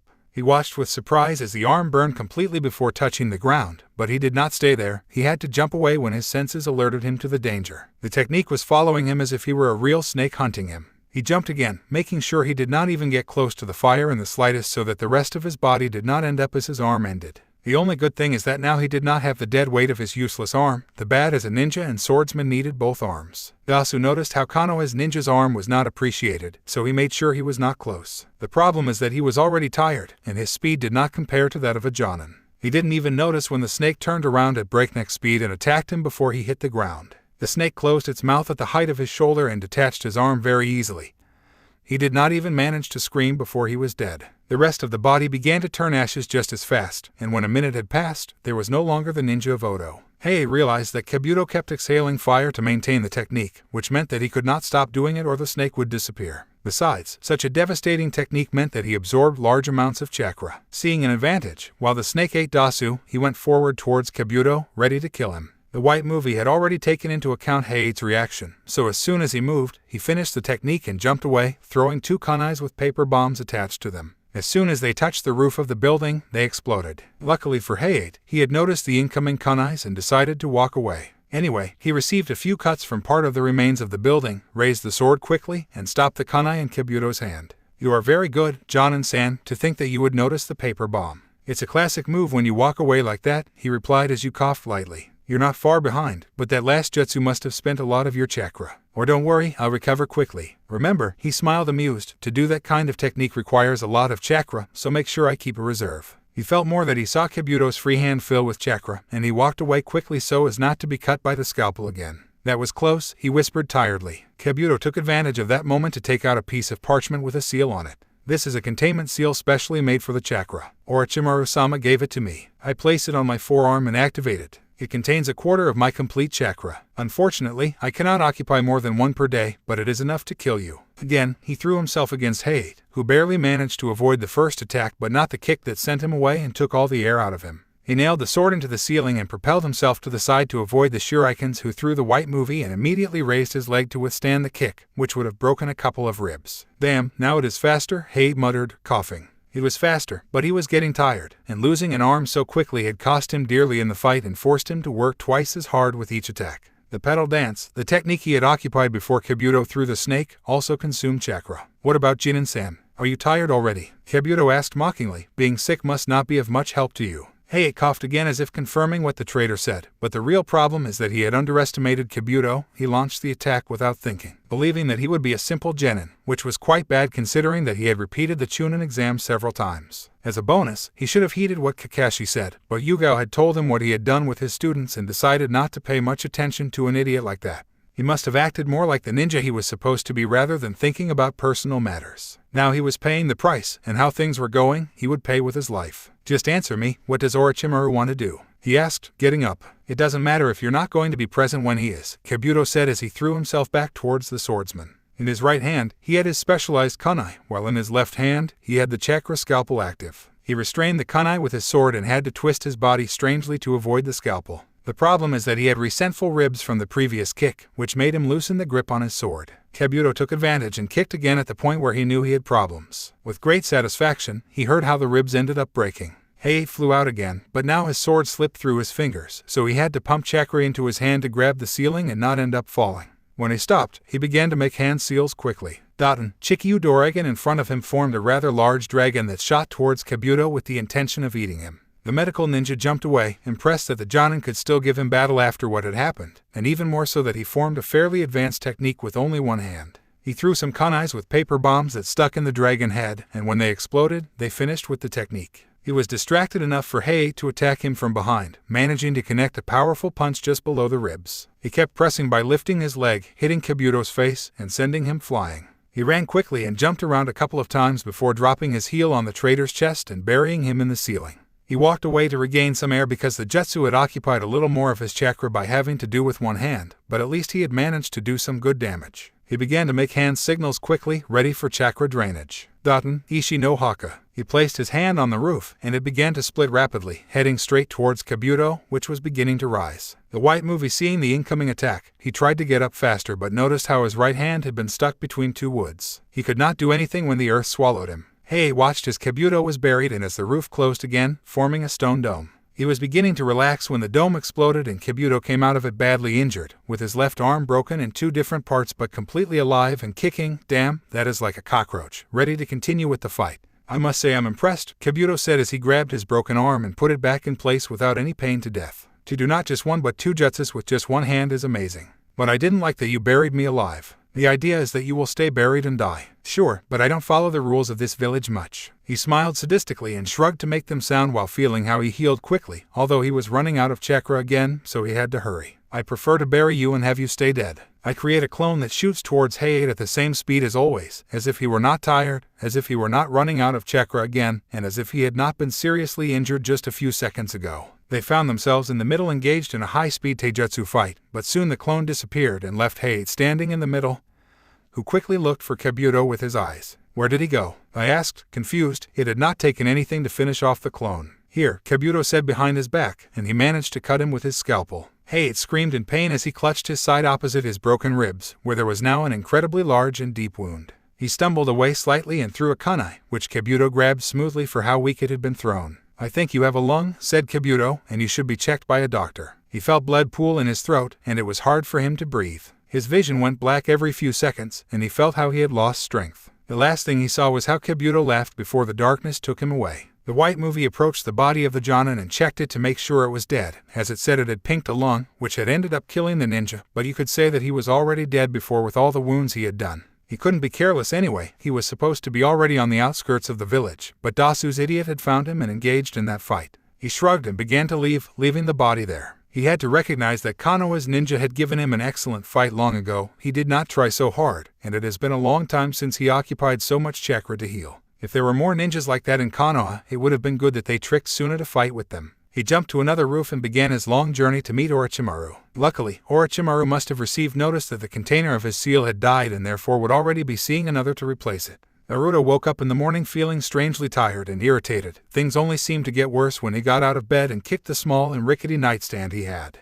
Not only did he end up with sharp foot pain, but he also lost his nightstand. Then, looking for clothes, he realized that, being too engrossed in training, he had not washed anything and therefore did not have to wear anything. The only clean thing was one of his horrendous orange suits. With a moan, he took the clothes and put them on. He felt uncomfortable and exposed. He knew he could sneak away from anyone, even with such a striking color, but anyway, he felt that he was a big flame in the middle of the night, and besides, he already had girls left. He took all the dirty clothes and put them in garbage bags so I could take them to wash. He left the bags at the front door and proceeded to look for food. To his displeasure and annoyance, there was absolutely nothing to eat except for a carton of milk, and since he didn't know that when he was there, he wouldn't risk drinking expired milk. Again, starving and with the irritation only increasing as the minutes passed, he took his frog-shaped purse, which luckily was completely filled to the top, took the covers full of clothes, and left the apartment. His first stop was the laundry of the building. It was a room with a washer and dryer as ramshackle as the rest of the building, but at least it was still working. He was even more upset when he noticed that one of the tenants had not picked up his clothes, and for a few days since it reeked of humidity. He had to take out all those rotting clothes and put them in one of the bags that he himself had brought by taking out his clothes first. Then, when he was about to leave the room, the sheet shattered, leaving the door to move by itself, and by the damn superior forces of that damn world, the door hit him on the head. He had to take 3 deep breaths not to kick the door off the wall, but he did leave the place by throwing the door as hard as he could without destroying the building. He smiled with satisfaction when he heard how the wood creaked before the strong blow he received. He began to walk down the main avenue looking for a good place to eat with a frown and with his stomach complaining. The villagers around him were terrified to see him furious. They did not want to be in the path of the devil when he became destructive. He arrived at a restaurant and entered without caring about anything. The waiter who was going to serve him when he realized who he was about to throw him out quickly when I noticed his annoyed look. He swallowed and bowed a little. Breakfast was the only thing Naruto said. His reasoning ability was being driven by 2 things, food and fighting. If he did not get the first one, he could begin to destroy what was put in front of him. The waiter swallowed saliva when he heard the tone with which I spoke to him and nodded, directing him to one of the empty tables of the place. I left him with a menu in his hands and ran to the kitchen to tell the cooks what had happened. It was well known that some of the restaurants let the brat devil in to charge him much more than the others and to feed him the leftovers or cook with what came to them damaged. At this time, it would not be highly recommended if they still wanted to have a restaurant to work in. The redhead instead focused on the images on the menu until he decided what he wanted to eat, waiting a minute until the waiter returned and pointed his finger at 3 different images. In the first, there were pancakes, coffee, and scrambled eggs. In the second, there was a meat dish with potatoes and a salad. And in the third, there were a couple of sandwiches with orange juice. The waiter saw the pictures a moment before returning to see Naruto. He shrugged, wrote down the order in a small notebook, and went back to the kitchens. He did not know if the boy could eat all that, but as long as they paid him and did not destroy the restaurant, he was fine with him. About 15 minutes later, I returned with the first courses: pancakes with maple syrup, black coffee with a little milk, and scrambled eggs. The redhead attacked the food as soon as the plates touched the table. The waiter had to move away quickly so that he did not take out a hand and eat it too. He returned with the rest of the order and left quickly so that he didn't have to endure the demon much longer. Naruto was starting with the first sandwich when an AMBU arrived. "Hokage-sama wants to see you, Uzumaki-san," he muttered before disappearing as quickly as he arrived. His irritation only seemed to increase with the interruption, and even more so that he had to leave without finishing the meal. He shrugged his shoulders, taking a roll from one of his kunai's portas and putting the food in it, then left the money on the table and left the restaurant without further ado.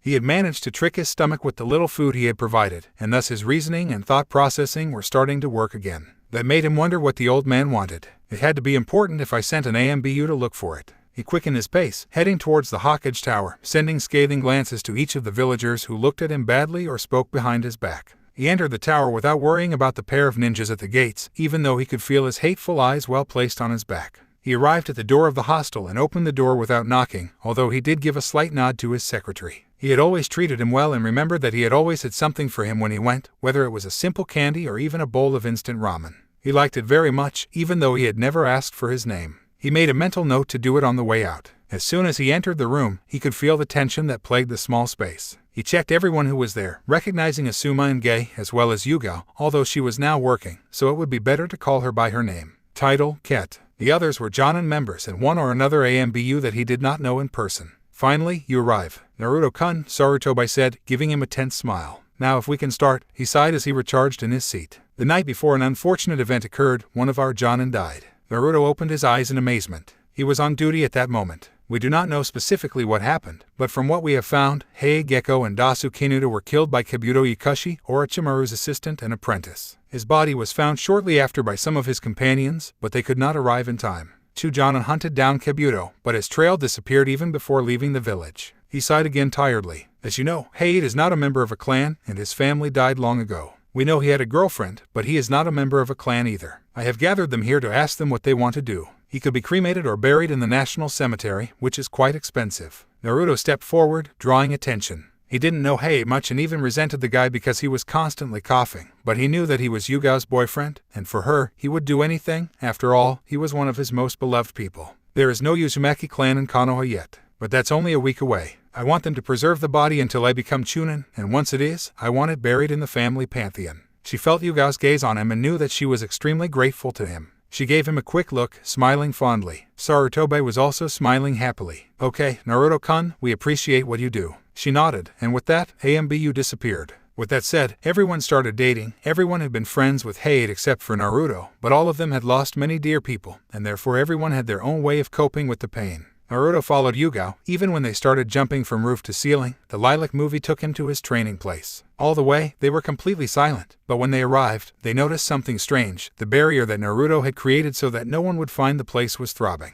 They tensed, ready to fight if necessary, but only saw a strange old man nodding and seeing the seals that Naruto had created. "These are magnificent seals," he whispered, studying them carefully. "There is even room for improvement. Whoever made them is definitely an expert." Naruto coughed falsely, scaring the old man who stumbled and fell on his back while turning around. "Who are you and what are you doing here?" asked Naruto, entering ninja mode completely. The old man raised his hands, smiling. "I ran into this barrier made of seals and had to study it." He smiled a little more. "On the other hand, I am the legendary Toad Sannin, the Seal Master, and the super perverted Jiraiya." He ended up with an eccentric pose and a perverted smile while watching Yugao. They both stood there not knowing how to react. Naruto didn't know who the hell this guy was, but he knew that something had to do with Orochimaru, so he must be quite strong. Yugao, on the other hand, knew very well the reputation of this man. "Or, please, you don't know how impressive stamps can be. I'm a master, and I had never thought of this kind of stamp. I want to study them." He looked from one to the other, and then I grasped what he had said. "Wait, did you make these stamps?" The redhead nodded, starting to get annoyed.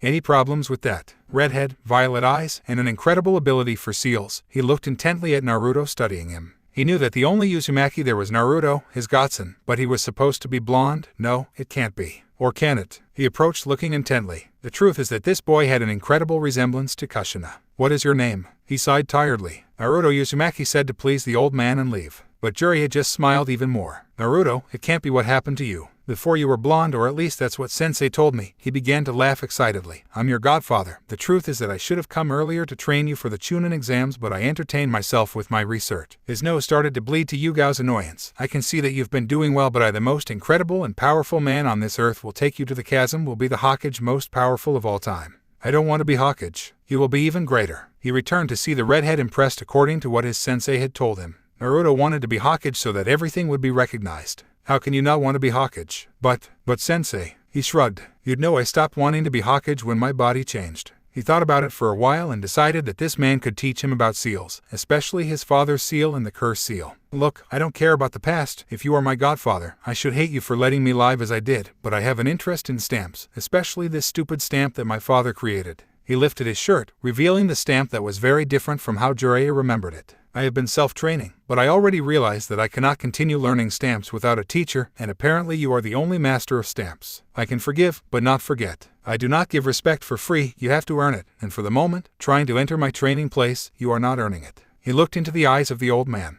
It is a serious beginning that you leave and let me process this. Besides, my friend here needs my help. A second step to earning my respect is that you never think of coming here, not even close to understanding. He ended up thinking about the many women who came here and not wanting a pervert to see them, especially since they used to train with little clothing. Jiraiya was impressed with what Naruto was telling him. The truth is that he understood he had left the boy in Konoha completely alone, and for what he knew, he had been abused in every way he could think of. It's not like he didn't want to do something, but his job as a spy wasn't a safe place for a kid either. He hoped that Naruto would forgive him, and according to what Sarutobi-sensei had told him, the boy was never to hold a grudge, but now he seemed to forgive but did not forget and was not the same idiotic and confident boy he had heard of. The ninja world was very hard, and I was hoping to change Naruto's way of thinking while they were training. It seemed that now it was not necessary, but it would be much more difficult to make him recognize him as more than just a master. Okay, I agree, he commented, sighing. He wanted to continue studying those seals because they were very different from what he had ever seen, but he also wanted to be on good terms with his godson. See you tomorrow in the chasm of Hokage Mountain at 10 o'clock in the morning.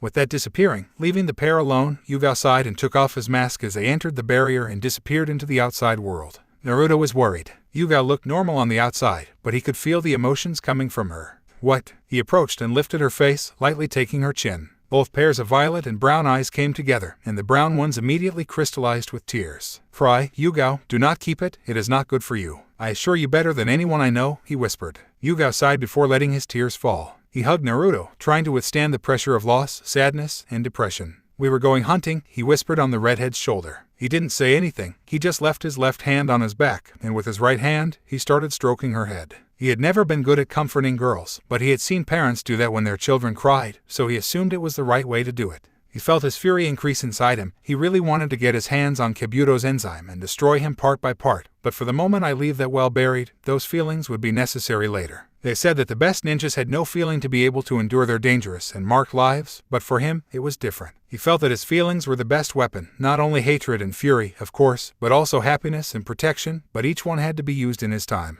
In one fight, she might need the hatred and fury she was now feeling for whoever had hurt the girl in her arms, but there would be other fights where she needed the happiness and protection she felt for all her friends. I let the girl vent as much as she wanted, and I would see how to make her happy later. But for now she had to let go of all that sadness she had been holding back for the death of not only her fiancé but a very good friend and a partner she had known for a long time. If Orochimaru would pay, he first had to find the new seal to change it again. He wanted the snake's plans to be shattered, and if in the process he could cause great damage to that shitty snake. And then it would be Kabuto's turn, and as he would enjoy it, he would make him beg for death and only give it to him when he no longer even recognized himself. The next 3 days were incredibly complicated for Naruto for several reasons, the first being Yugao's depression. He had to create a clone to be with her at all times and talk to Sakura and Ino for help. I didn't want to leave her alone at all, and if I had to, at least have someone of the same sex be with her. He knew very well that there were things that he would not say to him because he was a man, girl talk, and those things that he honestly did not understand in the least. Whatever it was, with the help of the only 2 girls who were free at that point, it was much easier. It also helped that Hokage-sama had given him the week off. He knew the old man very well. He did nothing for the pure, like calling him to a meeting in which he had nothing to do. He knew that he was a friend of Yugao, therefore he would do anything to help her, and as his clan being new would have crypts for relatives, ready, with a single movement he had fixed the problem of its body. That old man was too smart. The one who had much more experience helped him even more. Be that as it may, he had managed to keep Yugao as entertained as possible so that he would not become depressed to an unhealthy extreme. The 3 girls had taken their clones shopping more times than he thought necessary. How come the girls could buy so much in a few hours? And how the hell is it that he was more exhausted with that than training for several hours? It was a complete mystery. The second thing that kept him busy was his training with his godfather on stamps and some interesting ninjutsu. He focused much more on stamps because that is what mattered most to him. According to Jiraiya, being in Uzumaki, he had a very high affinity for the art of sealing. It was not only because his clan itself had been very curious and inventive, but also because they had invented an infinity of incredible stamps that were lost or destroyed along with their people. Art was literally in his blood. It was something akin to a Kekkei Genkai, but without really being one. The seals were so variable and expansive that you could literally do anything with them, from guarding something like he had already done with his training ground to, perhaps, stopping aging or at least delaying it. Naruto knew that those kinds of seals would be very risky and something very dark. He had already encountered seals of that kind. First, there was the cursed seal that the pedophile snake had given to Anko and Sasuke, but there was also the seal that he himself had changed in order to save Kin. Modify them. They had almost killed him even with his incredibly high chakra reserves, so he knew he wasn't ready to change something like Anko's mark, let alone remove one seal like that or, even worse, invent something like that. At least he was advancing in the art very fast and had managed to improve his seals in such a way that Jiraiya had tried to enter his training ground with his permission and had not succeeded. The old man was very surprised at what he had done. He hadn't had time to talk about him being his godfather, but for the time being, he didn't give it much thought because he knew that Naruto was more interested in the Chunin exam. He knew very well that Naruto was at the level of an elite Chunin or a low-level Jonin. Many would like to have the power that the redhead held at that time. And he knew that his power would only increase with the right training, a training that he could offer but wasn't sure he would accept. He had seen his interactions with some girls and knew that it would be difficult for him and them to get away for a long time. Anyway, he would offer it when the exam was over. Naruto needed a teacher who could push him and hone his skills, and so he knew the only one better than him for that job would be Sarutobi-sensei. The plus he had was his knowledge of seals. Naruto was clearly interested, and there was no one in the village who could teach him about seals better than him. Not even his sensei knew about seals, so it was the only advantage he could see, and the only thing he was almost sure of was that Naruto would go on a training trip as he had planned. Plus he would get a very different experience than just fighting. He would see firsthand the work of a real ninja. It would teach him how to infiltrate the safest places in the world and how to get information that no one else could. It was not a security, but he hoped that those things would convince him to be his student. He planned to take him 3 years, but if Naruto advanced as fast as he had seen in this short time, maybe they would only need 2 years or even, maybe less. Of all that, what most complicated Naruto's life was finding the new bearer of the seal of Orochimaru. He cared very little about what happened to Dasu, but it complicated his life that he had died, and now he had to find the new sacrifice, a sacrifice that was most likely in the village of Sound. Near the village, I had not sniffed anyone with the smell of death that the seal gave off. It could also be because there were too many smells swirling in the village, especially now that everyone had arrived to see the final. I had visited Kin for help. The girl was still in bed, but at least I could tell that she was recovering satisfactorily. He had told her that Orochimaru's army should be hiding nearby, as the final was just around the corner. He didn't know the exact place where the camp was, but he agreed with her that it should be nearby. So there he was at that moment searching in the surroundings of the village after having lost one of those strange AMBU again. Each time they followed him more and more insistently. He did not recognize them. He had never seen them, but he knew that they were not the same AMBU that were under the orders of his Jiji. At least it was easy enough to lose them with the help of their shadow clones. Now where the hell could the gay Snake King be hiding? Naruto whispered, sniffing the air, and growled when he caught absolutely nothing. I tried to hear something, but I only heard the sounds of animals, a nearby river, and nothing that looked like a military camp. He's pretty skilled with seals, as far as I can tell, so chances are he's hiding camp like I do with my training camp.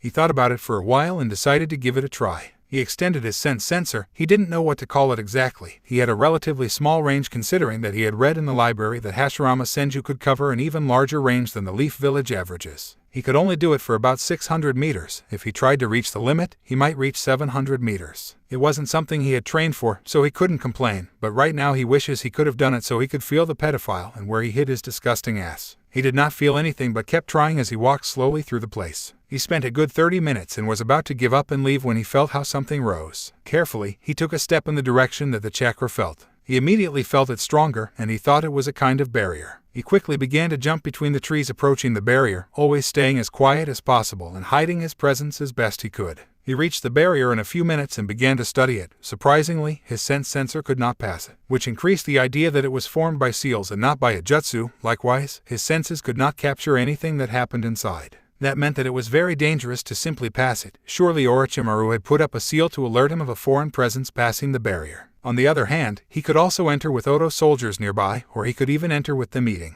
Who knew? No, his best chance was to look for the seal and check it. He was sure that he could pass it without problems with his new knowledge. Thank goodness he had accepted Jiraiya's help. He squatted down and put his hand on the ground as close to the barrier as he could without touching it. He breathed slowly and did the same thing he had done with Kin when he found her in the hospital. Chakra's pulse quickly spread across the earth, touching the barrier without passing it or trying to break it. When the pulse returned to him like an echo, he knew where the seal was. He was definitely a genius to think that he would invent something like this for no reason other than to try to understand a seal, and now he has found another use. He walked quickly to the seal, which was perfectly hidden under a few rocks that would not attract anyone's attention if he passed by. Clearly, the seal wouldn't show just because of that, so he sent a new pulse of chakra to the ground that made it glow slightly, showing clearly. He studied it quickly before the glitter disappeared, and then took out parchment and a brush. He drew the seal as it was painted on the ground and then began to change it. He recognized the strokes, some of which Jiraiya had also indicated to him. He knew that if he made a mistake, he would alert Orochimaru immediately, so he had to be careful. He began to change it a little, only for the barrier to let him pass without any problem. Once it is done, I place the parchment on the ground, barely touching the original seal, and then apply chakra. The parchment and seal lit up again before fissioning and disappearing again. He stood still just in case, and when he was sure he didn't alert the pedophile, he got up and slowly crossed the barrier. The sounds and smells attacked him right away. It was clearly a huge ninja military camp. He quickly jumped towards a tree because he caught the sound of footsteps approaching, although it did not seem that he had been discovered. Sure enough, when the ninja passed under the branch he was on, he wasn't looking for him, rather, he looked bored. He was guarding the safest thing. He quickly dropped on himself and killed him, making the minimum noise required. He checked him quickly before undressing him and quickly changing his clothes. Luckily, his complexion was not too different. Then he took a containment royo where he put the body of the ninja. He could not use those royos to put someone alive, but since he was dead, the royo took him as meat only and could hide the body without any problem. After that, he applied a henge to his face and hair so that it did not look the same and began his walk through the camp. At the moment, everyone was relaxed, sure that they would not be discovered. Therefore, he could easily walk around the place, sniffing at all times to recognize the sacrifice. He had been wandering around for at least an hour when he managed to find the guy. Now he just needed to find a way to ambush him and needed a secluded place where there were no people so he could change the seal, which would take some time. He followed the man who was bragging about the seal without knowing what he was doing clearly. He would not be surprised if Orochimaru told him that he would make him stronger. He was about to act when he saw a strange guy with 6 arms approaching. Orochimaru demons did surround themselves with phenomena even worse than him. He knew that this guy was not the same as the other ninjas, and he perceived the same disgusting scent of the curse mark on him. No, he couldn't face this guy. He wouldn't be easy to assassinate, and he would alert the entire camp. He started walking again so as not to attract attention and quickly hid in a place from which he could be watching them so that he could follow the guy again. He growled in despair when the sacrifice and that strange guy began to walk together towards a more secluded place. After a few minutes of walking, he decided that he would fight both if necessary, but luckily the spider type said goodbye, leaving his prey alone. He began to take the bath, completely hid his presence, and moved stealthily towards the man. He quickly appeared behind the guy and hit him on the back of the head. His body fell with a thud on the ground. Knowing that he did not have all the time in the world, he climbed up the shirt he was occupying, revealing the seal, took out the brush that Jiraiya had given him, and started with his work. He growled when he realized that he had made a mistake in a section for being in a hurry and quickly erased it, making sure that he only erased the mistake. He started again, concentrating even more while also paying attention to his surroundings in case someone else came. He raised his head quickly when he heard a branch breaking nearby, took the body, and quickly jumped towards a tree. Another ninja on guard approached right by one where he had heard the branch. He saw him walk slowly inside when he finally left. He came down from the tree again and laid the sacrifice on the ground. He checked the seal to make sure nothing had been damaged. The ink he had added was still fresh, so he had to be careful. He sighed when he saw no problem and continued. After a couple of minutes, he could finally rest, knowing that the seal was fine, with a jutsu that Jiraiya had taught him to dry the fresh ink under his shirt again. "What happens here?" asked someone very close. He cursed himself because he had not noticed, but when he turned around wise because he had not done it, he was the same guy as before. "What do you do?" He returned to see the body on the ground and then looked once at the spider. "He was on duty when I found him lying here," and replied, trying to appear as sincere as possible. "They're cheap?" asked the man, frowning, just like that, with no one around. He nodded, looking sideways slowly to pretend that he was on guard. "Yes, just like that," he replied. "Do you think there is an infiltrator?" The guy with the 6 arms studied it for a moment before looking at the body and then studying his surroundings. "It doesn't seem to be that," he commented, approaching. "Maybe he just slipped on something. I will take it to your store." He nodded quickly as he got up and started walking away, but the guy grabbed his arm, looked back in confusion, and cursed his head, wondering if he had figured it out. "Yes. Check the place and let me know of any strange things you have found." He scratched the back of his neck, looking confused and also showing some respect. He knew that this guy was higher in the hierarchy. "The only thing that seemed strange to me was that puddle over there." He pointed to where the ninja had been urinating. The spider saw the puddle, then the ninja on the ground shook his head, surely hitting the tree or something.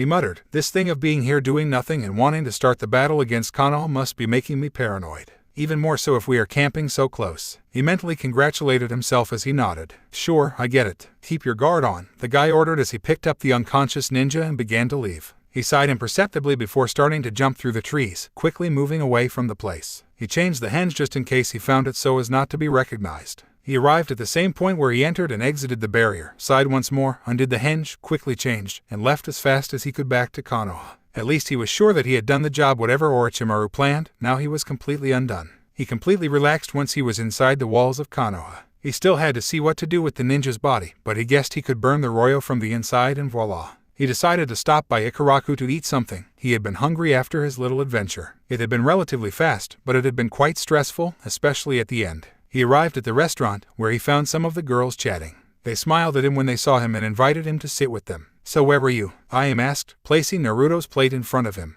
He had changed in many ways, but his appetite for ramen was not one of them. I went to find the other sacrifice, Naruto replied. The cook had been told what had happened, so I knew there were 3 people with that seal. Did you finally find it? Sakura asked, getting a little closer. Naruto was instantly nervous that Yugao had told him what happened when the 2 of them went out alone had made him nervous with some of the girls' actions, not even just with Sakura but with all the girls he called friends. He nodded quickly. Yes, I finally found him. I also found Oto's camp. They were silent for a whole minute before Kira and I came back to see him upset. You infiltrated an enemy camp completely alone, he commented angrily. That's very dangerous and very irresponsible. But everything went well. Naruto cut her off, hoping they wouldn't bother with him too much, especially now that he was quite tired. He came in, found the guy, changed the seal, and left without any problem. He avoided telling them about the little problems he had in his interaction with that strange guy. Well, if you're okay, that's what counts, Hana said, smiling and preventing Kurenai from continuing to reprimand the boy. Yes, if you're going to do something like that again, let someone know and take someone who can see your back. He nodded quickly. It was not convenient for him to disagree because the girls would fall on him all, and he did not want to be on the receiving end of his anger. Even if they were civilians, do not say like ninjas, then we are sure that the snake's plans are finished, said Ino, drinking some of his juice. Yes, completely, he replied, smiling. Whatever you seek, you won't get it. Orochimaru is a first-rate sadist, but I don't understand what he wants to bring with those sacrificial seals. Anko muttered, and whenever they talked about his ex-master's shit, his temper exploded. What can he bring with something like that? Many things, Naruto replied, thinking for a moment of what Iro Sennin has been teaching me. He was silent when the laughter interrupted him, all amused by the nickname that Naruto had given to his teacher. Ino, Sakura, and Ayame did not know the guy, but what the older ones had told them was that the guy was a pervert from end to end, so logically, the nickname fit him like a ring to the finger. Iro Sennin, Sakura muttered amusedly, looking at the redhead. He must not be too happy with the nickname. You must not know because I would be here complaining, Ayame murmured, imagining the old man's reaction. Naruto smiled fondly at them. Anyway, continuing, he said softly to make the girls stop laughing. The art of sealing is very varied and open. You can literally do anything. Therefore, Orochimaru can bring whatever he can think of. With a human sacrifice, I would say that our only impediment is morality. They stayed silent, eating for a moment, knowing that Naruto was telling the truth. They could not imagine what Orochimaru would want to bring with that seal because they were, even being ninjas, moral, while the pedophile, with his twisted and macabre mind, could do whatever came to mind without any barrier that stopped him. He may well be trying to open a door to hell itself to bring out all those demons and unleash them on Earth. Moving on to other tasks, Hana muttered amusedly, looking at Naruto. Are you ready for the exam? Completely, Naruto said, almost screaming. Gaara will not know that I hit him. When I finish with him, he wishes he had not done what he did with Lee. He looked at the table darkly, causing a chill to run through the place. I will kick his ass so hard that those 2 presences inside him will be terrified at the thought of letting themselves be felt. I heard that Gaara is very dangerous. Anko was quite worried. I don't know exactly why. What I saw in the video of the Forest of Death was that he shook his head. Just be careful and don't trust yourself. Naruto nodded, smiling at them. The fact that anyone knew how dangerous Gaara really was, considering that he also had a demon inside him, was not surprising. But even more than that was that strange, almost imperceptible energy that did not correspond to either the ninja or the demon. She was so well camouflaged that if it weren't for all her abilities, she wouldn't have recognized him. She decided to change course in the conversation and therefore started throwing a couple of jokes. The girls really enjoyed the stories and jokes that the redhead had made throughout his life, especially considering that most were for people who had been extremely cruel to him, who at that time was nothing more than a boy completely alone. Anko had already taken a couple of retaliations against those same merchants and could almost guarantee that they would not behave in the same way with anyone again. Although considering how close-minded and peanut-sized brains some had, perhaps it would take more than just that for them to change their thinking. He smiled as he walked slowly and deliberately, avoiding any ninja who might come to discover him. The truth is that his mother was impressed with the arrogance of this village. Or maybe they were just stupid, and so they didn't recognize the danger when it was in their noses. He had recently heard that one of his own had not only defected into a renegade ninja but also killed one of his jonin. The funniest thing is that the other ninja hadn't arrived until it was too late, letting the traitorous ninja run away. In the same way, he was entering the hospital without any kind of impediment, without any problem or real danger to his person. The security of the Leaf Village was terrible. They had strong ninjas that I could not deny, since the vast majority had to skirt them to be able to continue on their way, but as well as being skilled. They were so careless that any infiltrated enemy ninja could walk camper to one of the buildings that would have to be better protected without any real problem. He shuddered to feel the urge to kill his mother. He had wanted to do this for a long time, thanks to his mother's insistence on having the blood of that ninja who had dared to harm him. But I had not had a chance until that moment. I had been able to feel a ninja following him at every moment. I did not know who he was because he hid too well, as well as that redhead against whom he would compete. I had not been able to learn anything from him, although I knew it would not matter because in the end he would have his lifeless body in his hands. Anyway, he was finally completely alone and could do what he had to do, assassinate that strange and disturbing ninja. He smiled a little more when he finally passed the entrance doors of the hospital, making sure no one saw him enter. He checked his surroundings, but he was completely sure that he was alone without a ninja powerful enough to stop him nearby.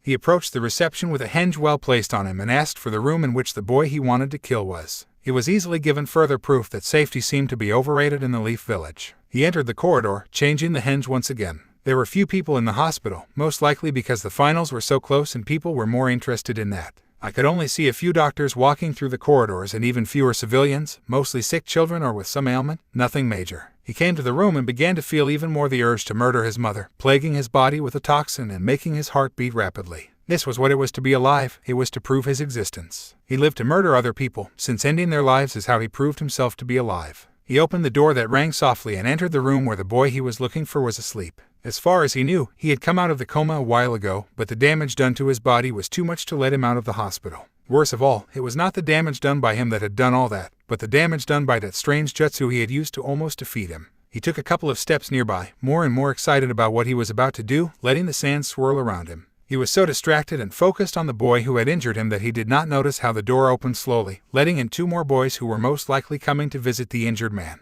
"What are you doing here?" asked a dark and dangerous voice. He turned around quickly and smiled at the sight of two of the guys he would compete against in the finals. "My mother asked for his blood," and he replied, smiling maniacally. Shikamaru felt the hairs on the back of his neck rise, not only because of the darkness exuding Gaara's voice but also because of the murderous instinct emanated by Naruto beside him. He still remembered what had happened in that training ground a month ago. Now it was not as powerful as that time, most likely because this was a shadow clone, but it was so palpable that it terrified anyway. "Well, you can tell your mother she's not welcome here, so keep quiet if she doesn't want me to hit her back into the hole she came out of in the first place," Naruto said, stepping close to Gaara. The Suna ninja smiled a little more. There was something about this boy that made his hair stand on end. It was as exciting as when he felt the blood dripping through his fingers after a good kill. He prepared for the fight that was about to begin, but just then a new ninja appeared. "They shouldn't fight here," said Gay, placing himself between Gaara and Lee. The man who looked at Gaara in a more than threatening way also sent a warning glance to the two ninjas on the blade to behave. The Suna nin looked at him, knowing full well that he was now at a disadvantage. It was one thing to face these guys who weren't really ninjas. Well, maybe the redhead was, but instead this jonin was more dangerous, and as long as he was focused on him, the other two could hurt him. It's not that he cared about destroying the entire hospital if necessary, but he didn't want to spend his energies on this garbage when there was so little time left before the finals started and he could kill more people. He looked at the senior before turning around to see the two boys, smiling sadistically at them before his body began to turn into sand that was quickly dispersed through the air, and he left the place, hoping that at some point soon he could kill the only boy who had hurt him. Naruto relaxed when Gaara disappeared, although he was still using all his skills in case the boy was around. I never expected to meet him in the hospital, and I knew things would have gotten really ugly if Gay hadn't arrived. He was, after all, just a clone and couldn't compete on an equal footing with Gaara. The jonin returned to see his student before looking again at the two genin in front of him. It was quite irresponsible to almost create a fight in the middle of the hospital. He started with a frown, even more so considering that one of his classmates is in the same room on a bed and his situation is still unclear. They both nodded, knowing that he hadn't been the smartest thing to do, but knowing Gaara just a little bit, there was no choice but to do it. They wouldn't have stopped him just talking to him. If he was there, it was to assassinate Lee, and he wouldn't stop until he did it. "Sorry," Shikamaru said, "but there wasn't much room to act. We literally found him here." "Be that as it may," continued the eldest, although he was worried about what that meant. Maybe he would have a completely crazy boy trying to murder his student by any means possible from now on. They have to be more careful in these kinds of areas. "But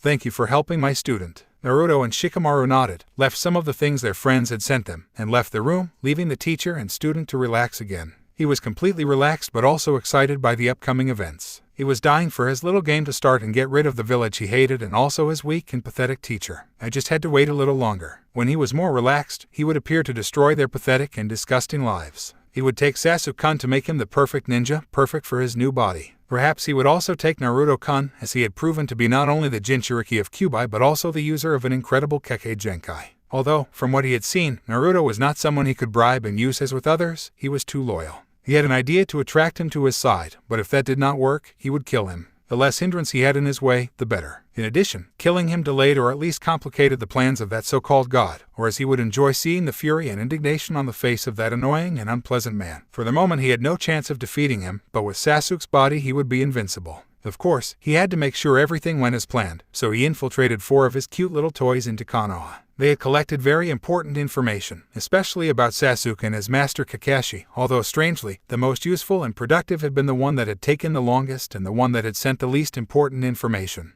It was useful but not as important as the information brought to her by her other 3 toys. At least now she knew where all the important ninjas would be located and therefore could eliminate or counteract them more easily. Anyway, it seemed strange to him that Teuya had not gotten more information and much more useful than just what he had given him. Anyway, he had been more interested in his important sacrifices. It was a pity that Dasu could not continue with his work as he had been doing, but Kabuto at least had told him what happened and could get a new one. He only hoped that this new sacrifice would not end up dead in battle. He had told him that the seal he was giving him would make him more powerful, but that was a double-edged sword because the fool could trust himself and end up being killed before he could serve him. Therefore, Kabuto would be around to keep him alive all the time until he activated the call, or he would enjoy eliminating Konoha using the 3 great men who had taken her to that time when they called themselves the best and most powerful ninja village of the elemental nations. He would show them what true power meant. Of course, his other 2 sacrifices were in Konoha, well guarded, and he would be kept hidden as ordered. Likewise, Suna's military power was already in their positions except for those who would be inside the village along with the Keisuke. He laughed at the thought of those fools following someone who had not even shown their face for a long, long time.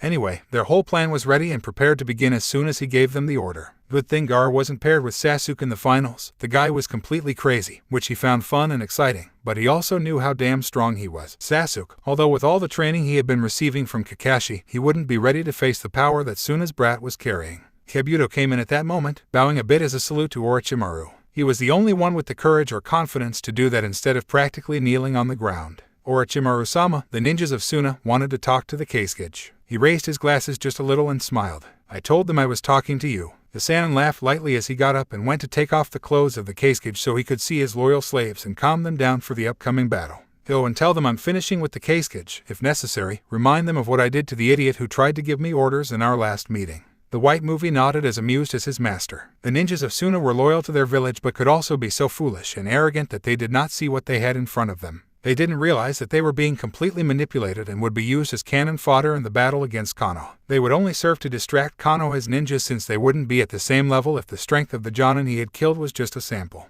But they had the numerical advantage, and with Orochimaru fighting the most dangerous of all ninjas in that village, they were completely sure that Konoha would not exist anymore in a couple of days. Considering that they planned to unleash a tailed beast in the middle of the village, they were not being arrogant by saying that the entire village would disappear from the map. He finished dressing and put on Keisuke's hat, completely covering his face, made a couple of hand sprints to make his voice resemble the one that the arrogant leader of the Sand Village had, and walked out of the tent. It was usually a clone of Land who was next to him walking through his military camp, well hidden by his perfect seals, but at times like these, it was much easier to just dress himself and give a little talk to all these sons of bitches who called themselves ninjas. The truth was tired of all the meetings that these useless people asked for. If it weren't for the fact that he needed them to be able to get rid of the damn Leaf Village, he would open them all by murder once and for all. At least it was not long, and after all, he could relax watching his precious Sasuke-kun train, watching him become the perfect body to be his and only his. After that, he would raise his village to the top and claim the elemental nations as his own. This was just the beginning of all his plans. He waved at a couple of ninjas who approached him, bearing the urge to wring their necks, and entered the largest tent in the camp where Suna's clan leaders were already staying.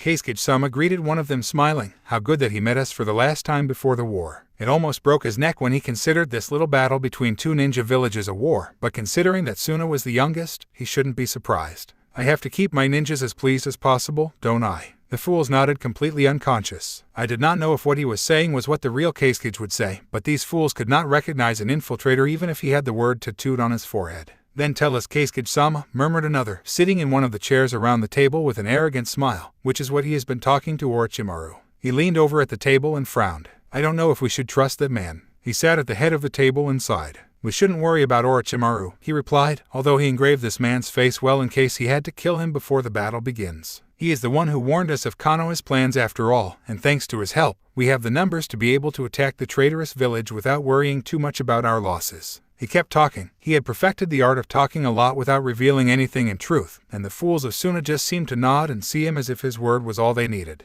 Yes, after all, he would kill them just for the pleasure of doing it and because they were a bunch of brainless idiots, although maybe it was because he was too good at deceiving people. Well, be that as it may, he was not served by idiots who allowed themselves to be deceived, so he would kill them slowly and painfully. Of course, he would first get all the information about the best jutsus in his village. Naruto smiled as he walked through the streets of Konoha. It was a sunny day, and as usual, he was relaxed and calm, despite the fact that a couple of important people were coming. The streets were emptying rapidly as people were almost as interested as he was in going to the huge stadium where the finals would be held. Of course, he was more interested for other reasons. He had trained hard for this day. He would prove how powerful the Uzumaki clan would be that would be reborn and imposing in Konoha, and he would make sure that this time no one dared to attack his clan. And of course, this would be the beginning of all that. He had trained so that the old wretches of the councils had no choice but to make him a chunin, and with that, he could form his clan without any problem. I would really enjoy seeing their faces of indignation when they realized that I had not only one but 3 Kekkei Genkai. But first he had to get rid of a couple of annoying rivals, Sasuke and Neji in particular, or, as he was bothered by that pair, the chestnut, if he managed to pass the stage, would be fighting him because he would make sure to win his own fight.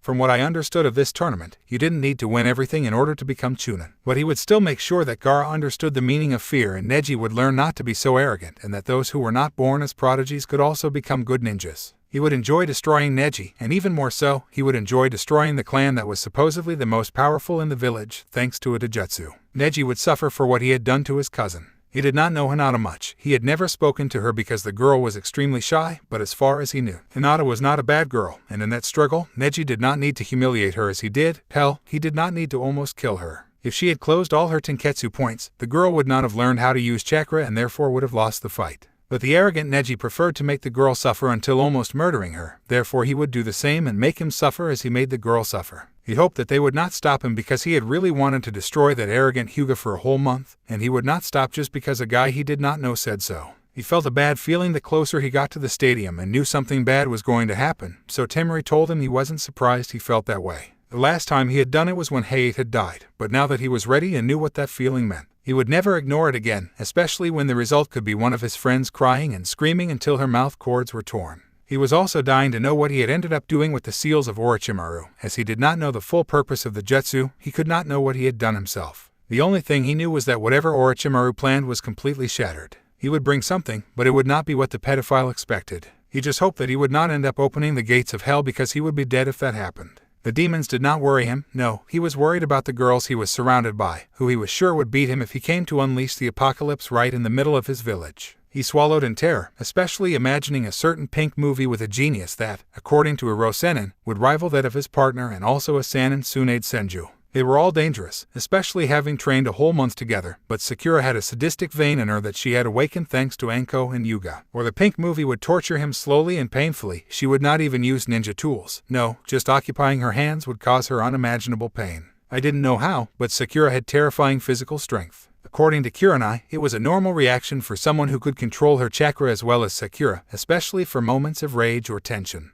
Even Jiraiya had suffered their fury and was terrified, although, to be honest, the old man deserved it, especially when he had tried to spy on them in the hot springs. Be that as it may, he hoped not to have to suffer that fate, so he hoped that the change he made to the label would be something good and not harmful, especially for him. Jiraiya said that he could not bring something worse than whatever Orochimaru would want to bring, but there was always a margin of error that he had not seen, and things could go quite wrong. He arrived at the stadium with only a couple of minutes of waiting. The streets were already completely empty, and knowing how he knew Kakashi, Sasuke would most likely be the only one who would arrive after him. The corridors of the stadium were dark and had a menacing air. He could feel Gaara's killer instinct, so he knew that was what caused the corridor to look so gloomy. He began to feel the excitement and adrenaline filling him from head to toe. He wanted to fight, and he wanted to prove that he was the best ninja in that village. He began to exude killer instinct like his rival and smiled sideways, savoring and waiting for the reactions everyone would have. He went out to the field, squinting a little in the intense morning sun, and smiled a little more as he saw all the genin who hoped to become chunin that day. He looked especially towards the redhead and the chestnut. I sent a warm look to Temari, who blushed only a little and nodded as imperceptibly as he had looked at her. He stood aside from Gaara, not caring about the sadistic smile he was giving him, and looked up at the stands. He knew that the whole village was there, with its exceptions, but it was a pretty impressive sight anyway. The walls of the stadium were incredibly high to ensure the safety of the public. There was a kind of second floor in one of the buildings that bordered the stadium, just the one that was above the doors that they themselves occupied to enter the arena. I could see Gigi sitting in his Hokage clothes. Next to him was another man with similar clothes but of a different color. Sarutobi was just at the highest point of the stadium when he saw his grandson arrive at the stadium with that striking hair of his waving in the wind. He could feel how powerful he had become only in that month. Jiraiya had told him what he had been training with his godson, and they were both very impressed. They could say without a doubt that after studying with Jiraiya, he was at the level of a Jonin, but their concern was the group of renegade ninjas, all of whom were ranked in the bingo book with rank S. If Naruto wanted to face those ninjas, he had to be at a higher level than a Hokage. At least he was sure that now, when he faces those ninjas, he will be better prepared.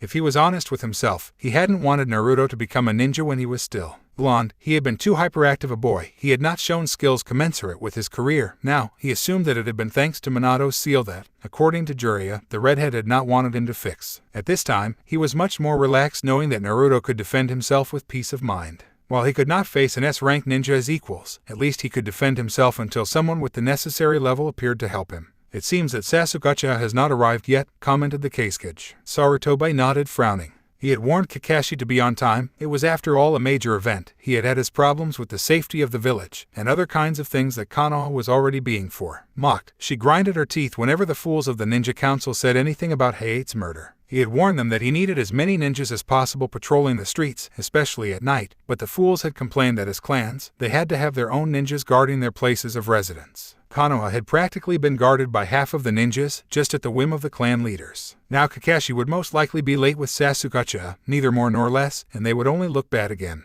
The teasing would not stop if one of his ninjas could not arrive on time for an event like that, and with the supposed genin prodigy, last Uchiha would be loyal to Konoha, and of course, the main course of the afternoon. I just hope he wouldn't be so late that I have to disqualify the brat. His fight is his second. He has time to be up to 5 minutes late for his own fight, but if he doesn't, I will have no choice but to disqualify him. The Kasuke came back to see him quickly. I think you can make an exception. It does not seem Hokage-sama. We are talking about the Uchiha. I came especially to see him fight my boy. Gaara is extremely powerful, and I'm sure everyone would enjoy that fight. Hiruzen saw him again as well. First, Gaara would have to go over Naruto. I don't fully know Gaara's level, but I know Naruto's and his boy won't have an easy fight. Second, Sasuke may be an Uchiha, but he's still a simple genin. I'm not going to give him privileges just because of his last name. And third, he leaves the name of my village wrong by being late for his fight. If he is late for this, he assures me that he will not be late for a mission, he will be disqualified, and that is definitive. The Kasuke nodded and returned to look at the arena, where the Jonin was already giving directions to the genin.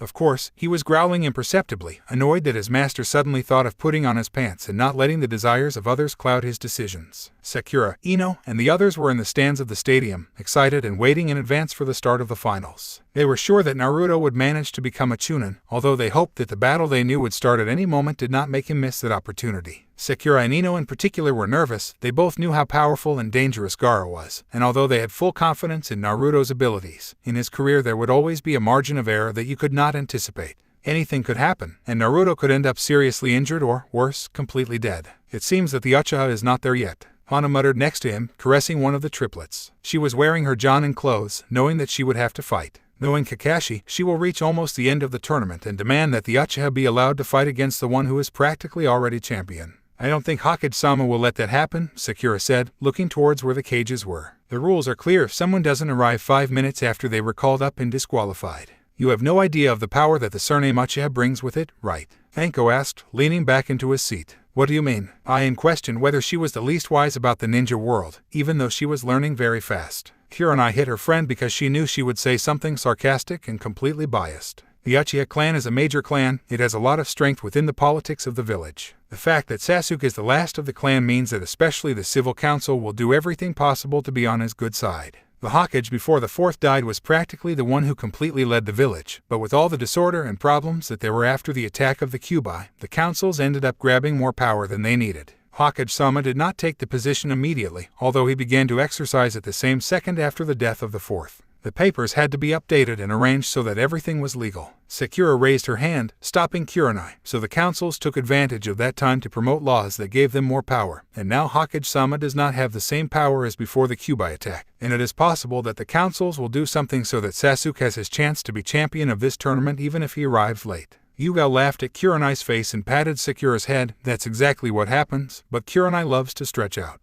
They laughed again as they watched Kurenai's indignation. It's about to begin, whispered Kin, who was practically hidden, dressed as a civilian, and trying not to make her face visible. Sure enough, in the arena, the Jonin had finished explaining the rules of the tournament. The first to compete should stay in the arena while the others can go to the waiting area and watch the fights from there until it is their turn. Temari and Shino stayed in the sand watching intently and studying each other. She had seen more or less what their skills were in the previous phase of the exam, but they had focused more on their personal training than on looking for more relevant information. At least the blonde had trained with Naruto. Her training had never been easy, but heck, she had to admit that training with Naruto was at another level. The blonde's workouts were killer, and even more so when he started training with Jiraiya. At first, he thought it was just a waste of time since the guy was simply a pervert, but the truth is that he had made Naruto's skills increase even faster. Whatever he was doing to train his red-haired friend was working very well. Although it had been the funniest when Jiraiya had offered him the contract of summoning the toads, something that had most of them completely surprised and salivating before the possibility of that kind of power. But the redhead refused to accept it, saying that he would get his own contract for the same. Knowing him as he did, he already had a contract. Anyway, her training had been much harder, she was sure. She was much stronger, but the problem is that with this boy, that did not matter much. Those insects would be a nuisance, and she did not have many fire jutsus. She knew a couple, but she was not very strong. She would have to think fast if she wanted to win.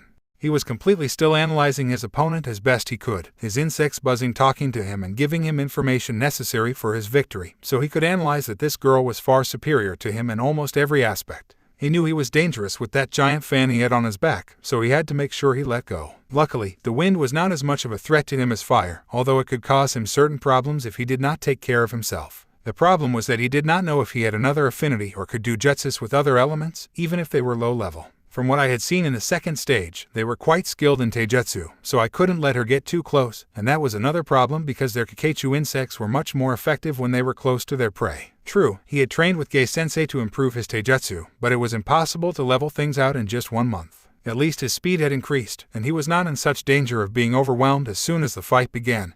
Otherwise, he would have to analyze things as they happened and hope that his mastery of his clan's techniques would be enough to win. Temari smiled confidently but remained alert at all times, stretched out her hand quickly, and grabbed the insect before it landed on her shoulder. If it were not for the training with Naruto that taught her to perceive anything that approached, she would not have discovered it. She was not nearly as good as the redhead, but she managed. I don't think I should give a girl an insect, she said, crushing the bug in her hand. We tend to be disgusted by them. Shino did not respond and instead placed himself in a position ready for the attack. His prediction that it would not be as easy to place the insects secretly as with his last rival was correct. Temari also stood in place, and the real fight began. Her fan opened quickly and forcefully, creating several currents of wind that shot out towards the boy, who had no choice but to jump to the side so as not to be sliced by the blades. His insects could mostly maneuver without being damaged by the wind, but he didn't have that ability, so he had to forcibly pull away. And the fact that those wind blades were much faster than the ones he had used against the girl from the Sound Village also had to do. The buzz of the Kakeichu began to be heard throughout the stadium, and soon a black cloud shot out of Shino's sleeves. He had a surprise for later, but for the moment, he would stick with what he had already shown and see how dangerous the blonde was. Temari instead stuck the fan in the ground and started doing hand positions much faster than before. Katten, Heizukisho, Temari commented, sucking in as much air as she could. When he exhaled, hot black ashes shot out of his mouth. The typical sound of something burning could be heard as the ashes and insects collided.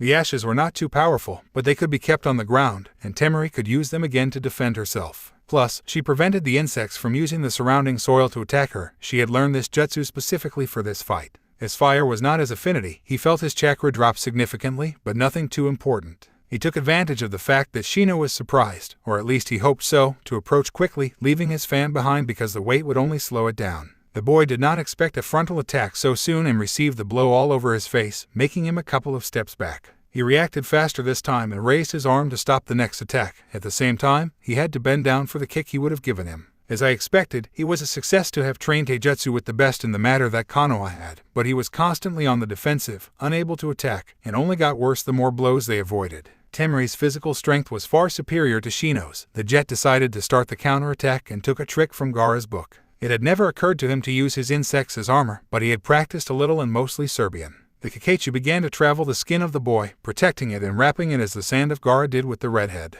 The fact that they could eat the chakra was an advantage because they did not need to take the chakra of their user but took the chakra of the enemy and used it as reinforcement for their small bodies. Soon, Temeri's blows were no longer having the same effect on Shino, and within a minute, the boy was responding to the blonde's attacks, who in turn had to use all her speed to avoid them. He jumped away to give himself a break and checked his hands. He had small wounds that looked a lot like cuts, but he knew they were bitten by Barbias. She raised her head to see Shino, who was now much more confident. Her posture, while still quite basic, now showed more strength, and she could hear the buzzing of the bugs, threatening her if she came closer. He had to admit that it was quite interesting to use his insects as armor, disgusting but ingenious. He stepped back a little further and grabbed his fan. He knew that insect armor wouldn't be as heavy as his brother's armor, but he still had to slow down his movements so he could take advantage of that.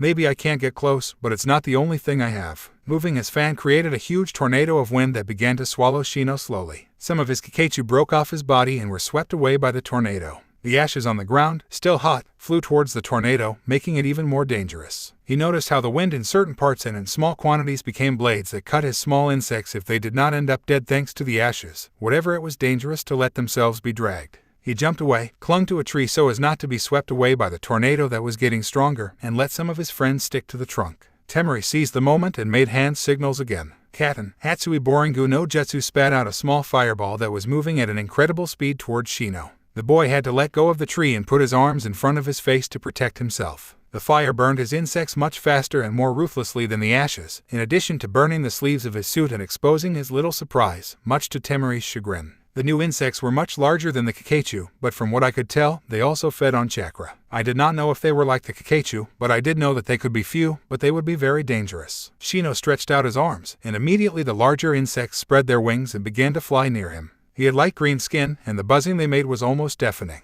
They had 6 delegated legs and a couple more that looked like razors. These are very special insects. Shino spoke for the first time in the fight. I'll give you some advice. Don't let them touch you. There were 8 of those insects, and as soon as Shino finished speaking, they shot towards the blonde with a speed she could not follow. Intuitively, she threw herself to the ground, avoiding being touched, as the jet had said, but one managed to cut her hair cleanly. Another easily cut off the branch of the tree nearby. He didn't even seem to have made an effort to cut it. In the rest area, the other genin watched the fight carefully. What are those things? Kankuro asked, disgusted. I thought I could only use those black insects that lived in his body. I don't think those insects are the same, and I don't think the fences are to be used all the time, said Shikamaru. They must be much more difficult to control than the Kakachu, and most likely they are only helping him for the moment. He narrowed his eyes when he saw one disappear completely. Naruto whistled, impressed by the speed they had. Those things seemed to cut through the air as they moved, completely avoiding friction and thus moving at a speed that was practically impossible to see. She could barely capture the sound they made when moving thanks to her hypersensitive senses, but being in a fight, she did not know if she could react in time to avoid them, and those blades that had legs were most likely lethal for joining her with that speed. Temeri swore as she threw herself back to the ground, avoiding having her head removed but receiving a deep cut on her cheek. He quickly took out a pair of shurikens and threw them towards the insects. They disappeared again, and the weapons were stuck in a stone without causing the slightest damage. He swore again and waved his fan, creating a dome of cutting wind around him. He sounded metallic when the insect blades collided with the wind blades and watched them momentarily walk away. He suddenly received a blow to the face from Shino, who seemed to be next to him. How did he get here so quickly? Temeri asked in a whisper. He avoided those green bugs again and had to put his fan on as protection to avoid Shino again, but the surprising thing was that there were now 2 boys instead of 1. She checked the tree she had been leaning on and noticed a couple of the Kakachu insects, which meant that it was a clone. He growled at such a disadvantage. Now he not only had to face the boy and those strange insects but also a clone of the boy who could hurt him quite a bit if the pain on his face was anything to say. He got up devising a viable plan to put the fight back in his favor, but the truth did not occur to him. Shino was very complicated because his wind attacks almost did not work against his techniques. He was at a disadvantage, but if he could get rid of those green insects, he could make him wear out his entire chakra and he could win.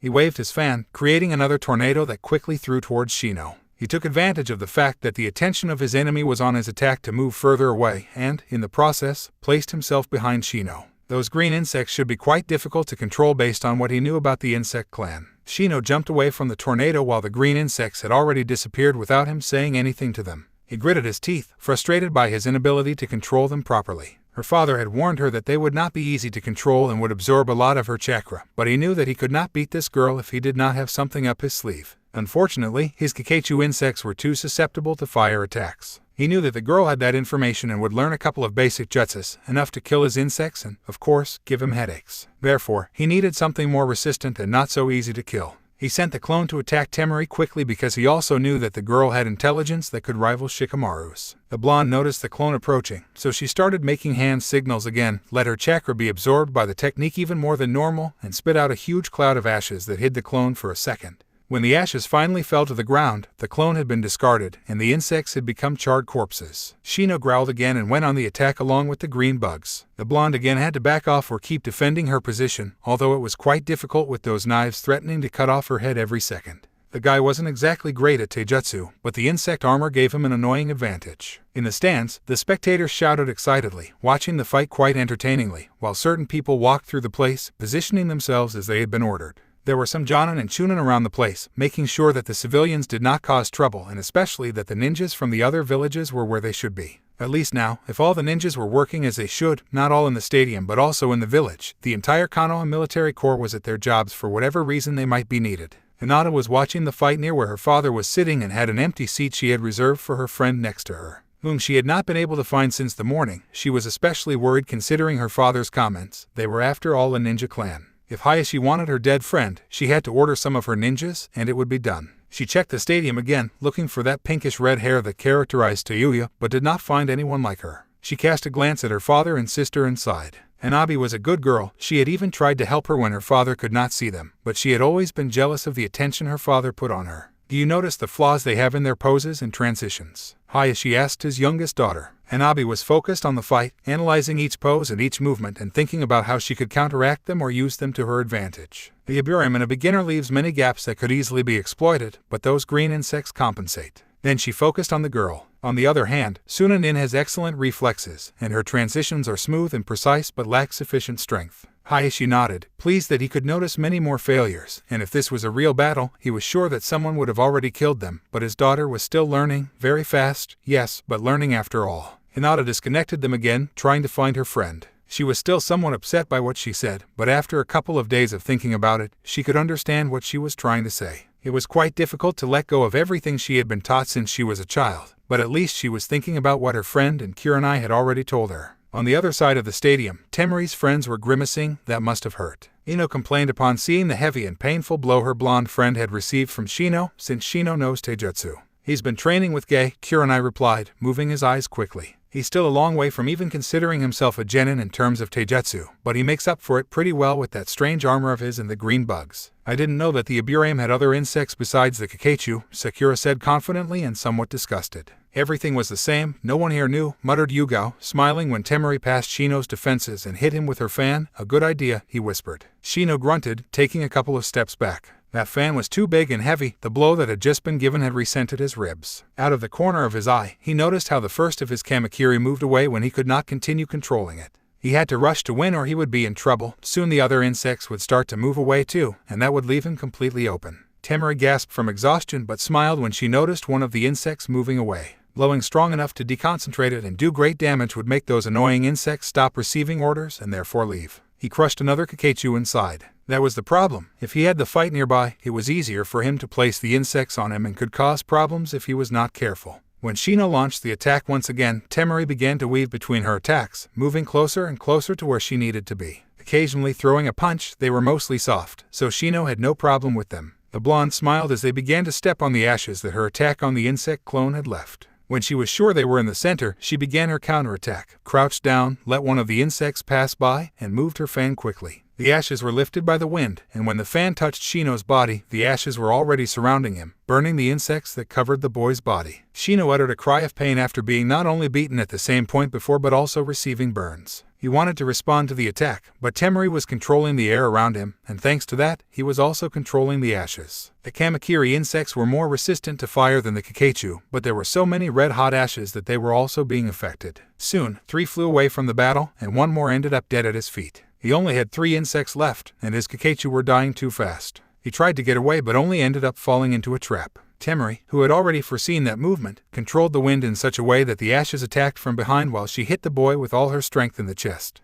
The combo finally cut off Shino's control, with the Kamakiri leaving him completely at their mercy. Now, without the incredibly fast insects bothering her, she managed to evade much more easily the attacks of Shino, who, although heavy and powerful, were very slow and basic, which allowed her to hit him several times with her fan before backing down and killing the insects that had stuck to her. Being able to lift the ashes from the ground helped a lot with the little insects, and within a couple of minutes, Shino was on the ground and Temari was rising to victory, although he was completely exhausted. The entire stadium stood up, shouting and applauding, especially the few inhabitants of the arena. "Your genin has impressed me, Hokage-sama," said the Kasuke as he clapped his hands slowly. "Just like yours," Sarutobi replied in the same way. "You have control over the air element of care." The Kasuke nodded already, thinking about how he could use the brat. In a month, his skills had improved so greatly that he had not shown his true ability before. Well, there was no point in worrying about it at this time. He had more important things to do, like killing his master or kidnapping Sasuke-kun. The Jonin returned to the center of the arena and waited a second for the crowd to be silent, announced the name of the winner of the first fight, and called the doctors to check both genin. The next fight is between Kinkuro no Sabaku and Sasuke Uchiha. The screams began again upon hearing the name of the Uchiha. The puppeteer descended normally and placed himself next to the genin, but as some expected, Sasuke did not appear. The stadium was quickly silenced, but soon the whispers began. Not knowing why the Uchiha did not appear, the Jonin of course returned to see the Hokage. Sarutobi stood up with a sigh and walked over to a nearby microphone he occupied for announcements. In view of the fact that Sasuke Uchiha has not appeared to take a 5-minute break, if the competitor does not arrive at that time, he will be disqualified, as the rules indicate. He walked away again, ignoring the complaints of some of those present, especially the people who supported Sasuke in everything like Mabuki. Sakura buried her face in her hands with a completely red face upon hearing her mother screaming at the top of her lungs at Sasuke's possible disqualification. Please tell me we weren't like that when it came to Sasuke," Ino said, grimacing. Silence was all she received, making her and Sakura moan in disgust. "At least they've opened their eyes," Hana muttered, amused. "They don't make a fool of themselves chasing the duck anymore." Sakura and Ino moaned again while the others laughed, making duck sounds. "I wonder," said I.M., seeing Mabuki. "Is your mom in love with Sasuke?" he asked, returning to see Sakura. The pink movie moaned again in disgust. "Don't make me think of something like that," she complained. "I'm supposed to think that my parents are in love and completely happy in their relationship." Although if she was sincere every time Mabuki talked to her, it was to ask her or tell her about Sasuke. She herself had already thought that her mother was in love with the last Uchiha. The others laughed a little more. "So what do you think is delaying Kakashi and his star student?" asked Anko, rather bored. "Knowing Kakashi just wants to cause us all a nuisance," Kurenai replied. "Or maybe he is so arrogant that he thinks he can do whatever he wants," Hana said, quite annoyed with the perverted man, that he has done it for a long time, and since he believes himself to be the strongest Jonin, he has been allowed all his faults. "I do not know how many times he has been late to the meetings of the Jonin with Hokage-sama." Everyone agreed, at least those who had worked with the man. That left out Ino and Kin only since Sakura was his student and the others had had meetings or some mission with him. While they waited, people began to get up, taking advantage to go to the bathroom or see what to eat. The local Ikaraku rowing had received a special position among the locals, and its popularity was rising since many people were heading there. Soon I.M. had to get up to help her father, although she knew that once the fights began again, she would be free to return and see the boy fight, who little by little was winning her heart now, not as a brother but as a full-fledged boy. Of course, there was still the problem that many other girls had the same plan, and for what she knew, both Temari and Sakura were leading the way. Meanwhile, the Kasuke was still trying to get Sarutobi to let Sasuke compete, but without saying so openly, which was not working in the least to his frustration. He had clearly told Sasuke that he had to win this tournament with the highest marks, and so far he was not doing it. The worst would be being the only disqualified competitor in several years. He calmed down, thinking that it didn't matter a damn, since soon Konoha would disappear. Sarutobi instead thought about the avalanche of claims and complaints that would come to his office if Sasuke did not show up on time. The worst of all was not that, but how low the name of his village would fall for having the only member disqualified from the competition in several years. He had to maintain the reputation of his village so that they could continue with the tranquility and peace that they had until now. If their reputation went down, villages like Kumo and especially Iwa would try to attack them sooner or later. He would be less worried if Tsunade was at least present, especially if they fought Iwa since he had at least twice as many ninjas as his village and was very powerful. He saw his watch and growled when the 5 minutes were about to elapse. It would be convenient if he postponed Sasuke's fight until the last, so his reputation would not be so tarnished, said the Kasuke, knowing what his master had in his head. Sarutobi thought about it for a moment, but the truth is that his power was already too fragmented within the village to be able to afford that possibility. No, he had to show especially Danzo and the advice that the Hokage is the one who ruled in the village. That's not an option, he replied coldly. He would see how to solve the problems that this decision would bring, but for the moment he had more immediate ones. He sent a message to Genma to declare Kankuro the winner due to his opponent's absence. Orochimaru gritted his teeth for a second before controlling himself again. Anyway, he started the fight because he was most interested in wanting to see what Naruto had learned. He wanted to see his Kekkei Genkai back in action, and he wanted to see how he faced Gaara. Also, if everything went according to plan, Gaara would be in a killer state, making it easier to unleash the tailed beast. Genma cleared his throat, drawing the attention of the people who were again in their places. Sasuke Uchiha did not show up for his fight after 5 minutes of his call, therefore, he is disqualified, and the victory goes to Kankuro, not Sabaku. Everyone knew this would be the outcome, but everyone was whispering indignantly anyway about what was happening. Kankuro just smiled since, in the end, that suited him. Not fighting the Uchiha would leave him unmarried and ready for the battle that was about to begin soon. He swallowed saliva when he felt his brother's killer instinct plague the corridors of the waiting area.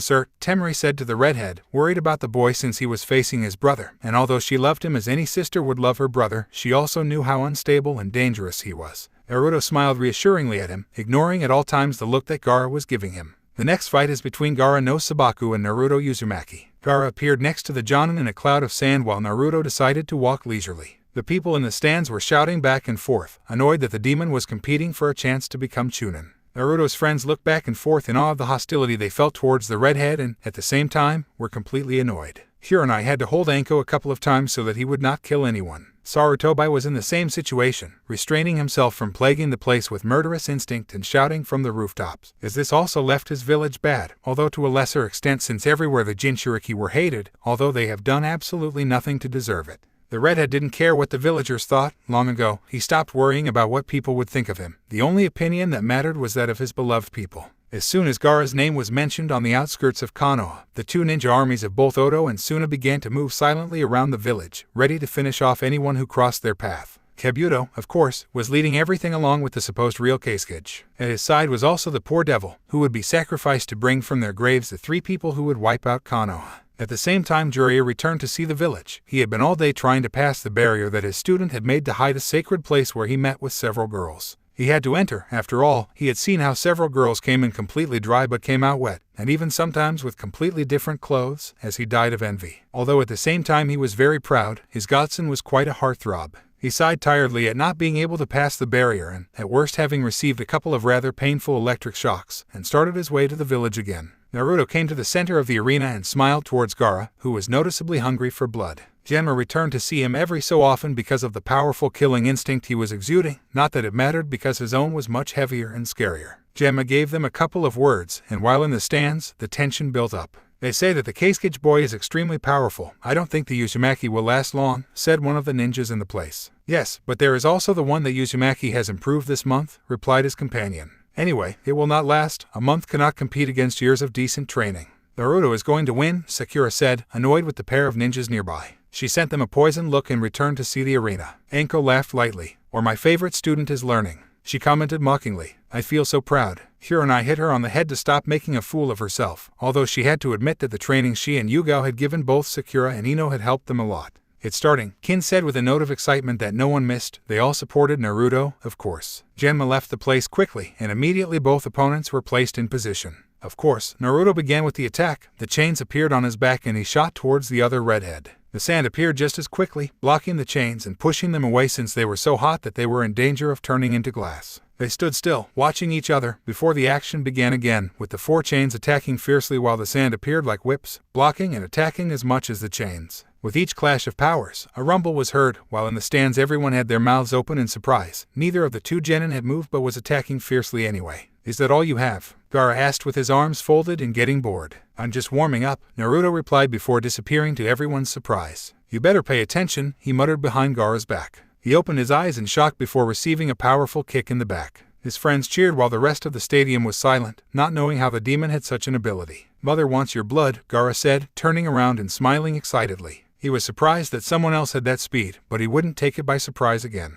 Naruto turned his eyes in dullness. I think it's time to get serious, he muttered before letting his killer instinct plague the place. Even the Jonin in the stadium were shocked by what they were feeling as Gaara, for the first time, felt a little afraid of the fight he would have. His mother inside him was furious, growling and moving back and forth. There was something about this boy that he didn't like in the slightest. The chains continued to move slowly on his back as the side broke his red shirt again. Some of the ninjas had already seen the Kekkei Genkai, especially those who had seen the video, but it was something completely different to see it in person and feel the power surrounding it and the thirst for blood that the weapon had. The redhead smiled before disappearing for ordinary people, while for experienced ninjas, he was just moving very fast. The sand exploded when Gaara's arm met the scythe. Some were surprised that the boy from Suna had not lost his arm, but for Naruto, who could feel the chakra in the sand even more than in his fight with Lee, he knew that he was reinforcing the sand as much as he could. His armor was also much thicker than before. He was sacrificing mobility and speed for endurance. It was an excellent plan, he had to admit, but he still had some aces up his sleeve. He felt the sand behind him, so he twisted his body quickly, avoiding the sand stakes, and quickly made a 180-degree turn, attacking Gaara with the scythe while using the chains to keep the sand away from his body. Gaara had to reinforce his arm again to be able to withstand the blow of the scythe. He had no choice as he was too heavy to dodge. That didn't mean that he was slow, as his right arm endured the scythe attack. His left arm attacked Naruto's face. He moved his head just a little to let the fist pass, and he threw himself forward, headbutting him with full force. Gaara stepped back a couple of steps in pain and was somewhat disoriented as he felt blood coming from his burst cheekbone. While his opponent was confused, he took advantage and attacked with his chains. Surprisingly, the sand protected him from most of his attacks even when Gaara was not concentrated. The scythe disappeared and began to make hand signals quickly. Katen, Gakakyu no Jutsu sucked in air and quickly released it by throwing a huge fireball from its mouth. It was a few meters away from Gaara when the sand reacted by protecting its user by creating a wall of sand. The fire spread through the place, warming the air and burning a nearby tree, while Naruto took advantage of the fact that he could not see thanks to the smoke and attacked Gaara again. Neither the boy nor the arena could react to seeing Naruto come out of the smoke, attacking him with his chains and scythe. He received several painful blows to the torso by means of the chains and on his limbs. The scythe managed to pierce the thickness of the sand without enough chakra to resist for a long time and cut him sometimes deeply, making him bleed more than anyone had ever been able to. Her mother started banging inside her mind, screaming for him to let her out so she could kill this guy who had hurt her. But there was something that prevented him for the moment. Maybe it was that incredibly thick killer instinct. He didn't really know, but he couldn't let his mother go out for the time being. That didn't mean that the beast chakra didn't start coming out to help him. From the sand, a kind of claw with blue markings formed and shot out towards Naruto, who was able to avoid the attack by very little. He could feel the influence of the presences within Gaara in that attack, and he knew that things were starting to get dangerous. That was close, said Yugao, sighing, and the sand began to move faster than before. There is something strange about Gaara's behavior, Anko said, watching the boy intently, whereas before he had stood upright but ready to move, he was now somewhat hunched over and swaying slightly back and forth. Naruto isn't going to be in trouble, right? Ino was worried that there was something about that boy from Suna that made her hair stand on end. No one answered him because the truth was that Naruto was fighting at that time against the only genin who could match him. The redhead continued to avoid those strange claws created by sand that, with every second, grew faster. His senses warned him of the danger, and he managed to crouch and use his chains to avoid most of the sand balls that Gaara had thrown at him. Some somehow crossed his defenses, giving him a few cuts that were not dangerous but burned like 1,000 hells. He looked intently at the boy, noticing how his pupil had changed, and knew that the tailed beast was helping his host. It seemed like a strange love-hate or slave-master relationship, but it worked for them in a certain way. He growled when he couldn't avoid one of the claws and ended up with a few deep cuts on his back. At least most of the damage had been avoided by his chains. I have to do something or this will get more complicated, he said to himself while thinking about how to drive the tailed beast back inside Gaara. He jumped away from one more claw and started making hand signals. Gaara laughed excitedly. It won't do you any good, he commented. He ignored him and continued his attack. Chitin, Haten, from his wounds quickly rose the blood as if they were whips before they began to spit balls of blood so fast and large that the sand could not do much against them and Gaara's body received the full attack. Gaara screamed in pain as he felt the blood literally pierce him. He had managed to avoid the critical blows but was too hurt anyway. The Ikabai had no choice but to return within Gaara to use his chakra in the recovery of the wounds. It would not have been a problem if he were completely in control, or at least partially, but since he was using his chakra to increase Gaara's abilities, the damage was received anyway. In the stands, the silence spread again. Did Chitin just say? Asked an AMBU at the place who had stopped from pure shock. No one answered him as they continued to digest what they had just seen. Sarutobi, instead, was in the same state. He had never heard about the blood element, and from the jutsu they had just witnessed, it was a powerful and dangerous element. How is this possible? Asked the Keisuke next to him, Chitin. He was regretting even more that he didn't give him the curse mark, not just one but 2 Kekkei Genkai, because there was no way he could be just ninjutsu. Controlling the blood itself, he definitely had to be a Kekkei Genkai, and he was already imagining the things he could do with his control. The human being lived thanks to the blood. If you could control it, you controlled the body. Not even that so-called god could oppose him in the least with that kind of power. Chitin, Choan Sokukama, Naruto shouted again, attracting everyone's gaze once again. In his forearm formed a kind of incredibly thin blade made of blood. With an enviable speed, Naruto brought his arm from top to bottom, forming a semicircle. The sword detached from his forearm and shot towards Gaara. As soon as he heard a new attack, he was already moving and reinforcing both his armor and his sand with chakra. The blade pierced the sand as if it did not represent a problem and almost touched Gaara. The blade continued its course until it hit the wall, cutting it just as easily as it cut the sand. The attack had been so swift that Sarutobi and Orochimaru had trouble seeing it. Gaara furiously threw shurikens of sand as fast as he could. Naruto had trouble avoiding them all, even with the help of his chains. One almost sliced his arm, and if it were not for his sense sensor, he would have lost it safely. He was about to continue his attack when Gaara appeared in front with incredible speed. He could feel that he had gotten rid of the armor, which indicated that he could move this fast. He brought his 4 chains to the front by crashing into the sand claws and enduring the attack very well. That gave him a chance to walk away and start making hand seals again. Raiten, Rega, several electric beams shot out towards Gaara, who had no choice but to fight back, leaving Naruto to walk away. Luckily for him, lightning was not very effective against sand, as it could easily override its qualities. Now that he did not have that armor, it would be much easier to hurt him. The scythe came out of his body again and shot towards his opponent. He was faster, and thanks to his senses, he had a huge advantage. The only problem was that he could notice the Ikibai approaching the surface, and he knew that meant trouble not only for him but for the village as well. He knew from his own experience that wounds would heal faster, so he had to do as much damage as possible in a short time, making sure it was considerable damage. He used his chains to push the sand out of the way and began to use all the kenjutsu he had been able to learn in that short time. Gaara was moving much more wildly, so he would have to be careful. He created sheer wind when he was close, but the Sunanin easily avoided him. That was already expected since his speed had increased considerably without the armor. At least he gave him a little more time to get close and began to dance with his scythe as a guide, but to his surprise, Gaara moved easily between his attacks. He did not expect the attack from under the sand that gave him a powerful blow all over the front and sent him flying as if he were a toy. He crashed several times into the ground before ending up buried in the concrete wall. At least he had managed to wrap his chains around his body to lessen the damage. Sakura and Ino screamed when they saw Naruto fly out. Heck, Hana complained in amazement to see Naruto stamp himself against the wall. How did she do that? The triplets at his feet were growling as they saw Gaara sensing the danger he posed. He acts stranger and stranger, Kurenai said, watching intently everything that was happening. It's getting more and more chills, Yugao muttered, his hands itching for taking his sword and getting rid of the danger. In the waiting area, they were in the same situation. He's coming out, Kankuro whispered next to his sister. He knew it would be dangerous to be here when it broke out, but I didn't think that Redhead would hurt him so much as to make him so wild. Temari was biting her nails while watching her friend fight Gaara. Heck, she was surprised that he had the ability, like what he had shown, to do incredible damage to her brother, but she was extremely worried anyway. His behavior is erratic at best, Shikamaru said, analyzing everything. It's as if 2 people occupy the same body, maybe even more. Temari growled imperceptibly, knowing that the Nara did not know how right he was. According to what Naruto had told him, his brother not only had the Ikibai inside him but also something else, which is what kept the beast completely crazy. Of course, it also had to be the disastrous seal that was put on it to contain it but that he let out from time to time. Naruto came out of the crater in the wall and spit out some blood. He had managed to lessen the damage done, but he had received a lot anyway, and from what he felt, the beast was only 1 step away from starting to control Gaara. It was checked quickly, but mostly it was already healing. It would not be enough to leave it 100% for later, but it would be fine. He jumped away quickly when he saw Gaara's entire body approaching at an alarming speed. He was in the middle of being Gaara or Ikibai, so his movements were much more animal-like. He quickly approached and began to throw punch after punch with all the speed he could apply without harming the weight of his attacks. Without the armor, Gaara received much more physical damage, but the fact that the beast was practically out was causing his muscles to fill with the chakra of the beast, making them much more resistant.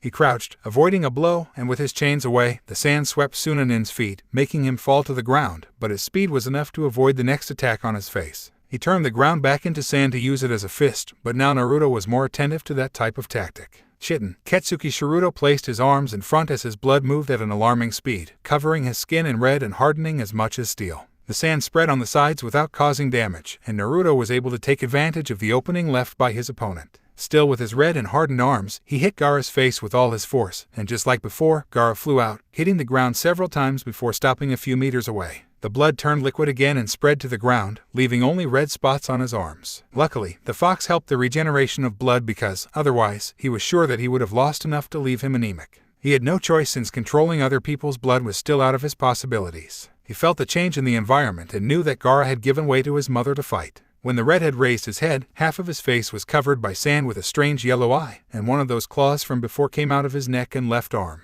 While before Gaara had been the majority presence in the body, now it was the other way around. The Ikabai was the majority presence, but at least it still did not finish coming out completely. At last, you show yourself, he whispered. He felt afraid. This beast was much more powerful than anything he had felt before. But at the same time, he was excited. This would be a battle to remember, and he would be sure to be able to tell it in the future. In the waiting area, everyone was trembling from the feeling caused by that thing that was facing Naruto at that very moment. He was coming out, Temari said, terrified. Kankuro next to him was pretty much the same. That cursed redhead has unleashed death in his village. He started the battle again with some kunai applying some wind element chakra. To his amazement, the kunai stuck to the strange claw and were absorbed before being thrown back towards him. With his chains, he caught them again and kept them. He didn't have the money to waste after all. I guess I'll have to improvise, he whispered, preparing for the most dangerous battle he did yet. He ran with all his speed towards Gaara, easily avoided the claw, and kicked the Sunan in the navel. Although that claw was much slower thanks to the fact that it did not match the boy's body, it was also making him much more resistant. He did not even move it a little from its place before having to move away again. The claw spread quickly, attacking him still in the air, and he had to use his chains to protect himself again, although now they were not as effective as before. His physical strength had increased considerably. He stuck to the wall of the stadium and ran away, avoiding the attacks that the boy kept throwing one after another. He jumped away from the wall when he threw shurikens of sand so big and fast that he hardly noticed them, Chitin, Choansokukama, and repeated the attack. Satisfactorily, he saw how the arm would detach from Gaara's body and fall to the ground. He had managed to cause a few wounds, but considering all the chakra that had that arm, it is most likely that they were only superficial. Anyway, Gaara screamed in pain before looking at him furiously. The arm grew again and spread so fast that he couldn't do anything to protect himself. He flew out again, but now towards the sky, even passing the level of the stands where people were screaming in amazement and, even in fear, he spit out blood while clutching his stomach. He almost pulled out his intestines with that blow. His friends watched him with open eyes as he flew over their heads. How strong is he? Sakura asked, scared more than for Naruto. Another blow like that and it's finished, Anko said with a squeeze of hands. If it weren't for the fact that I know what's happening, I'd say Gaara just used an extremely dangerous jutsu.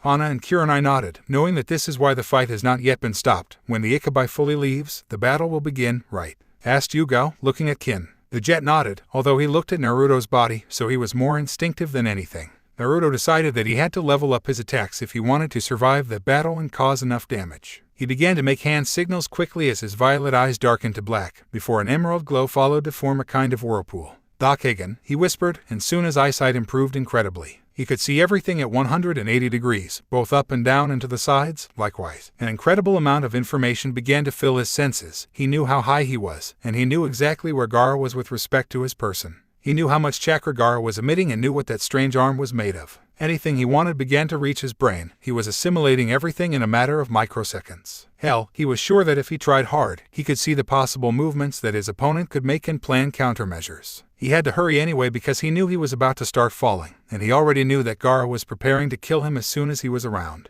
He finished making the hand signs and felt the uncomfortable pull of all the blood on his body, especially on his back, where Gaara had given him a wound. Complicated. Chitin, Redo Doragon, he shouted loudly before his blood began to accumulate alarmingly fast. He had to force his chakra to produce more blood or he would be dead before finishing his attack. He watched with fascination as the blood dragon formed, roared once it was fully formed, and threw himself fiercely towards the boy waiting for him on Earth. Gaara had no time for anything when the huge reptile made of blood collided with him with a titanic force. The Sunanin screamed in pain as he was swallowed by the dragon, while Naruto began to fall quietly, hoping that the problem had been fixed. He turned off the Dakegan because the excessive information would give him a headache and maybe serve him later. When he was once again on the ground without any problem, he began to pant and leaned forward to stay standing. For a moment, he had become dizzy. The enormous blood loss caused by the more complicated techniques was a problem. He managed to stabilize again while wincing at the powerful smell of blood in the place. He was sure that some would think that there had been a butcher shop there just because of the smell. Gemma quickly approached with his mouth open in amazement, not only at the new item that had appeared but also at the power with which both contestants had fought. I was about to declare Naruto the winner when they saw the sand wet by blood move. It was much heavier thanks to the fact that it was blood instead of water, but mostly it was still sand. They had expected to see Gaara get up, but they were shadowed to see something much, much worse. The ground began to turn into sand as the Ikabai rose in the middle of Konoha. Everything was in a sepulchral silence until the beast uttered a powerful cry that made everyone plug their ears. They could feel the primal potency being exuded by the Ikabai, who was incredibly furious. As soon as the scream ended, the spectators woke up terrified to learn that another tailed beast was attacking their village, as the Kyuubi had done all those years ago. The ninjas began to move quickly, helping the civilians leave the stadium and head towards where they would be safe. Sarutobi quickly got up to start the fight against the Ikabai but was stopped by the Kazekage, who put a kunai on his neck. His AMBU were already dead behind him. Now, Sensei, we don't want the fun to end so quickly, right? True. Orochimaru sneered and smiled when he felt the old man stiffen. Orochimaru, he growled in annoyance. In the flesh, he scoffed again, I come to destroy this damned village once and for all. He didn't finish speaking when the Ikabai's tail launched towards where they were standing, making them both react quickly and jump away. Well, anyway, he wanted to get to a somewhat wider place so he could play with his sensei. He stared at Sarutobi while the Hokage saw the village he loved so much. The ninjas of the sound and the sand were beginning to invade, and of course he had needed a little help from 3 large snakes that he himself had ordered to summon. He smiled more markedly when his master looked at him fiercely again and laughed out loud when his 4 toys appeared and began to place the ninjutsu barrier that would prevent them from being disturbed. He licked his lips excited with the fight to come, but especially because of what he was about to do, he laughed a little more watching as his sensei took off his Hokage suit to show a ninja armor. He had always been cautious, but no matter what, in the end, he would perish under the hands of those who saw him grow up. The village gradually began to go into chaos. Both armies of ninjas and a trio of giant snakes began to destroy everything that was put in front of them just for the fun of it. Had they had people in their way, they would have killed them without a second thought. Luckily, most people were in the stadium, located almost in the center of the village, so the ninjas in the place were managing with relative ease to evacuate people to the mountain of the Hokages, where the shelter points were. The ninjas patrolling the village jumped into action a few minutes late due to the surprise of the invasion. That number of ninjas should have been easy to spot, but for some reason no one knew they were so close to the village, and so it was quite a shock. Anyway, they were still some of the most qualified ninjas in the world and therefore reacted quickly. Within seconds, both groups of warriors were facing each other with swords and kunais or throwing quite dangerous elemental jutsus. The biggest problem they had logically were the snakes. Being invocations, they had their qualities that made them complicated opponents, and apparently these 3 had fairly powerful teamwork. In the stadium, most ninjas were either seeing how to enter the ninjutsu barrier that completely isolated their hostage and the traitor Orochimaru, or taking people out as they were in enormous danger with the Ikabai so close to them. The problem was aggravated when ninjas infiltrated as civilians were present, throwing jutsus all over the place. Having expected something like that, Hana, Kurenai, Yugao, and Anko had already discarded some of their rivals without any complications. But after a few minutes, the ninjas of Oto recovered from their small surprise and began to respond. Ino and Sakura were the ones who took the most attention because they were working as a team excellently well and were fighting against rival ninjas without any problem. They didn't even look like the same girls who had entered the Chunin exam a month earlier and couldn't do anything but scream the name of the last Uchiha. The rest of the rookies who had not managed to pass the second test were helping as they could, but working separately as they were at that time. The only thing they could do was help in what they could with the civilians who tried to flee without caring who they trampled. Meanwhile, the Hokage and Orochimaru carried a conversation that no one could hear while they were completely isolating themselves from the outside world thanks to that barrier that was being created by 4 ninjas powerful enough to maintain and control it. Although one of them continued to look sideways with apprehension as if he did not want to be in that place and less so openly. On the other hand, in the center of the arena, the Ikabai was wagging its tail from side to side, enjoying for a moment its freedom. In front of him were 2 ninjas, Genma and Naruto. They were completely paralyzed by the powerful terror that corroded their veins. Genma, despite being a Tokibetsu Jonin, had never faced anything like the beast that was a few meters away from him. On the other hand, Naruto, despite being more accustomed to having the Kyuubi inside him, had never felt so much bloodlust and the primal power that the Ikabai was exuding. The seal, despite being broken, never let go of all the power or killer instinct of the Kyuubi, therefore, I had never really felt anything like that. Ikabai was just standing there, wagging his tail as he enjoyed the cries of everyone in the village, but his presence still seemed to frighten anyone who dared to lay their eyes on him. Naruto reacted when he noticed that the beast was starting to exude more bloodlust than he had ever felt. "You'd better go help with the invasion," he said, looking intently at the beast that slowly lowered its head to see it, knowing that it was the one who had released it. "I can't leave you fighting alone with that thing, plus I'm the Genin." "You're just a Genin," Genma replied in the same way as Naruto. "That doesn't matter, I'm the one who hurt him, so he'll hunt me if I leave. I have to fight with him like it or not, but on the other hand, we will need all the ninjas possible to help with the invasion." He returned to see him quickly and sent him a serious look.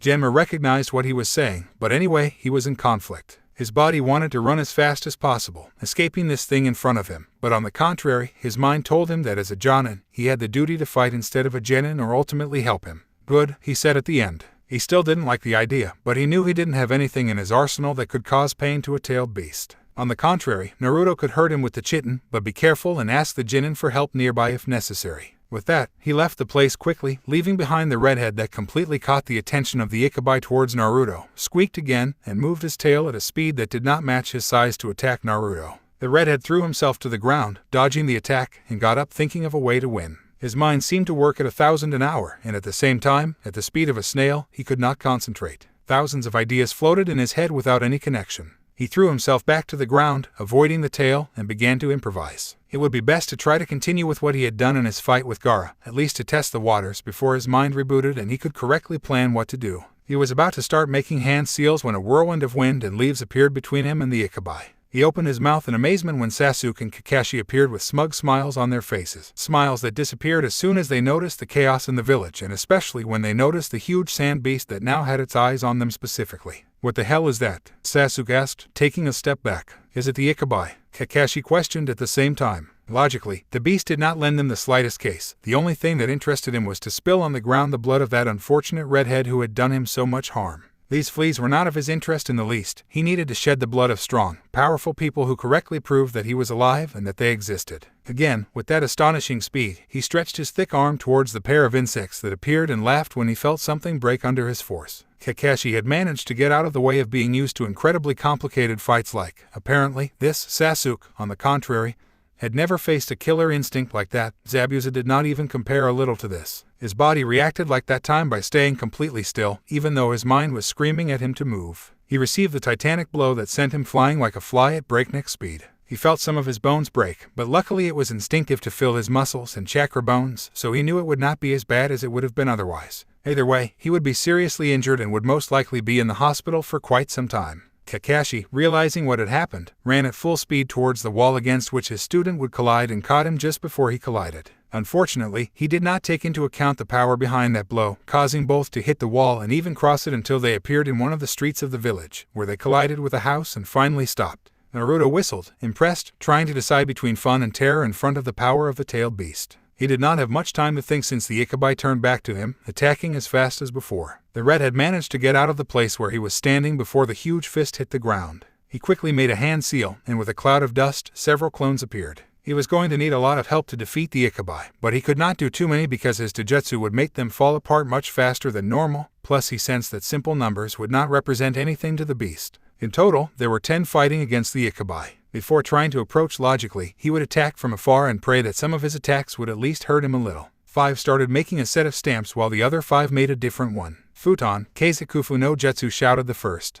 Almost immediately, the other 5 opened their mouths as well. Katen, Kai no Jutsu, tornadoes of wind and fire gathered in the center and shot off like a massive fire attack. It was almost as hot as the Shakyudan, and the size of the technique was enormous thanks to the combination of technical barriers. A huge whirlwind of fire crashed into the Ikabai, which roared with fury as it was pushed by the devastating technique. The heat was such that some of the sand crystallized. But apparently it was not very effective. Apparently it only served to annoy him more. Futon, Kaimetsu Takina Sonarashi Barbary mouths opened through the body of the Ikabai and sucked in air. A second later, they blew hard, creating a literal sandstorm that not only ended Naruto's technique but also made the clones disappear, and the real one sent him to fly until he crashed hard against the concrete wall. At least his attack had greatly diminished the power of the technique and did not break through the stadium like Sasuke and Kakashi. "Damn," he complained, coming out of the wall again, "a technique, and I finished with all the clones and one of the most powerful techniques I have." He ran down the wall, avoiding shuriken sand so big that if one hit him, he would be dead before registering the pain.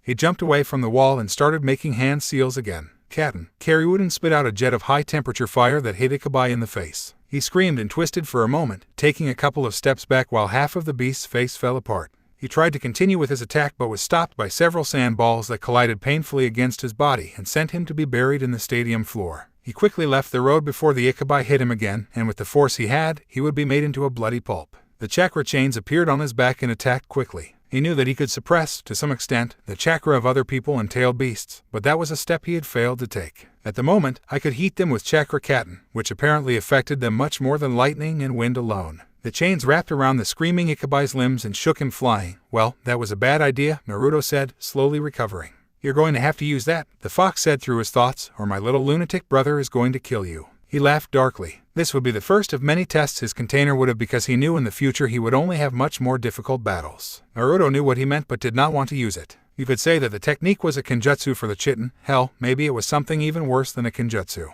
If he used it, he would not only be in trouble later because he would force all his cells to the maximum. He would gain strength, speed, and even chakra. It was very similar to the doors Lee used, but he did not know how long the technique would last or if, in the end, it would end up in a state worse than death. He had to continue as he was until that moment, at least a little longer. The kenjutsu would have to be his last resort. "No, not yet," he replied. The fox mocked him but left him. If necessary, he could force the technique himself. After all, it had been formed thanks to that strange union they had together with his Keke Genka. He would not die here, and especially he would not die in hands, or claws, to be more accurate, from his idiotic little brother. Since the chains were not of much use, thanks to the tremendous physical strength of the Shukaku, it would have to be with the scythe and fire jutsus. He dodged another attack from the beast and quickly approached those huge feet he had, so he could tell he didn't have very good mobility, so he would have to take advantage of that.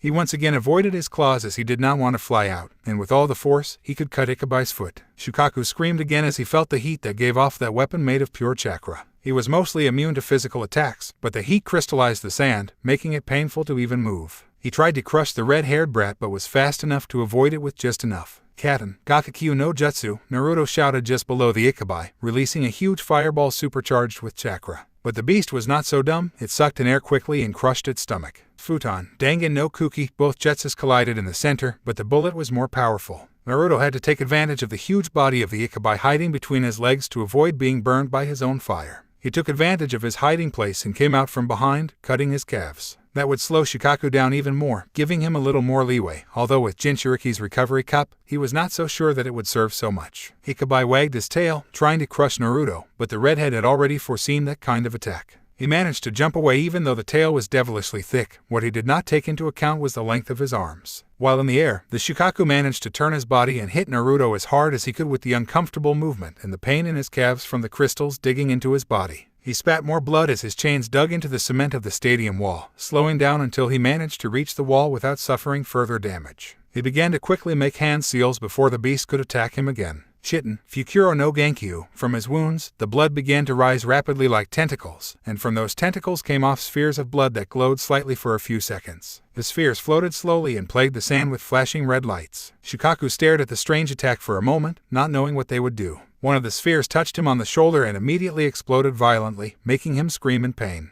There was something about those blood attacks that caused him more pain than anything he had felt before. As soon as the first explosion ended, the second began, and soon a chain reaction began. The damn bombs exploded at the slightest contact but did not explode because of the explosion of the others. They were powerful, making him come back little by little. There were so many that he could not even move freely, preventing him from attacking or getting rid of the bombs in a less painful way. His fury only seemed to increase as the blood bombs kept exploding one after another on his body. It seemed that the damn things were not finished. When one exploded all over his face, his fury finally reached its maximum expression, and with a roar, he created an immense sandstorm that was exploding the bombs and, at the same time, threw away everything in its path. The whole stadium was rocked by the fury of the beast, momentarily stopping the fights in the sector. "What the hell did that boy do to annoy that thing like this?" asked Gay, hitting an Odo-nin in the back of the head and knocking him unconscious. Everyone was wondering the same thing, but soon they had to return to their own fights because the Odo-nin and Suna-nin did not stop. Those snakes were also a problem since they were what was stopping the advance of the Konoha ninjas. Naruto swore as they held onto the wall with their chains that the strength of the Ikabai was out of proportion if he didn't do something, and soon he would most likely assassinate him and destroy the village. When the sandstorm stopped, Shukaku saw him with those yellow eyes thirsty for blood. The field had become a small desert, and the walls of the stadium barely stood thanks to the thickness they had, but he knew that soon they would be down, just like one of the stands. "I told you, brat," mocked the Kyuubi inside him, "it is impossible for you to beat him without that technique. In fact, most likely you will not even achieve it with it." He began to laugh outrageously, but that was not the worst. But the flea ball was right, his chakra was almost exhausted, and he could already begin to feel the problems of anemia. His eyes closed from exhaustion, and his limbs weighed him down as if he were still using his weight gain seals. He sighed, feeling like a prisoner of fear. What he was about to do terrified even him. He just hoped not to do something he regretted later. Mostly he would be himself, but with a bigger killer instinct and thirst for blood. When he tried to do it in training, the Kyuubi had to stop him before he went to the village to destroy everything he found in it.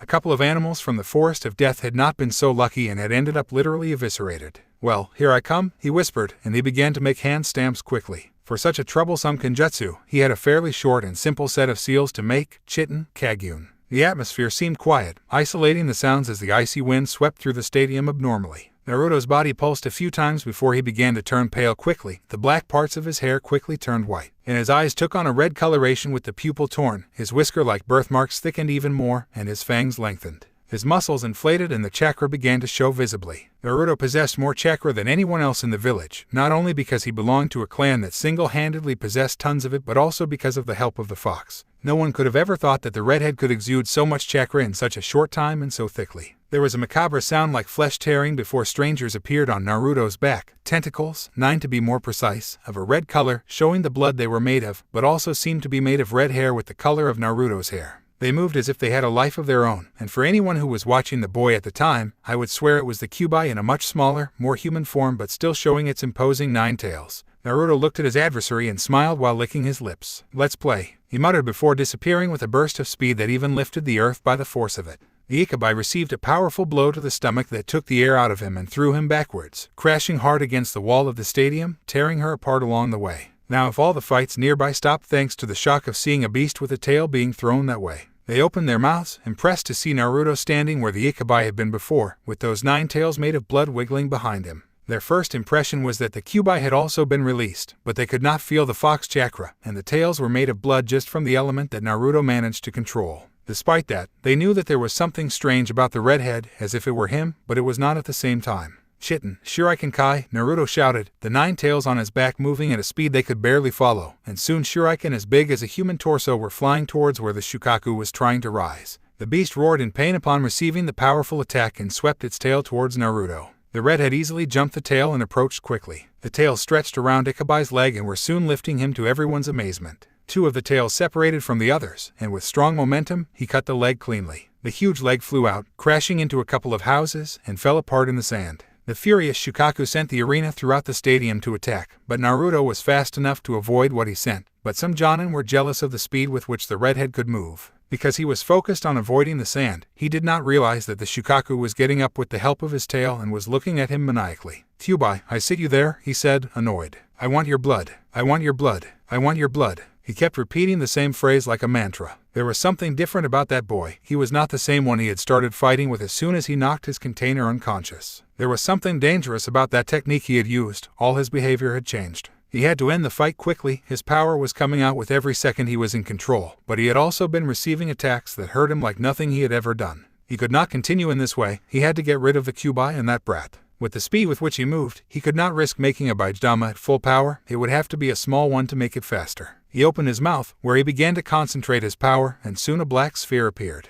When he was sure that his attack was a good size to make it fast but also powerful, he looked at the boy and calculated when to release it. He smiled when he saw him jump, avoiding a wave of sand, and attacked. Baijidama roared and released the black sphere. Naruto returned to see the attack heading towards him at a demonic speed. He only had time to wrap his tails completely before receiving the attack directly. The power behind the attack was such that it sent it flying through the wall of the stadium, which began to collapse completely under the pressure. He continued to cross everything that was put in front of him until he hit something that burned him for a couple of seconds. The Baijidama exploded with titanic force, making the village tremble completely. He screamed in pain, but his Kagun protected him better than any barrier he could have placed. Orochimaru and Sarutobi inside the barrier watched in amazement as someone crashed into the ninjutsu barrier, and then an amazing attack exploded, rocking the building they were standing in. Even with that barrier that isolated them from everything outside, they could feel the force behind that attack. Whoever had received the Baijidama was surely dead. To their amazement, when the dust cleared, they found a kind of cocoon created by blood that Pontus separated into 9 tails that were smoking from the power behind the attack they received.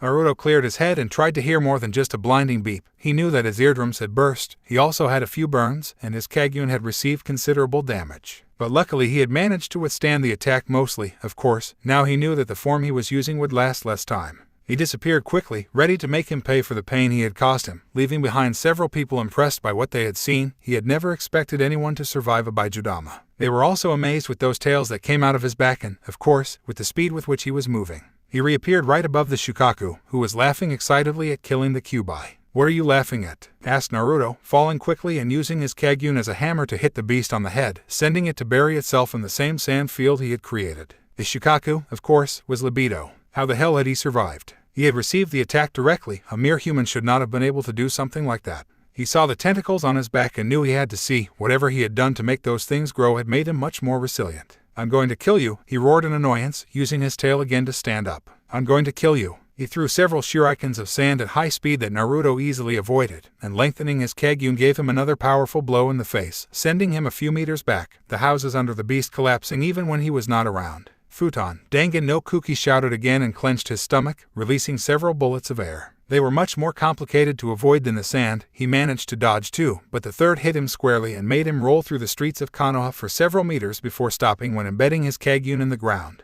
This isn't working, he grunted in annoyance. They had been beating each other for several minutes, and the damn thing didn't seem to be diminishing his power. There has to be another way than just wasting my chakra. The Kyuubi in his prison laughed. That seal containing my little brother is extremely badly made, but what is going for him is that if you wake up the container, Shukaku will return to his prison. He laughed even louder. Whoever made that seal wasn't even an amateur, even your father could have done better. Naruto smiled. It seems that you are not such a useless flea ball. Naruto muttered now, having an idea of how to defeat him. The annoying fox began to insult him but ignored him while he was devising how to wake up Gaara. He was about to move when he felt a large accumulation of chakra in his navel, an accumulation that disappeared as if it had never existed. His Kagyun disappeared, and soon he felt the full weight of the recent battle in his body. Son of a bitch, he shouted with annoyance. He was about to defeat that supercharged raccoon, and just this happens. He sensed danger nearby and managed to jump aside just enough to avoid a wave of sand. Things seemed to have gotten very, very bad. He smiled as he watched his sensei check his surroundings. He was clearly surprised by his ninjutsu barrier. There was nothing he could do. The barrier completely isolated them. No one could enter and no one could leave. If he had to be arrogant, and he was by nature, this fine piece of art was one of his finest inventions. I had a few problems because it took 4 chakra points to form the barrier, but every time they did, those 4 points were left unprotected, and if one of those points was lost, everything fell apart. It had taken him many sleepless nights to solve it, but he had done it, and there they were. His 4 toys isolating him from the village that would soon be destroyed thanks to Naruto-kun having unleashed hell in the middle of it. But while that was happening, he wanted to play a few minutes with his sensei. He had a surprise, but that was for later. It was his last weapon, and although he could take it out in case of emergency, he did not think he would really need it. At least not emergency because he would use it anyway, or it would be so fun to see his sensei being destroyed by those who trained him. It would be so exciting to see the desolation and shock of the inhabitants of Konoha as they were destroyed by the same people who one day swore to protect them. His hands itched with simple emotion, so much so that he wanted to unleash that power as quickly as possible. But he also wanted to enjoy every moment, and there was always a time for everything. When his sensei was more desperate, he would invoke them to see his face fill with desolation and understand that defeat was the only thing he would get. "What do you think, sensei?" he asked with a smile. "It's not beautiful, all those screams of agony, all those explosions." He smiled like a small child, all that blood painting the streets of Konoha with the most beautiful color that can be found. Sarutobi clenched his fists, as twisted as ever, and whispered. The pale man placed a hand on his cheek and smiled. "What a way to praise me, sensei," and laughed a little more loudly. "I think I'm blushing." Hiruzen growled in annoyance. "Stop your stupid games now." He took a kunai out of a sheath on his thigh and took a taijutsu pose. "Don't train you for this, train you to defend the people of this village, to defend their ideals. I should have killed you when I found your disgusting experiments." He kept laughing without really caring what they were saying. "Please, if everything I did was for the good of the village, a village I was supposed to lead, but instead you gave the position to a brat who didn't even understand his job well, how can you complain about me when he did something much worse?" He laughed and got into position. Put the fox on his own son. I don't know whether to impress me or hurt him. I don't know whether to think he was a genius or he was so stupid that he didn't see the trouble he would get his son into. He clenched his fists, annoyed that they spoke in that way of his successor, but sincerely thought that similarly, it is true that if he could not give that life to his own son, he could give it to anyone else. But the simple truth is, no one deserves that life, not even people as twisted as the person in front of them. Anyway, what was done was that he knew that Minato had not wanted to do harm to his son, or at least, he thought, he could not be sure if he could not see him and talk to him, something logically impossible. "How do you know about that?" he asked quickly. "That's classified information." He shook his head even more, amused. "Please don't tell me they were so dumb not to see the resemblance between the brat and his father. It was incredibly clear, not only that, but you gave him the surname of the Red Death. Everyone knew that Namikaze drooled over Kushina, or, as I thought, drooled over the secrets of Uzumaki's sealing art. Kushina being the only Uzumaki in the village, I am surprised that people are so stupid not to see it. I can imagine the faces they will make when they find out that for years they tried again and again to murder the son of 2 of their heroes." She laughed loudly. "Or, as I would like to see it, all those idiots looking for him, wanting to marry him to his daughters." Kissing the ground he stepped on, of course with the treatment he received it is most likely that Naruto will only hate them more. I remember that the Uzumaki were vicious with their enemies, and I also know that they never forget. He put a hand back on his cheek and stuck out his extremely long tongue licking his lips. "Do you think that if I offer him power he will leave with me quietly? I am almost certain that if I offer him this village, he will follow me." Sarutobi laughed. "You don't really understand the Uzumaki. True, they never forget. True, they are vicious to their enemies. But you forget that they stick to their family. Family is the most important thing to them, and Naruto is an Uzumaki now more than ever. He has family in this village, and therefore he will do everything possible to protect them.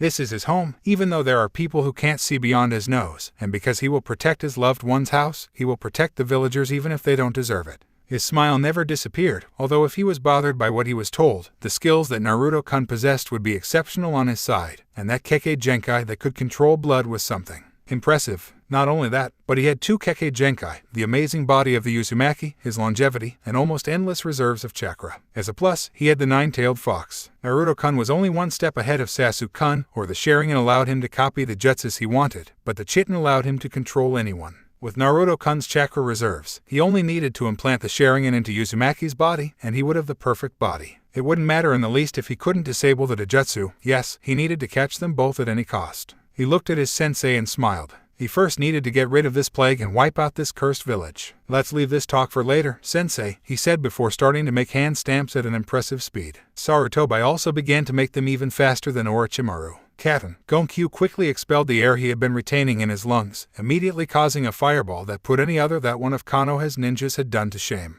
The giant sphere of fire flew at high speed towards Orochimaru, who had to jump as high as possible in order to escape. The Hokage had already foreseen this and was in the right place where Orochimaru had appeared. Futon, Furyudan no Jutsu, shouted Orochimaru, who also expected his master to do something like that. He spat a huge wind dragon that threw itself towards Hiruzen, roaring, ready to swallow him alive. Futon, Hatsuga, a tornado blew towards the dragon that, as soon as it received it, deviated, causing it to end up hitting the barrier and disappearing. With that, Hiruzen quickly arrived at Orochimaru, smiling and trying to stick his kunai in his heart. The snake used its hand to contain the arm of its master, opened its mouth, leaving out its tongue, and became a snake, throwing itself towards the neck of Sarutobi, who with his palm deflected it, then attacked again, giving him a headbutt with enough force to throw him towards the roof of the building again. He turned in the air and fell to his feet heavily. He raised his head to see his master, who was already making hand seals. Daten, Doryudan, just below the Hokage rose a lizard-like earth head. He opened his mouth and fired mud bullets at high speed. Daten, Fukakena Kabe.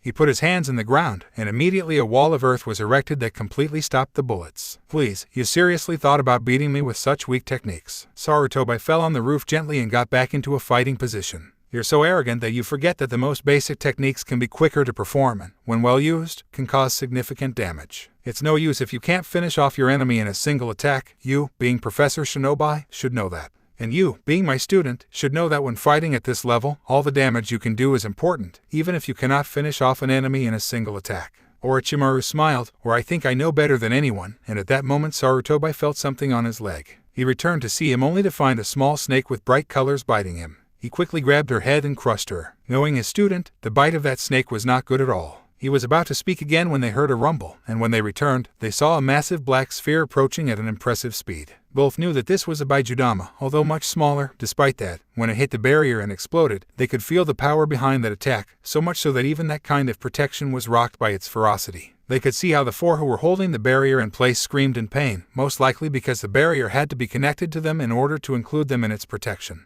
They saw in amazement how Naruto, with 9 tails made of blood, was seriously injured and burned, but it was surprising that he had survived a Baijudama. Surely he only did it because the attack was too small to be able to increase its speed. They opened their eyes even more when they saw him literally disappear. That speed could not be natural. They had never seen him move this fast, but it was another example of the power that the boy was beginning to exert. If Naruto-kun survives, I can make you completely mine, said Orochimaru, smiling excitedly. You will be perfect for my plans. Sarutobi heard him and frowned. He would not allow him to do anything to his grandson. Again, he began to make hand stamps quickly, taking advantage of his former student being distracted. He jumped as high as possible and was soon throwing giant meteors towards Orochimaru. The snake, as soon as he realized the incoming attack, began to twist his body like that of a real snake to be able to dodge. The problem was that the attack was too strong and there were too many fire meteors. As soon as he received the first attack, he began to receive the others, making him scream in pain. He quickly made a substitution, jutsu, that managed to save him from ending up cooked. He knelt down, holding his right arm that had ended up completely burned. He couldn't keep fighting that way. His master would defeat him quickly, therefore, he made a hand seal and was soon vomiting a perfectly healthy body. He wiped the drool from his face and smiled again. Fence, it seems that Sensei got angry. I already told you, I will not allow you to touch Naruto, and I will not let you harm this village anymore. I was about to make more hand seals when he saw Orochimaru open his mouth, and immediately he was releasing thousands of snakes that at the same time opened their mouths, drawing swords. The snakes were moving incredibly fast, so he had to jump backwards to dodge a wave of snakes. But that didn't stop them for long. Their bodies were like those of real snakes. They twisted in the same way despite having completely rigid swords in their mouths. They turned around at high speed and kept attacking him without letting him catch his breath a little. He tried to make hand seals with a katen jutsu ready to kill the snakes, but Orochimaru pulled a larger snake from his arm, which quickly attacked him, making him cut the jutsu so he could dodge. As soon as he touched the ground, he jumped again, dodging the smaller ones, creating a shadow clone that launched to fight with Orochimaru while he made the hand seals. Katen, Keen Hoshikai, suck air quickly and immediately released it, creating a giant hose of pressurized fire. The snakes turned to ashes without leaving a trail, and Sarutobi turned his head to aim his attack at Orochimaru. The very unfortunate one used his own clone to dodge the attack. Orochimaru's pale neck stretched out and opened the mouth from which a snake came out, which also opened its mouth, and the tip of a sword came out, stretching out as much as the neck. He jumped away, letting the sword stick in the ceiling. He surprisingly pierced it as if it did not represent anything and came to hit the barrier. He thought it would become ashes, just like one of his AMBU, but to his surprise, the sword hit the violet wall with a metallic sound and returned to its owner without any problem. It disappeared once more in his mouth, and Orochimaru smiled, amused. "What's wrong, sensei? You look somewhat tired." He wasn't. He was sure he could keep fighting without any problems, but for some reason the place felt very hot, and his breathing was getting heavier. "You're 100 years away from being able to tell me something like that." He laughed again, enjoying the stage. The time was approaching when he would reveal his secret weapon. The time of the destruction of the village was approaching. He just needed to have a little more fun with his sensei. Until now, the fight had been very entertaining, as expected of Hiruzen Sarutobi. It was a challenge, and he had such knowledge of ninjutsu as a control of his chakra that any mistake, no matter how small, could cost him another body. The four Oto nin, who were watching everything from their posts, were impressed and terrified of what was happening at that barrier. The speed and strength of the attacks were on a scale they could not dream of having, or perhaps, in the future, but at that time, such power could only be something out of hell itself. Tayuya was more unfocused than the others. She looked at the battle, yes, but more important were her surroundings. She did not want a certain Pearl Oji to see her there, helping someone who wanted to destroy her village and who apparently hated there whether they knew him or not.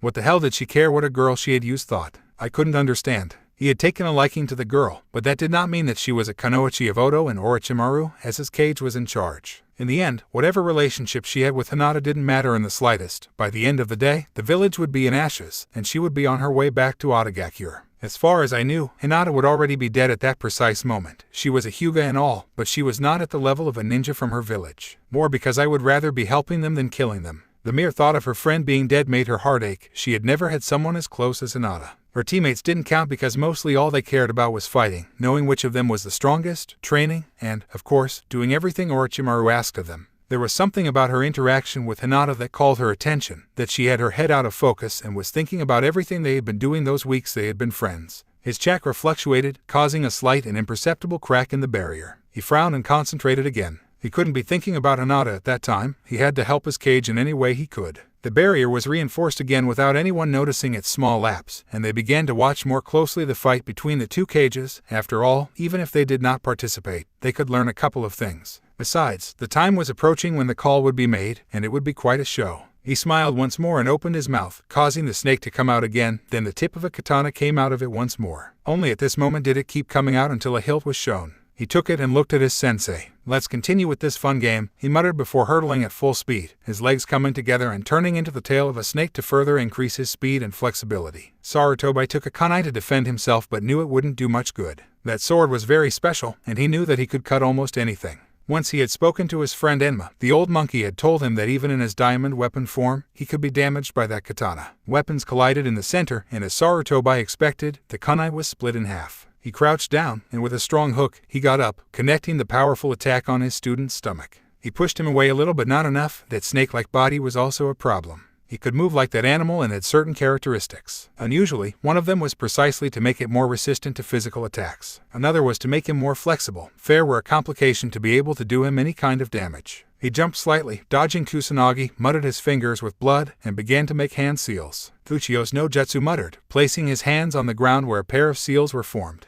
There was a small explosion, and out of the smoke came a monkey standing much taller than Hiruzen. His hair was graying and his tail was moving back and forth. "Orochimaru," he muttered with a deep voice, "you're a fool, Sarutobi. This happens to you for not having finished it at that moment." He spat on the ground, quite annoyed with what was happening. After all, he could feel the Ikabai chakra also in the vicinity, and needless to say, the Orochimaru chakra was much more powerful than years ago when they tried to capture it. There won't be one more, Hiruzen replied. Enma went back to see her friend, who was breathing quickly and had a red and sweaty face. She knew that Orochimaru, with all his experiments, must have done something on his body so as not to show tiredness. Maybe the battle had been harder than she thought, but anyway, she was worried about how tired Sarutobi was. Someone dangerous has just appeared, said Orochimaru without his usual smile. He launched once again into the attack. Hiruzen and Enma quickly dodged, and the Monkey King was surprised when Orochimaru's katana almost touched him. He recognized it immediately. Kusanagi, he said softly, your student is very dangerous, Sarutobi. He made a pose that Orochimaru knew very well and immediately transformed into a huge black staff that Hiruzen took and moved, trying to hit the snake. Again, his flexibility gave him an advantage because he could avoid the blow.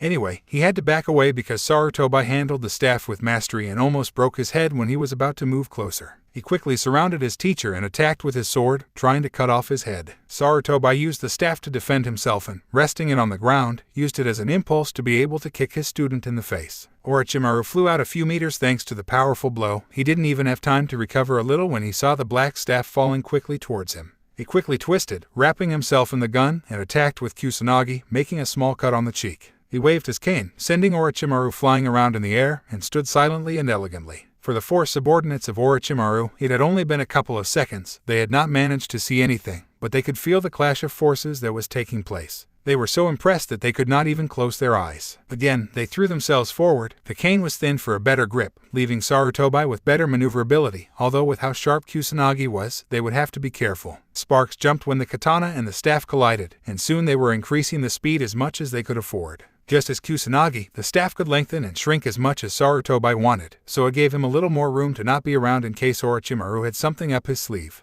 They kept bumping their guns for a couple of minutes until Sarutobi found a space and took advantage of it. He connected two strong blows to the arms of Orochimaru, who growled in pain as he felt his bones break. Before he could react, he received one more blow to the head that buried him in the roof. Hiruzen walked away just a little and began to make hand seals. Daten, Ishi no Haka. He placed his hands on the ground, and immediately the tiles broke with a roar, and a ditch made its way to where Orochimaru was. The attack caught up with him and pulled him to the ground before a huge dome of earth formed. Sarutobi was watching everything attentively. He did not think he had finished Orochimaru with a Category B technique, or, most likely, he did good damage, but Orochimaru was like the bad weed. He felt the ground shaking and had to jump quickly so as not to end up impaled by Kusanagi. He saw where he had been standing and found Orochimaru with his arms healed coming out of the ceiling. Seeing him there, he could almost tell that he had not received a single attack since the fight had begun. Sensei is rude to bury people, he said, smiling and amused. I remember that you could make that technique much stronger. Old age is giving you problems. He fell on the roof and stumbled a little.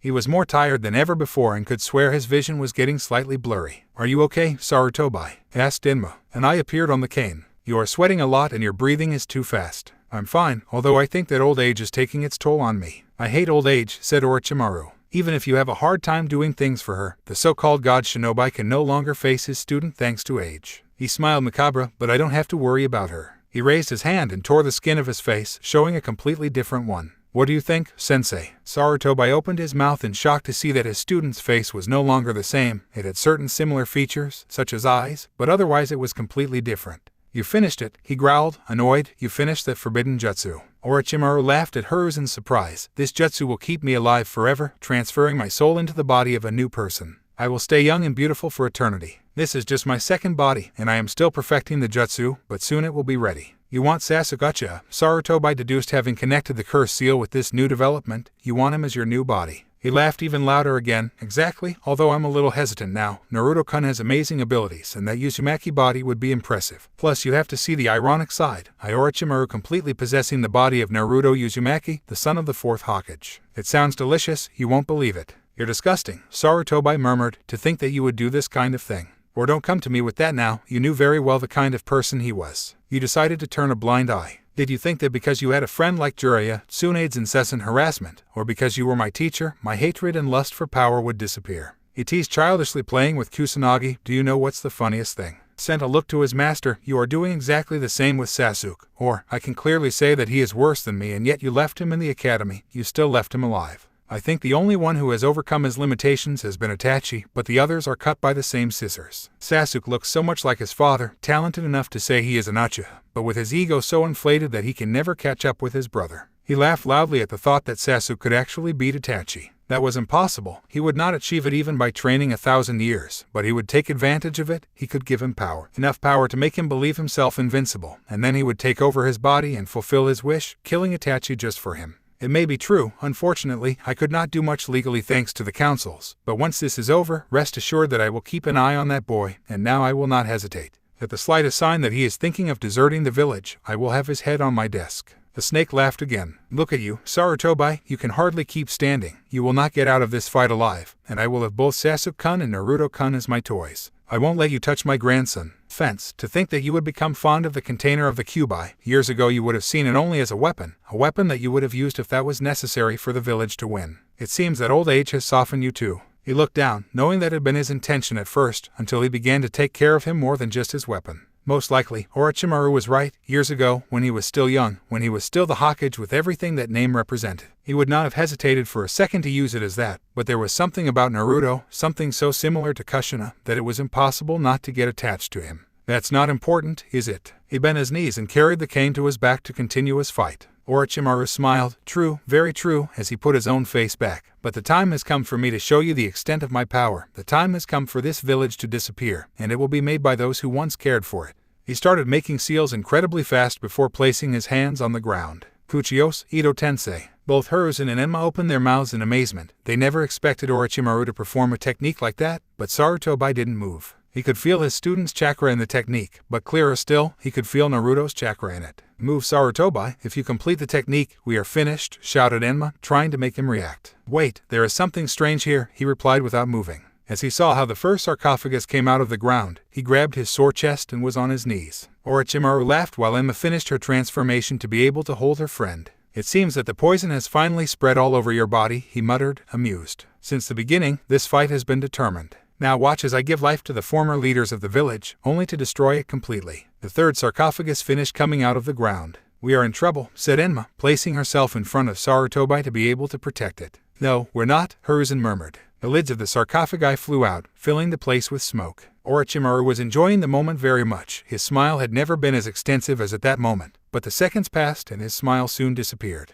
In front of him were not the 3 Hokages he had been summoning. No, in front of him were 3 women. The first had knee-length red hair clutched in a ponytail, the second had black hair down to her shoulder blades, and the third was a teenager with short brown hair. What's going on? He asked furiously. How come he calls these women? You have silence, Databane. You complained, the first stretching as if I had been in the same position for a long time. Where am I? The second figure quickly saw her again, Kushina. She asked in amazement, do you pee? But how? She didn't know what was happening either, but she was sure that seeing her friend dead for several years was not possible. Kushina returned to look to her side and smiled. Mikoto-chan, hello. She waved before focusing on the last figure and opening her mouth. Rin-chan, as you are so big, Databane. She muttered forward to touch her husband's student. Things were getting stranger and stranger. Kushina-sama, said Rin, looking at a woman he respected very much. What is happening? Why doesn't it seem to have aged at all? Remembered his sensei's wife. The woman was beautiful and was out of the shinobi ranks, but now in front of her was a Kushina who looked to be in her 20s wearing a Jonin uniform. Orochimaru ruminated as he watched the 3 women interact. Someone had intruded with his jutsu, but there was not so much problem. He recognized 2 of the women. The Akai Kishio no Habanero, and of course the other was Kuroi Akuma, were 2 kunoichis quite recognized in their time. The Uzumaki, of course, was said to be the only one with enough power to defeat Minato, and the Uchiha was the true prodigy of the clan. Yes, it definitely didn't matter that he had brought these 2, although he didn't know who the brown-haired girl was, they would serve him anyway. I brought them to life, said Orochimaru, drawing the attention of the 3 girls. Now they will have to destroy the village under my command, but they will start murdering my dear sensei. They looked at him for a while before looking back to see Hiruzen. Jiji, who happened to you? You look really old, Databane, Kushina said in surprise. You just said that you brought us back to life, and that's what you asked? Complained Mikoto. Well, Vale, it's more wrinkled than parchment, he commented, slightly amused. Orochimaru took 3 kunais with red scrolls tied to them. Now they will obey everything I say. He threw the kunais towards the 3 girls. Right with you, I will finally destroy this damn village. He shut up when no kunai entered the bodies of the girls as expected. The 3 took in their hands the kunais. You are wrong, said Kushina. First, you are not the one who brought us, and second, although the jutsu is based on the Ito Tensei, this is different, you cannot control us in any way. Orochimaru began to see his plans completely shattered and was furious about it. Things had gone the worst way. Now he was not the one who had the advantage, but his sensei had it. He could not face those 2 at the same time after having fought with the Sarutobi. Lower the barrier soon, he shouted, jumping away and putting some space between him and the 2 lethal kunoichis. The plan failed, we will have to flee. He finished while making seals of hands quickly, opened his mouth, and let a whole army of snakes out of it. The four raised their hands from the ground, and the barrier soon descended. The AMBU nearby ran to see their hostage while the four Oto-nin reunited with theirs so they could flee at any cost? I don't think, Kushina said, appearing behind Orochimaru and with a strong kick sending him to where Mikoto was with his active Sharingan. You will die right here, said the black movie with the kunai that he himself had given them, ready to kill him. He saw the place where his snakes were supposed to be alone, only to find them completely asleep, made into a ball of scales. Most likely, he had stuffed them into a jinjutsu. Before Mikoto could attack, someone got in the middle. I don't think, he commented as he fell from the sky. Mikoto moved away in time and watched in amazement as the roof exploded under the force of the attack of a boy who should be nothing more than a genin. They were about to flee again, but the most dangerous one in the place appeared again. With a new kick, Teuya was embedded in the ceiling, completely unconscious. He began to make hand seals faster than anyone had ever seen. A blue glow sealed his throat and spit out a bright blue substance so fast that none of Orochimaru's subordinates could react. The snake raised its arms instinctively, receiving the attack, and the liquid stuck there without causing further damage, so Orochimaru simply withdrew it and smiled. It seems that he overestimated you, stretching out his hand where there was now a snake that at the same time opened its mouth and Kusanagi stretched, attacking Kushina. The redhead jumped around easily but did not wait for the sword to completely cut the building. Mikoto was already holding the hostage they had caught while the AMBU was already walking away with the hostage. She and Rin jumped from one rubble to another in order to escape but could not do anything with Orochimaru while watching as he and the other three ninjas escaped. The girls were in the middle of Konoha fighting and making their way through the streets as they could. The ones who had the most problems, of course, were Sakura, Ino, Kin, and Temari, who had escaped from Kenkuro's watchful eye in order to help them. None of the four had ever been in a battle like that. Heck, even the older ones hadn't been in a battle like that. Both the Oto-nin and the Suna-nin outnumbered them, and thanks to Temari's request, he was not killing any ninja from Sunagakure. They were just knocking them unconscious and hiding them, of course, always leaving them tied to ninja cables so they could not escape. From there, they could see Ikabai fighting Naruto, and the truth was that they were completely terrified and surprised by what they were seeing. With the battles nearby, they could not lose focus so long as to exclusively watch the fight, but when they could take a breath, they made sure to take a look to see how Naruto was. Soon they arrived at a square where not only ninjas from the three villages were but also came across the huge snakes that Orochimaru had brought with him. They knew about the summoning technique since Naruto and Jiraiya had told them about it, but it was another thing to see animals of that size in person. They heard a scream. Everyone moved away as best they could before a huge explosion rocked the village completely. When they returned, they saw a huge toad on top of one of the snakes that twisted for a couple of seconds before its head landed on the ground, and they knew it was dead. They looked at one of the buildings where they caught sight of Jiraiya with a heroic pose smiling, jumped towards her, and bowed. The big super pervert Jiraiya-sama is here, he commented, smiling. None of them paid attention to him as they got up and wiped the dust off their clothes. I think you should be helping Naruto, Kurenai said in a hard voice. The old man went back to see where the Ikabai was and shrugged. I think it will be fine, the Ikabai does not have all his power yet. It should do something to get him back into that brat or we will be in trouble. He didn't finish speaking before they had to jump away, avoiding the attack of one of the snakes. Oto's ninjas regrouped, and the fight resumed. Sakura, Ino, Kin, and Temari worked as a team to be able to face the ninjas, who were much more experienced and powerful than them. Meanwhile, Yuga was cutting whatever was put in front of him, although he was controlling himself quite a bit.